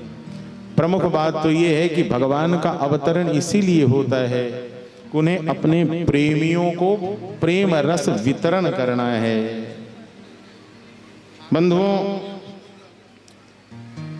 श्री कृष्ण बलराम जब मथुरा मंडल जाते हैं और कंस का वध हो जाता है, सांदीपनी विद्यालय से पढ़कर श्री कृष्ण जब आते हैं, तो जहां मैया देवकी श्री कृष्ण के स्वभाव को नहीं जानती हैं, क्योंकि उन्होंने बालपन नहीं देखा है। और आज जब श्री कृष्ण पढ़कर आए हैं, तो पहली बार मैया देवकी सांदीपनी विद्यालय से आए, अपने पुत्र के लिए कुछ पकवान बनाना चाहती हैं, लेकिन उन्होंने देखा है कि कृष्ण रो रहा है। रोते हुए कृष्ण को देखकर घबराई वह यशोदा लाला, देवकी लाला दौड़ी दौड़ी कहाँ आई, तो वसुदेव महाराज के पास आई। कृष्ण रो रहा है। वसुदेव बोले तो मैं क्या करूं, रो रहा है तो मैं नहीं जानता कि उसका स्वभाव कैसा है, कोई उसका मित्र ही पता कर सकता है कि कृष्ण क्यों रो रहा है। उद्धव को ये जिम्मेवारी दी गई, उद्धव तुम जाओ और जाकर पता करो कि तुम्हारा मित्र क्यों रो रहा है। आज उद्धव समीप गए हैं, श्री कृष्ण उद्धव से लिपट गए हैं और लिपट कर श्री कृष्ण से रोने लगे हैं। ओधो मोहे ब्रज विसरत नाही, नाही मोहे ब्रज विसरत नाही। ओधो मोहि ब्रज विसरत नाही। एक कन्हैया, अरे भैया तो काई को रोवे, मुझको पता ना कहा कारण है। तो कन्हैया कुछ नहीं बोल रहा है, आज तो उद्धव से लिपट गया है और लिपट कर केवल रोवे ही रोवे। हे उद्धव, अपना कंधा नहीं देगा रोने के लिए क्या? क्या मैं इस लायक भी नहीं कि तेरा ये कंधा मुझे मिल जाए जिस पे मैं अपने सिर रखूं और रोऊं?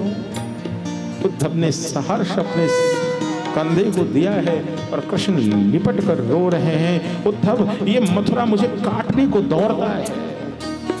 क्यों?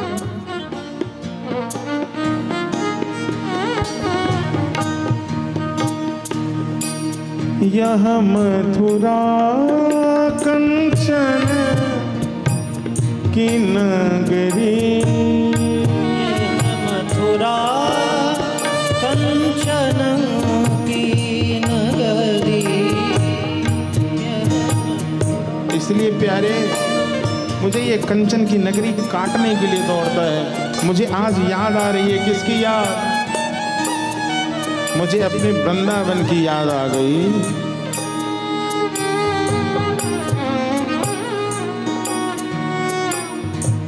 हंस सुता को सुंदर कलरव, हंस सुता को सुंदर कलरव, और तरुणन की छाई,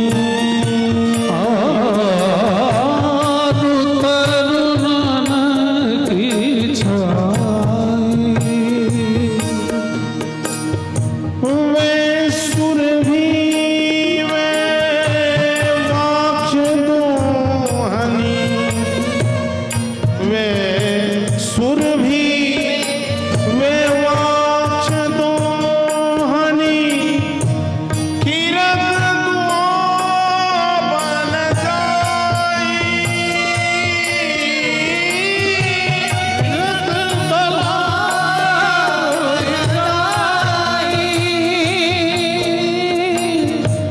ग्वाल बाल सब।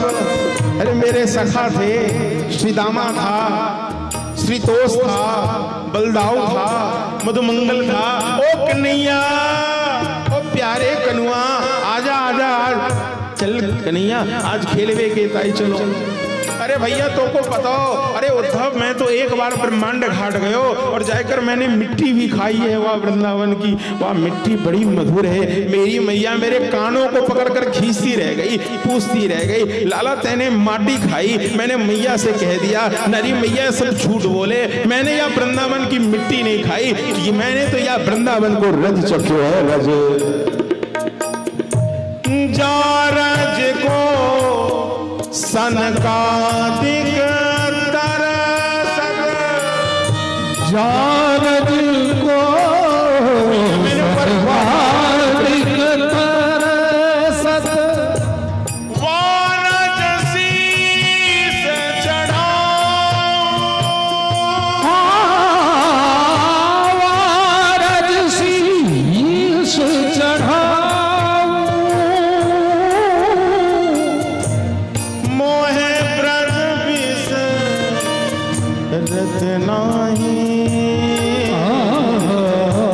मोहे ब्रज विसरत नाही, यह मथुरा कंचन की नगरी, मथुरा कंचन की नगरी, मणिमुक्ता जिमनाही,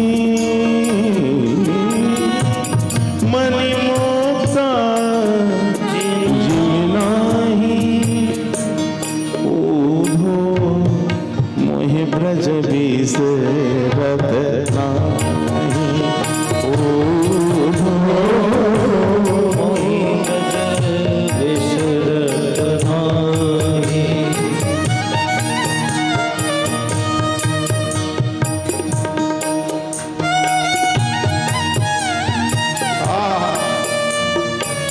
मेरे कन्हैया, ओरे गोपाल गिरधारी बनवारी मुरारी केशव,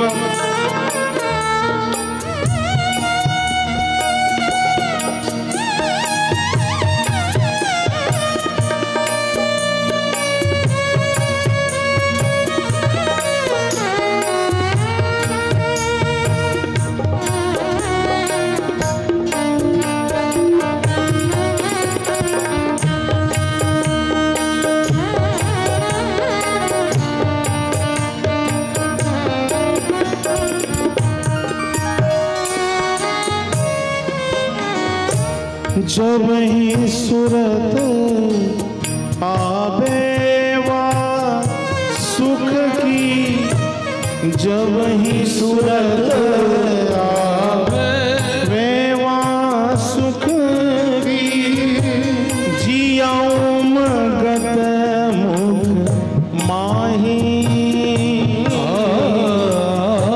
जियाऊं मगत सुख माही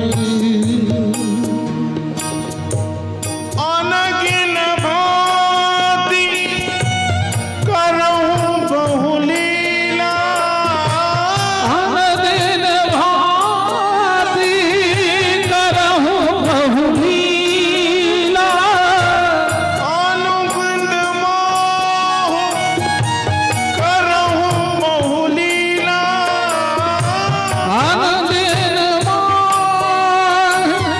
करहु लीला। अरे उद्धव मैं क्या बताऊं तुम्हें, मैंने कैसी कैसी लीलाएं करी है वहाँ वृंदावन में।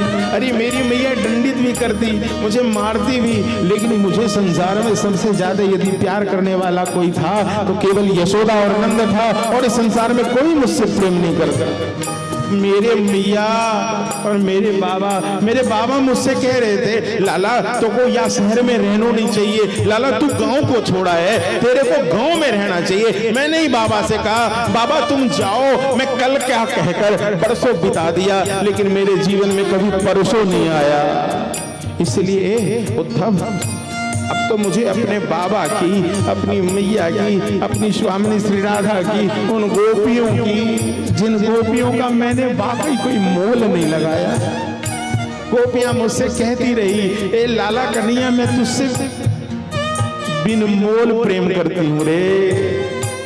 सारी दुनिया का इश्क और मोहब्बत केवल धन और संपदाओं से है, पद और प्रतिष्ठाओं से है। मैंने ऐसी भी लोग देखे हैं जो पैसों के कारण संबंध को ठुकरा देते हैं। ये तो शुद्ध प्रेम की भक्ति है। जहां गोपिकाएं कहती है, जब मीरा कहती है कि मैंने ले लिया है, मैंने ले लिया, दुनिया मुझे कहती है कि मीरा तूने बड़ा महंगा सौदा खरीद लिया रे।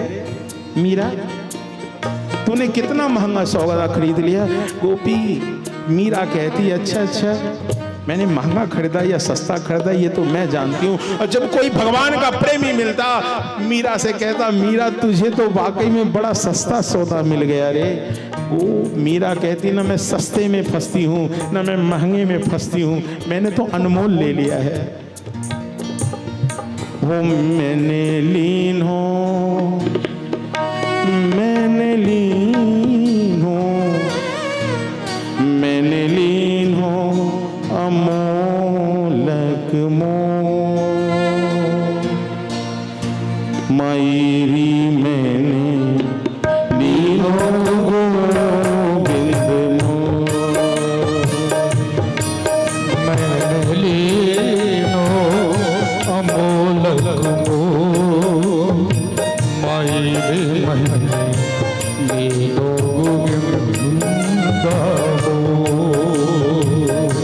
कोई कहे सस्तो, कोई कहे महंगो, कोई कहे सस्तो, कोई कहे महंगो। कैसे कह सकती है महंगा या सस्ता है, तुझे क्या मालूम। ओ मैंने लीनो, मैंने लीनो, मैंने लीनो, मैंने लीनो, मैंने लीनो, मैंने लीनो अमोलक मोह, मैंने लीन हो बजंता ढो, मायरी मैंने लीन हो गोविंद को। मैंने लीनो बजंता ढो, मायरी मैंने लीनो गोविंदा। कौन लगा सकता है कीमत है उद्धव।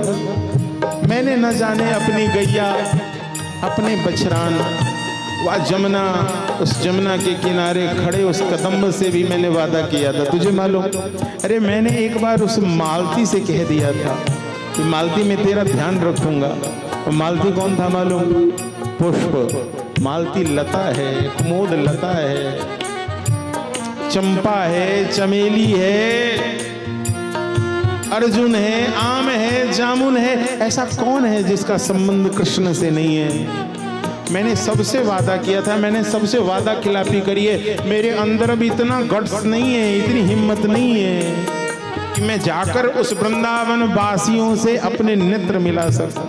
इसलिए मेरा एक काम करेगा मेरे यार, जाएगा वृंदावन, जाकर इतनी सी खबर तो ला दे कि मेरे बाबा और मेरे मैया कैसे हैं।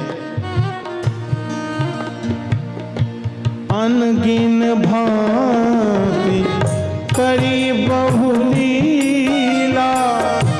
जसोदा नंद निभाई। जसोदा और नंद के जैसा ही मुझे माँ और बाप मिला था, और मैं चाहता हूँ सारे जन्म नहीं, मेरे अनेक जन्म हो और हर जन्म में मुझे नंद और जसोदा के जैसे माँ बाप मिले। यदि भगवान कहते हैं वात्सल्य मुझे कहीं मिला है तो केवल और नंद और जसोदा के पास मिला।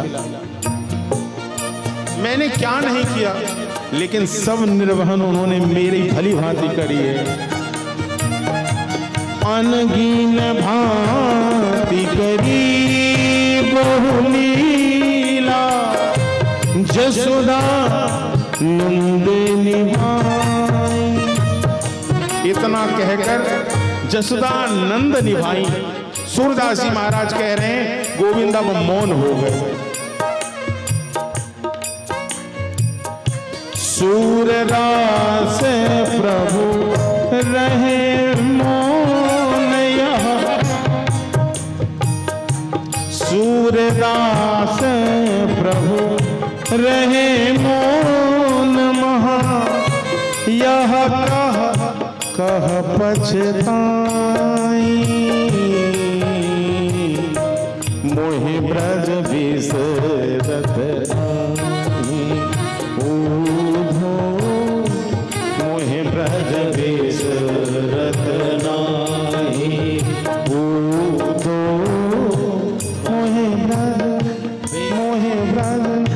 मोहि ब्रज बिसरत। जिस वृंदावन में उस उद्धव को भेजा गया, ये उद्धव सोचता था कि मैं गुरु बृहस्पति का शिष्य हूं, गानियों में श्रेष्ठ हूं। ये जीव और ब्रह्म के भेद से मैं यह स्थिति स्पष्ट कर दूंगा कि जीव अलग है और ब्रह्म अलग है। ब्रह्म को चिंतन से पाया जा सकता है, लेकिन इस उद्धव को मालूम नहीं था कि जिस भूमि में ये जा रहा है ये भेद और अभेद रहित भूमि, अचिंत की भूमि है। क्या है? वृंदावन क्या है? अचिंत भूमि है। यहां कोई भेद नहीं है कि ये ब्रह्म है और ये जीव है। वहां तो श्री कृष्ण नित्य हैं और श्री कृष्ण निज हैं। श्री कृष्ण से संबंध है। कोई कहता उन्हें मेरा बेटा है, कोई कहता मेरा छोरा है, कोई कहता मेरा सखा है, कोई कहता मेरा साला है। कोई श्री कृष्ण से नाना प्रकार के संबंध हैं, जिसका जो भाव है।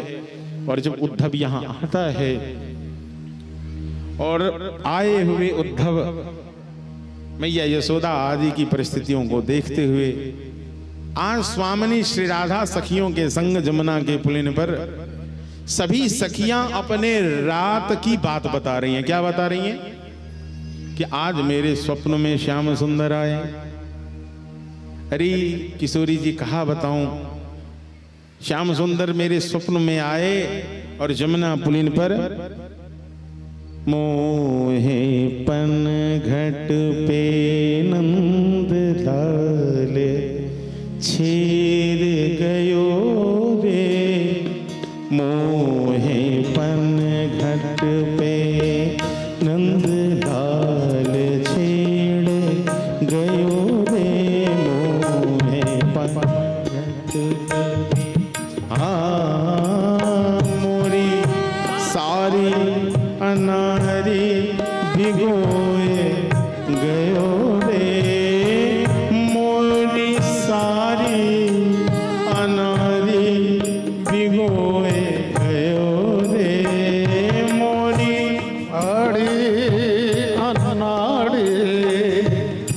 भिगोय गयो मोहे पन घट पे नंदलाल छे गयो मोहे पन घट पे नंदलाल छे गयो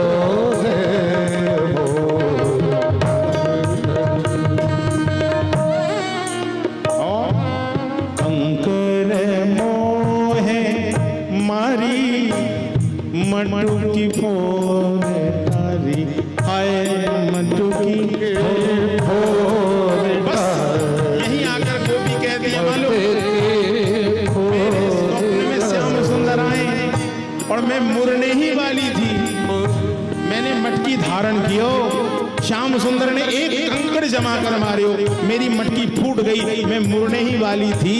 हे स्वामी जी वाई समय मेरे नींद खुल गए, मेरे सपने खुल गए।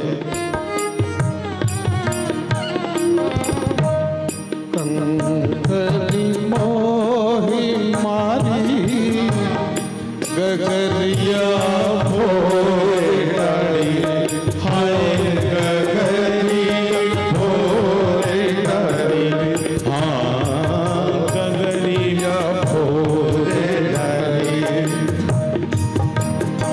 गगरिया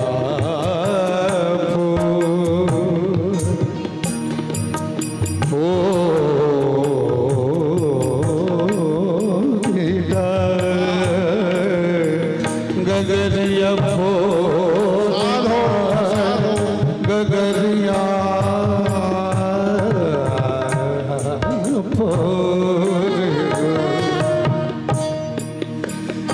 मोर साड़ी अनाड़ी भिगोय गयो ले मोर साड़ी अनाड़ी भिगोय गयो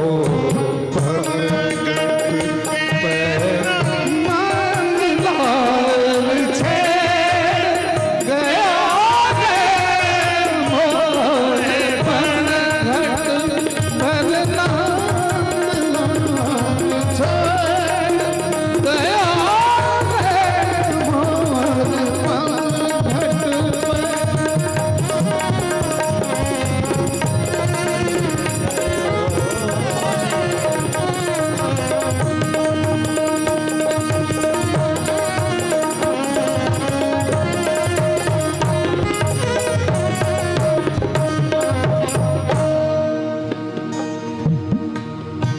सब गोपियां अपने अपने स्वप्न की बातें कह रही हैं। उसी समय स्वामी श्री राधा जी कहती है बड़ भागिन है तो सभी गोपी कि तेरे स्वप्न में कन्हैया आते हैं। अरे स्वप्न में भी आने के लिए नींद का होना आवश्यक है, जब नींद होगा तो स्वप्न देखूंगी। ए तुम सभी प्रणमनीय हो कि तुम्हें कम से कम नींद आती है और तुम्हारे नींद में श्याम सुंदर आते हैं। अरे बाबड़ी, और ये बात कहकर श्री स्वामिनी राधा रोने लगी कि जब से कन्हैया गए तब से तो मुझे नींद ही नहीं आया। जब नींद ही नहीं आता है तो स्वप्न कहां से आएगा बताओ। उसी एक भाव को विद्यापति कहते हैं। इस श्रीमद् भागवत के उद्धव और गोपी के संवाद को देखते हुए चानन भेल विषम सार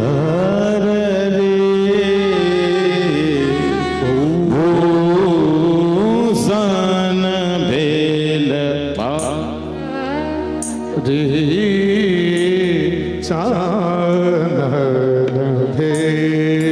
हमारे साथ तो यही दिक्कत है, ताल ही नहीं मिलता।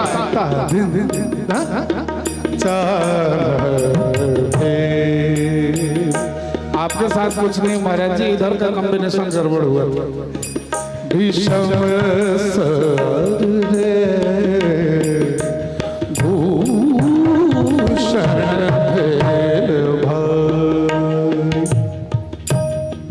चानन भेल। बाबा विद्यापति ने इस भाव को स्पष्ट रूप से रख दिया। यदि वाकई में हमें श्री बाबा विद्यापति जब श्री माधवेंद्रपुरी पाद से संजोग किया है, वृंदावन के मधुर लीला और कथाओं का संजोग हुआ है। जो पहले शक्ति की उपासना करते थे, शैव की उपासना करते थे, अब शिव और शक्ति से जब जीव जुड़ता हुआ ऊपर जाता है तभी श्री राधा गोविंद से जुड़ पाता है। जय जय श्री राधे।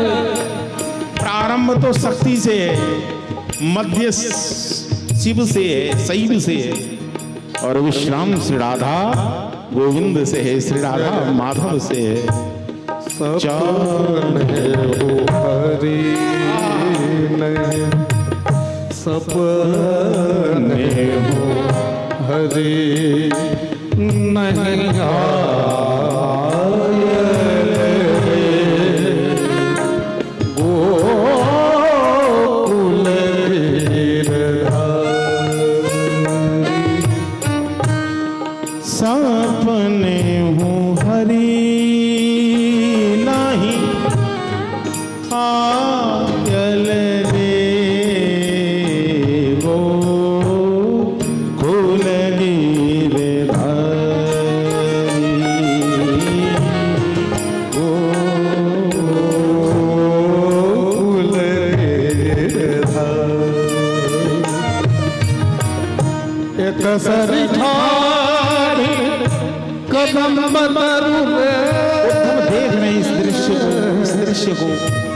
उद्धव आज कमल या खुद भी एक कदम्ब के ओट को लेकर पीछे छिप गए हैं और पहले चाह रहे हैं कि मैं गोपियों की मन भावनाओं को जान लूं, मैं उसके मनोविज्ञान को समझ लूं। जब समझ लूंगा, मनोविज्ञान को समझ लूंगा तो बातें करने में आसानी होगी, अपनी बात रखने में आसानी होगी। लेकिन उद्धव देख रहे हैं कहां से, एक सरी ठाड़ी कदम बहतर है रथे मुरारी रे पथ है रथे मुरारी। एक सर ठाड़ी कदम तरले पथ हेरती मुरारी, पथ हेरती मुरारी।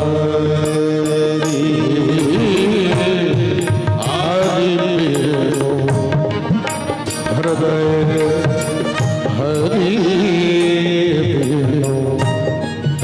हृदय दग्ध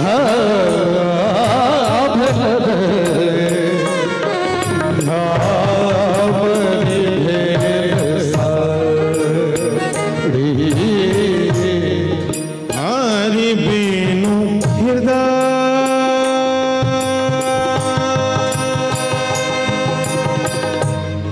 दगद भेल रे, हरि बिनु हृदय दगद। जलन ऐसी है, विरह ऐसी है, ताप ऐसा है कि बाबा विद्यापति ने भी देखा है कि ऊपर के अंग पर राजित जो वस्त्र है वो अभी गर्म होकर पिघल रहा है, जल रहा है। झामर बेल साड़ी चाहे विषम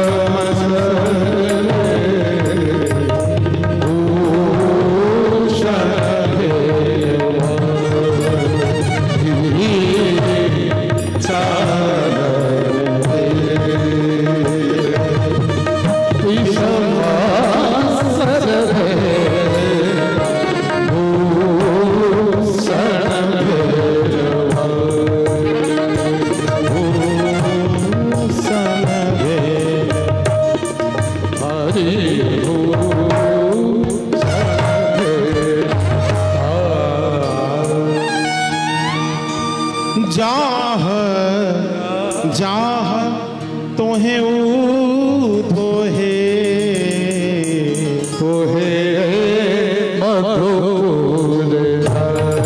और इसी बीच में घटना घट जाती है।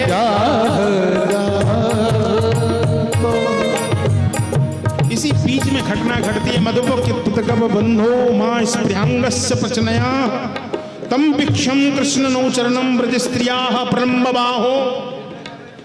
जहां जाकर गोपियों ने आज देखा कि एक घोड़ा आया, प्रिया जी के चरणों में गिर गया। गिरे हुए उस घोड़े को देखकर तुरंत ही गोपियों ने संकेत करके गाली देना प्रारंभ कर दिया। एक काले कलूठे घोड़े, तू उसी कन्हैया का यार है ना? मेरे चरणों में आकर अपनी मूंछ में लगे हुए उस कुमकुम को सड़ाकर क्या चाहता है कि तू मेरे सौतन के स्तनों से लाकर उस कुमकुम को मेरे चरणों से लगाकर मेरे अंदर में श्री कृष्ण के प्रति ईर्ष्या उत्पन्न करना चाहता है। मधुपकितब बंधो मां स्पृहांगस्य पत्न्या कुछ विलुलित माला कुंकुमासूभृणा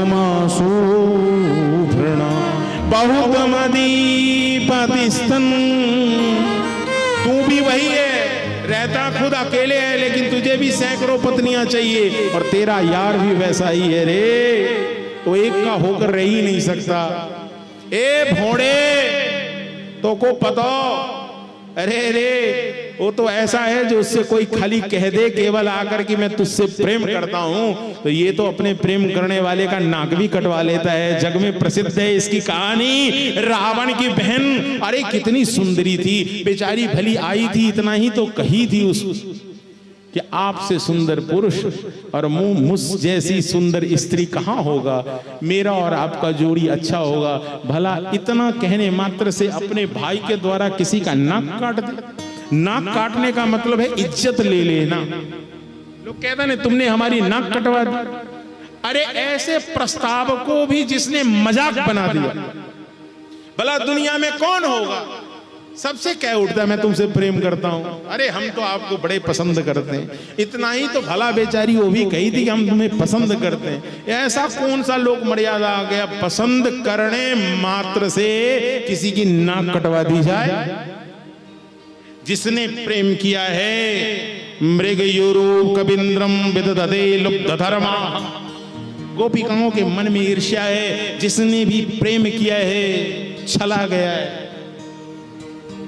सारे प्रमाण एरे मधुप। जब वे राम थे तो कपिराज बलि को व्याघ्र के समान छिपकर बड़ी निर्दयता से उन्होंने मारा था। मैंने तुम्हें बता ही दिया है कि शूर्पणखा बेचारी का उसने क्या किया। और बेचारा बलि, उसका क्या दोष था? उसने जीवन में केवल देना सीखा था। अष्टम स्कंद में प्रहलाद जी महाराज के प्रपुत्र हैं बलि महाराज। उसने तो जीवन में केवल दान किया, लेकिन ऐसे बलि को भी बौना बनकर जाकर ठग लिया। इसने जीवन भर केवल ठगने का काम किया है। आहा जाह जाह तोहे ऊधो है। उसी समय उद्धव बीच में प्रकट होकर आ गए। बोले देवी जी श्री कृष्ण तो आपको बड़ा प्रेम करते हैं, आप सबको बड़ा याद करते हैं। बोले याद करते हैं तो जाकर खबर दिया कि उसकी याद में प्रिया जी मर रही हैं। जाह जाह तोहे ऊधो है तोहे मधुपुर जा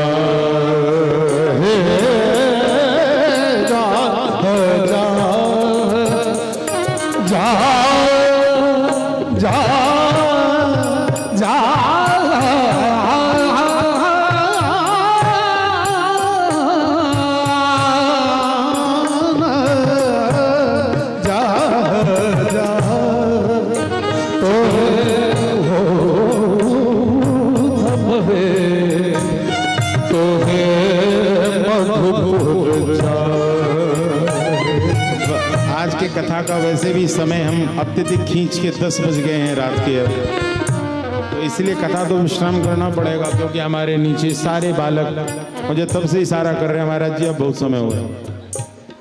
तो इसलिए कथा तो विश्राम करेंगे। इसी प्रसंग के संग श्री रुक्मिणी मंगल है ना, तो उस ठाकुर जी के दुल्हा स्वरूप का दर्शन करके आज के कथा को विश्राम करते हैं। कल गोपी उद्धव संवाद से पुनः भूमिका बांध देंगे। और कल विश्राम दिवस है। नवजोगेश्वर आदि के संवादों के संग, सुदामा आदि के चरित्रों के संग कल कथा को विश्राम करेंगे।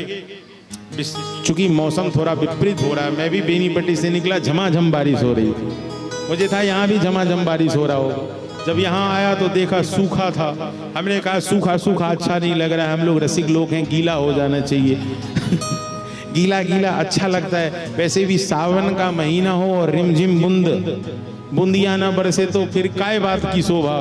ठाकुर जी ने सुन लिया और सुंदर मेघ की वृष्टि हुई, वातावरण शीतल हो गया, नहीं तो उमस लग रहा था। तो भगवान श्री कुंदनपुर के राजा हैं महाराज भीष्मक, और भीष्मक जी महाराज को कमल के पुष्प के ऊपर एक कन्या मिली है। बेटा और बेटी है, तो बेटा का नाम है रुक्मी और बेटी का नाम है रुक्मिणी। रुक्मी का दोस्त है शिशुपाल, तो स्वाभाविक है शिशुपाल ने, रुक्मी का दोस्त शिशुपाल है, रुक्मी ने अपने बहन रुक्मिणी की शादी शिशुपाल से तय कर दी। लेकिन इधर बहन ने श्री कृष्ण के विषय में सुना, चूंकि भगवान जरासंध से युद्ध करते हुए युद्ध छोड़कर भागे, रणछोड़ बने और मथुरा से जाकर द्वारिका में बस गए। उस समय रुक्मिणी ने अपना मन श्री कृष्ण को दे दिया, और जब मन श्री कृष्ण को दे दिया तो उसने ब्राह्मण के द्वारा एक पत्र श्री कृष्ण के नाम भेजा है कि हे प्रभु, ये मन हमने आपको दिया है, इसलिए आप मुझे स्वीकार कीजिए। वह पत्र लेकर पंडित जी आए हैं, जिस पत्र में रुक्मिणी ने लिखा है, श्रुत्वा गुणान भुवन सुंदर्शन बदामते निर्विश्य कर्ण विहवरैत हैर्यतंगतापम रूपम दृशाम दिस्मिता मखिलार्थलाभम। श्रुत्वा भुवन, गुणान भुवन, आपके गुणों को सुनकर ही मैंने आपको अपना ये सुंदर मन दे दिया, और जब मन से मैंने आपको पति मान लिया तो अब कोई दूसरा मुझे लेकर जाए तो ये एक सती व्रता स्त्री के लिए उचित नहीं है। मैं मन तो आपको दे दी। श्री कृष्ण बोले, मन तो मुझे कितने देते रहते हैं, उससे मुझे क्या पड़ा है। अब ऐसे मन देने लगे तो हर जगह झगड़ा करने जाऊं, मैं शादी करने के लिए नहीं आऊंगा। रुक्मिणी जानती थी ऐसे कृष्ण नहीं आएंगे, तब श्री कृष्ण के पुरुषार्थ को जगाने के लिए, वीरता को जगाने के लिए रुक्मिणी ने आगे के पंक्ति में लिखा, प्रभु मैं आपका भाग हूं, मैं जानती हूं आप सिंह हो, लेकिन सिंह के भाग को यदि सियार लेके चला जाए तो इसमें सियार की जीत नहीं, अपितु सारे संसार में सिंह की हार कही जाए। यदि मुझे शिशुपाल लेकर चला गया, इसमें शिशुपाल की जीत नहीं होगी, इसमें आपकी हार होगी। कन्हैया बोले, वारी छोड़ी, कम से कम पता तो बता दे। पंडित जी पता आपको मालूम? पंडित जी बोले, हाँ पता तो मालूम है। बोले, पंडित जी कहाँ जा रहे हैं? पंडित जी बोले, मैं पैदल पैदल आगे चल रहा हूँ कुंदनपुर की ओर। कन्हैया बोले, मेरे ही रथ पर बैठ लीजिए और संग ही चलिए।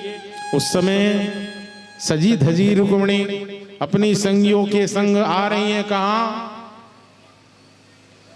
गिरिजा पूजन करने के लिए रुक्मिणी आ रही हैं, और इधर श्री कृष्ण दुल्हा के रूप में सजे हुए हैं।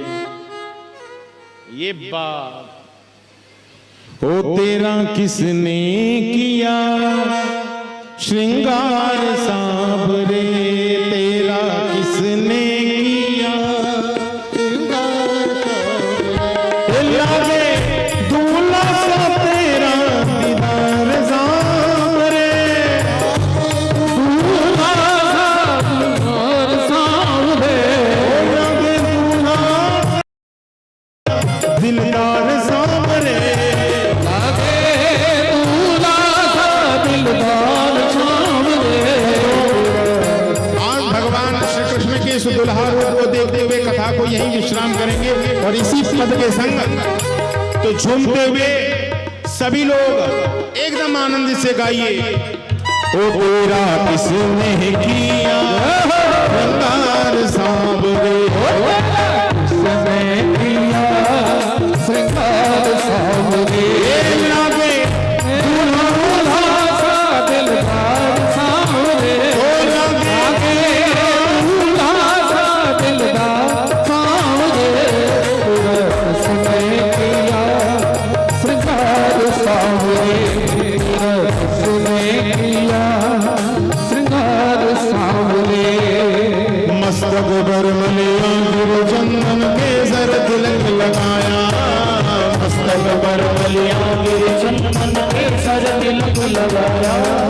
मोर मुकुट कानों में कुंडल इतर बहुत सजाया।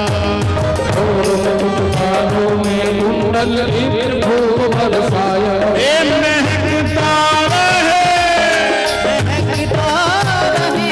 ऐसे आनंद नहीं आ रहा है। मैं कहूंगा महकता रहे तो आपको कहना है जय हो। क्या कहेंगी? क्या कहेंगी? और जोर से कहिए ना, जय हो। ये महकता रहे, ओ महकता रहे, दरबार सांवरे तेरा किसने किया श्रृंगार सांवरे, किसने किया श्रृंगार सांवरे।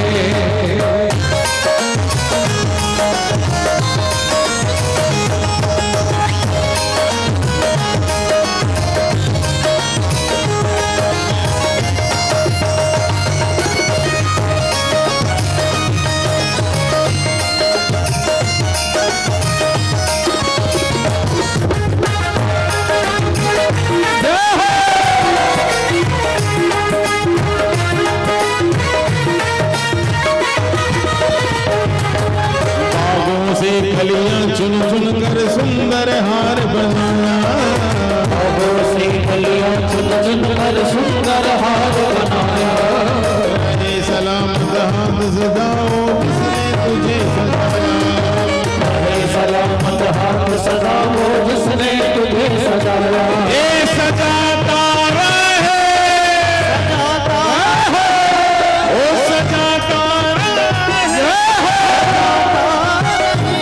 अरे बार सामने तेरा। एक बार दोनों हाथ उठाकर सारे लोग सम्मिलित हो तो नाचो। ओ तेरा किसने किया, तेरा किसने किया, तेरा किसने किया श्रृंगार सांवरे, तेरा किसने किया श्रृंगार सांवरे, तेरा किसने किया श्रृंगार सांवरे, तेरा किसने किया श्रृंगार सांवरे। अरे बोल कन्हैया बोल मुझे मैं कौन सा वचन सुनाऊं, बोल कन्हैया बोल मुझे मैं कौन सा वचन सुनाऊं। ऐसा कोई राग बता दे मैं ना गाऊं, ऐसा कोई राग बता दे तू नाचे मैं गाऊं। नचाता रहे, नचाता रहे, अरे बार सांवरे तेरा किसने, तेरा किसने, तेरा किसने किया श्रृंगार सांवरे, तेरा किसने किया श्रृंगार सांवरे, तेरा किसने किया श्रृंगार सांवरे।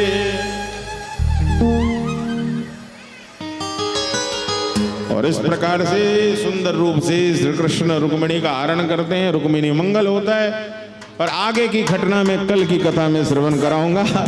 आज तो दर्शन कीजिए, माल्यार्पण कीजिए, और फिर क्या है।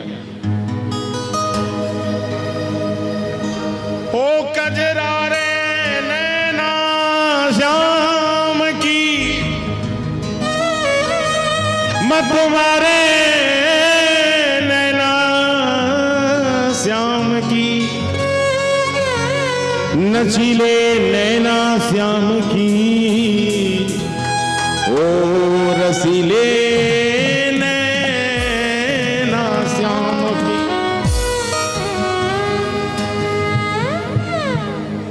ओ तिरछी चितवन से करके इशारा, ओ छोटे सी जिगर पे ओ मारा, ओ बिहारी तेरे लगाओ स्केल से तो मैं पकड़ लूंगा। ओ बिहारी तेरे नैना कजरा रे, कजरा रे तेरे नैना कजरा।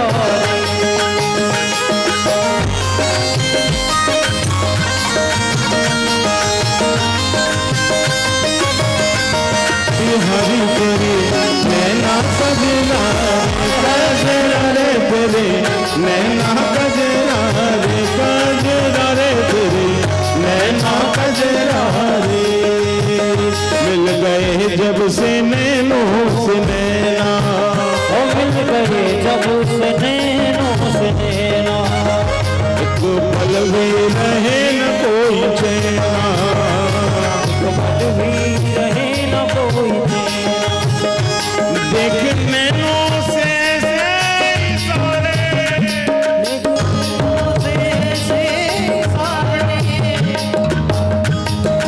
बिहारी तेरे, बिहारी तेरे, बनवारी तेरे, नैना कजरा कजरारे तेरे, नैना कजरा, ओ कजरारे।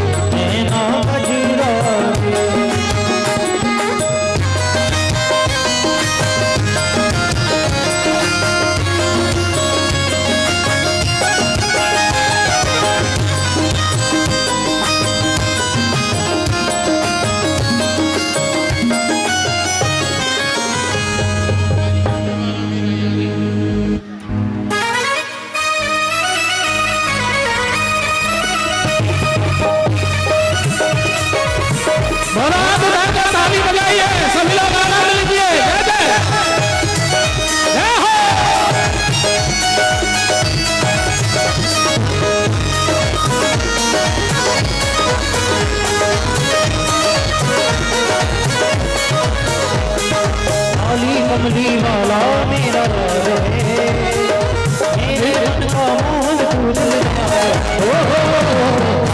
कमली वाला मेरा यार है, मेरे मन का मोहन दिलदार है। कमली वाला मेरा यार है, मेरे मन का मोहन तू दिलदार है। कमली वाला मेरा यार है, मेरे मन का मोहन दिलदार है। तू मेरा यार है, मेरा दिलदार है। तू मेरा यार है, मेरा दिलदार है। तू मेरा यार है, मेरा दिलदार है। तू मेरा यार है, मेरा दिलदार है। कमली वाला ताली बजाते हुए, मेरे मन का मोहन तू दिलदार है।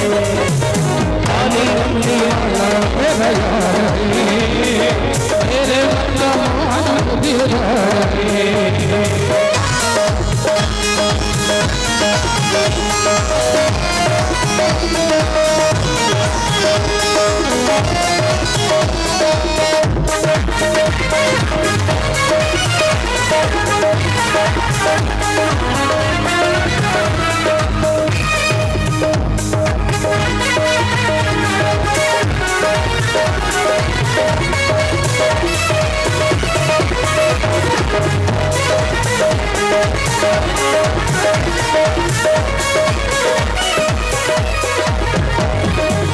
मोहन मैं तेरा दीवाना, सब यही तराना, सब यही तराना, सब यही तराना।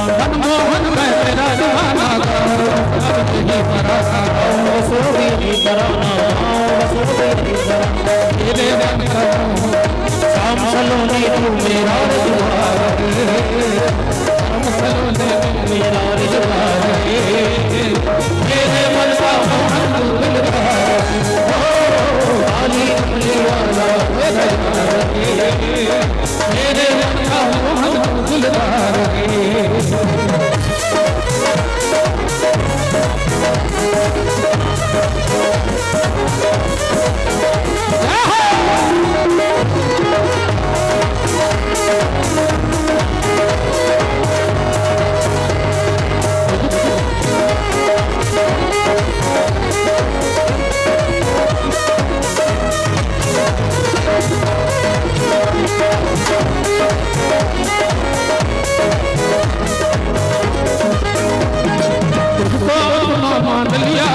जीवन तेरे नाम किया है, जीवन तेरे नाम किया है, जीवन तेरे नाम, तुझको अपना मान लिया है, जीवन तेरे नाम किया है, जीवन तेरे नाम किया है, जीवन तेरे नाम किया है।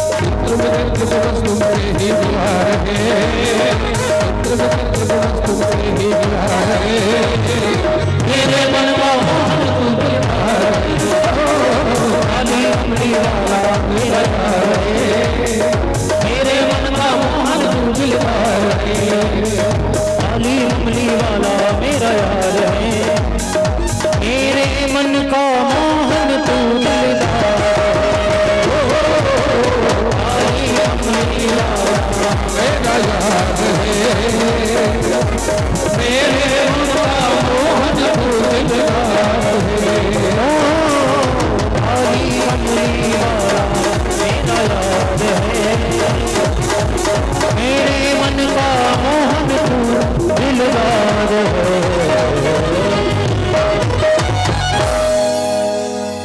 बोले श्री भागवत भगवान की जय, रुक्मणी रमण भगवान की जय, सतगुरुदेव भगवान की जय। जय श्री राधे श्याम।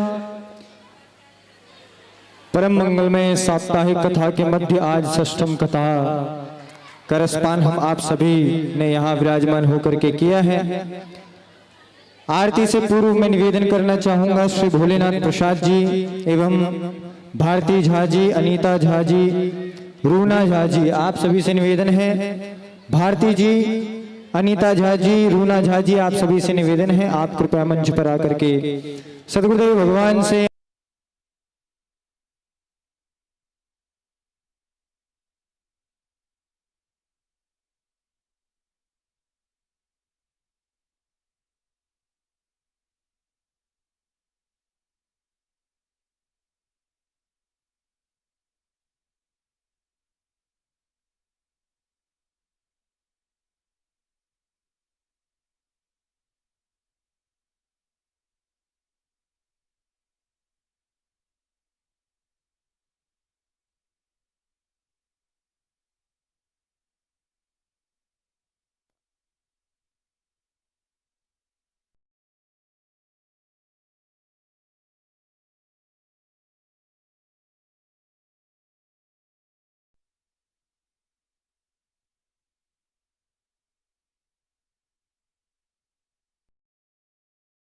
कितने बजे दीक्षा आप सभी को प्राप्त होंगी। जो भी दीक्षा लेने के इच्छुक हैं, आपको कितने समय और किस प्रकार से दीक्षा प्राप्त होगी, इस सभी का भी सूचना आपको आरती के उपरांत मिलेगी। आइए अब आप हम सभी अपने स्थान पर खड़े होकर के भागवत भगवान की मंगल में आरती करें।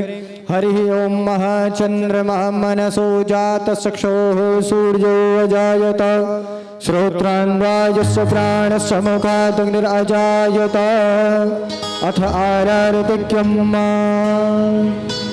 कुंज बिहारी तेरी आरती गाऊं श्री, कुंज बिहारी तेरी आरती गाऊं, आरती गाऊं प्यारे आपको रिझाऊं, आरती गाऊं प्यारे आपको रिझाऊं, मैं गिरधर तेरी आरती, हे गिरधर तेरी आरती गाऊं, आरती कुंज बिहारी तेरी गाऊं, मोर मुकुट तेरे शीश पे सोहे, और मुकुट तेरे शीश पे सोहे, प्यारी बंसी मेरे मन मोहे, प्यारी बंसी मेरे मन मोहे, या बंसी पे बलि बलि जाऊं,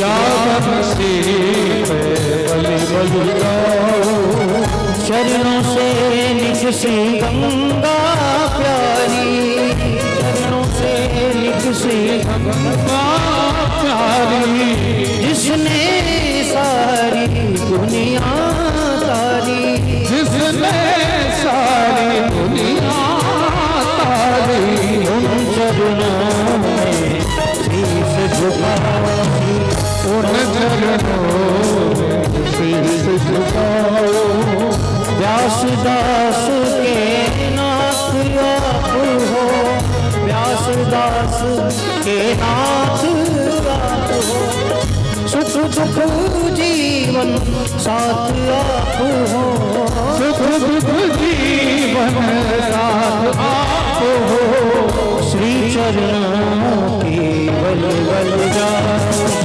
श्री चरणों की बल बल जाओ, श्री हरिदास के प्यारे तुम हो, श्री हरिदास के प्यारे तुम हो, मेरे मोहन जीवन धन हो, मेरे मोहन जीवन धन हो, दास सदा में ब्रज में बासी, कुंज बिहारी हरे कृष्णा कृष्णा कृष्णा हरे हरे, हरे राम राम राम हरे हरे, कृष्णा हरे कृष्णा कृष्णा हरे हरे, हरे राम राम हरे कृष्णा कृष्णा कृष्णा हरे हरे राम हरे कृष्णा हरे कृष्णा हरे हरे राम हरि बोल हरि बोल हरि बोल हरि बोल हरि बोल हरि बोल हरि बोल हरि बोल